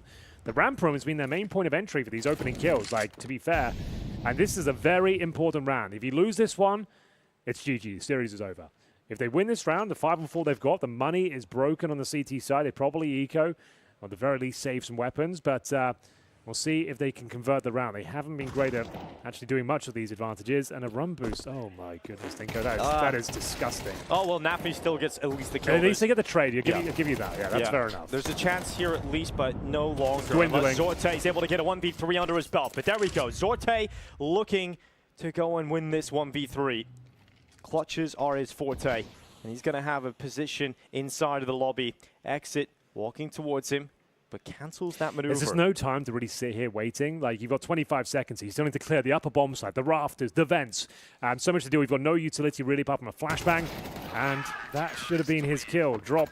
Amazing shot, to be fair, but still, you'd feel like he had the advantage in that one-on-one. And there will be another round in favor of MIBR. And like I said, I hate to be the bearer of bad news, Dinko, but if you lose that one, it's pretty much all over Red Rover, as we will see Insani drop, working in tandem, drop with a beautiful last kill. And there it is, little snap towards the hut. And let's see how frustrated they look. Anyway, it's the opening game. It is GSL format, so if you lose 2 opening series, you are out the tournament, unfortunately. Yeah. Which is my favorite, to be honest. I think this is the best format. Yeah, I like this format. And I think BetBoom will enjoy this format too, because they'll get at least, even if they lose a series, which is looking very likely at the moment, they'll have that bounce back, they'll have that chance. And MIBR are a team that you would say are one of the more difficult opponents in this competition.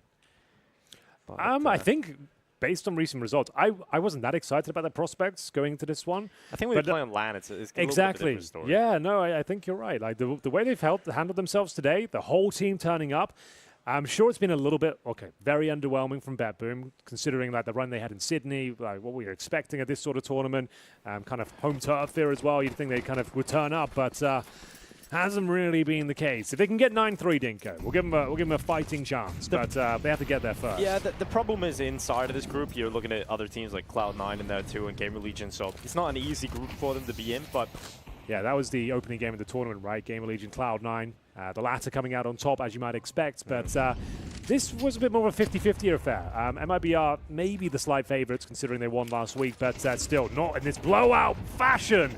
Exit completely dominates them through the smoke there. Triple kill as he claims his hat trick. And now poor old Navi, once again, will have to fight his way out too from bloody nail. Yeah, well, he's trying his best, but it's not going to happen for Navi. Once again, it's Zorte left in the 1v3. This time he has more time to work with. So he's going to come out of the hut and looking for him is drop. And oh, what a shot. What a shot from the sniper. And he might have a shot at winning this one in the 1v2 now. They're separated. They're not together. And Zorte is looking for his chance, his opportunity. Jumps over the main cross, not wanting to get caught because he knows that Safe is still up. And that AWP could be posted on that main position. And so Zorte, with some swift movement, has been able to get himself down the vent, and we'll start to think about a lower bomb site finish. Problem is here, has he got the bomb available to him? So where is that? It's Safe has tracked him down Seeker. He's turned back, Zorte is caught, and that'll be the kill for Safe, locking it in. Another round, even though there's moments where it starts to come close, this exit round just made sure it didn't come close at all. Look at this lineup, low gap blown open, and he just smashes them on the yard. He absolutely does. That's the power of the AK-47, that stopping power through the smokes of multiple bodies. Yeah, this is, again, I was clutching at straws trying to find inspiring storylines for BetBoom team, but once again, I'm at a loss for words because they have not turned up whatsoever, not into Ancient, but Nuke as well, their pick. 10-1. I think it goes without saying, ladies and gents, they need this last round. I think that's a fair enough statement to make. Safe, though, with another cracking shot there to open things up. 11-1, anyone? Could happen. Don't see many of those these days. No, you don't see many of those at all. Especially in your map pick in a kind of 50-50 sort of affair. It's not like it's David versus Goliath here. No, no David versus Goliath fights around here. Kassad not in attendance, but I'm sure if he was here, there will be plenty of those. Yes, indeed. But it is now a tough time for BetBoom, looking at the damage they have sustained early in this round in particular. And here they go, charging out. Danis needed that kill. He's got it. Raptor set up again. Drop has just been so good this series, hasn't he? He was the best player on the first map. He's looking to do it again here.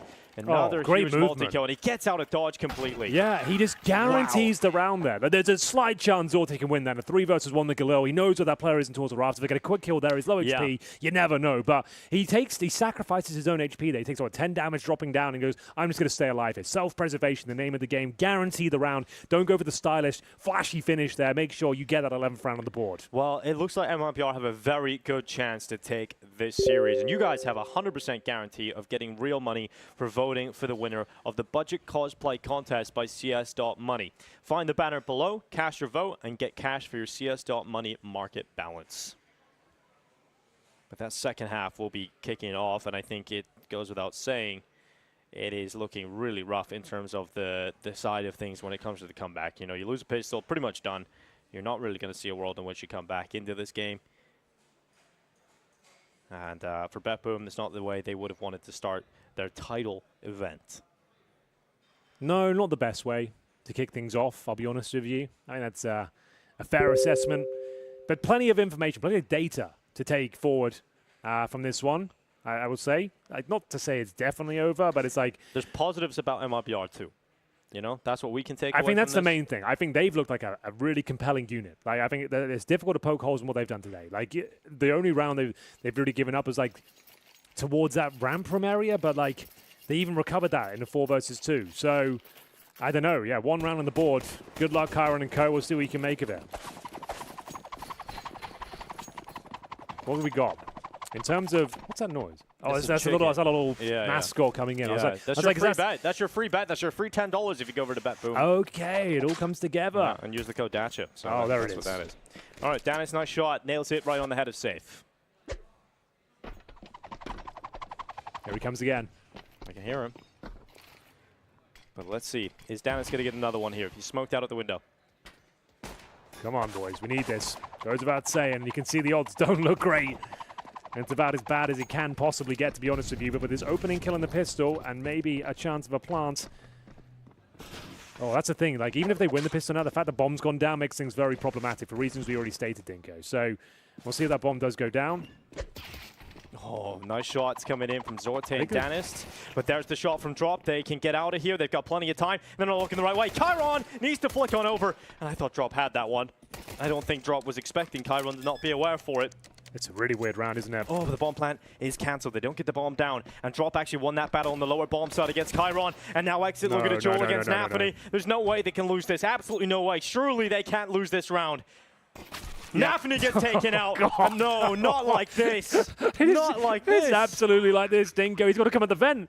Yeah, he realizes there's literally no way I can win the round if I go at the vent. They know where I am. They've spotted me already. They got the opening 2 frags of this round, and then piece by piece, they've been torn limb by limb, and it's just going to be Danis here. He's managed to get a decent frag in the round, a couple of them, but he'll need 2 more as the bomb ticks at some pace. There is a kit available on the upper bomb side, bear in mind. He doesn't completely clear the vent, and it's understandable. Like, you've got so much to do, you can't clear every single position, but this is ugly. Yeah. I don't even know how to describe this one anymore. Every opportunity they've had, they've squandered it. And yeah, well done to MIBR. Another round that looked like it was done is retrieved from the jaws of defeat. Well, what's not ugly is some of the cosplays on our e-cosplay over at CS.Money. You guys can go cash your vote, get real money into your CS.Money account. You can see that at the bottom of the channel you're currently watching.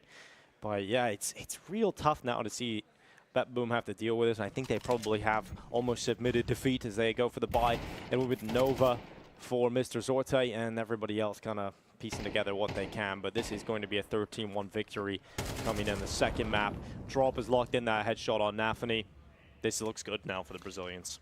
I mean, it's been looking great for a while, I think, I'll be honest with you. It's been looking pretty decent ever since we started here this series. But a quick 2-0 looks to be exactly what the doctor ordered here for MIBR, as it has to be the force buy. We're at series points already. So we are going to see if there is any chance that they can do anything with this. We're going to have shotguns 5-7s, MP9s, and for now, a little bit of a lobby push. The CT's trying their absolute best here to make a bit of a dent if possible.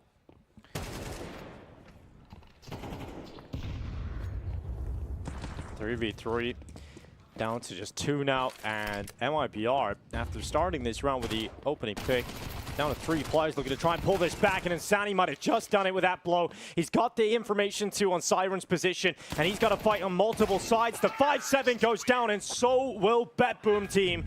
Down on the second map, 13-1. What a performance today from Mibr as they get themselves a 2-0 victory, coming out on top, looking great, looking dominant, and I'm looking forward to seeing more of Mibr. Smashed them. Yeah, absolutely smashed them, Dinko, on their own map pick as well, in their own backyard in a way, here at the BetBoom tournament. So this is not a good look, not a great opening performance for Nafany and co, and he was like the MVP for the team, and yeah, that's great. He looked individually sharp, but no one else turned up there. I think it's one of those throwaway games, though. It's one of those performances that's like difficult to take anything away from it because they never really got going. They never really had any opportunities to really show us what they're made of because the game was over so bloody quickly. Yeah, absolutely. And this is now a position where, you know, you're looking at BetBoom, you've got to bounce back in the GSL format, as you mentioned. It doesn't get a whole lot easier. You know, you still got tough teams inside your group. Cloud9 are one of them. They've won their game. They're in the upper game. And then you've got to look at the likes of GamerLegion, and that's a scary team. GamerLegion with snacks. Yeah, it's a chance, sure, but he's looking sharp as well. It's a little scary. It's a little scary moving forward now. I mean, it's more than scary. Like, this is the tournament you've come into. You've had this great momentum built up from Sydney. You've been boot camping. You've been getting ready to represent BetBoom here at the tournament, and that's the performance you've been things up with. I feel like they'll be very disappointed, but we saw signs of frustration throughout the series. I feel like there are some issues here that need to be rectified tonight. Kyron going 2-14. He was bottom fragging in the first map as well. Yeah. That is just not good enough. He's a star player. Against this sort of opposition, no disrespect to Mibr, they are not a top 5 team, right? He should be dominating, at least individually, in terms of the fragging department, and he just got nothing done. He managed to get 2 kills, but he's like 5 on the first map as well. Dropped, amazing performance.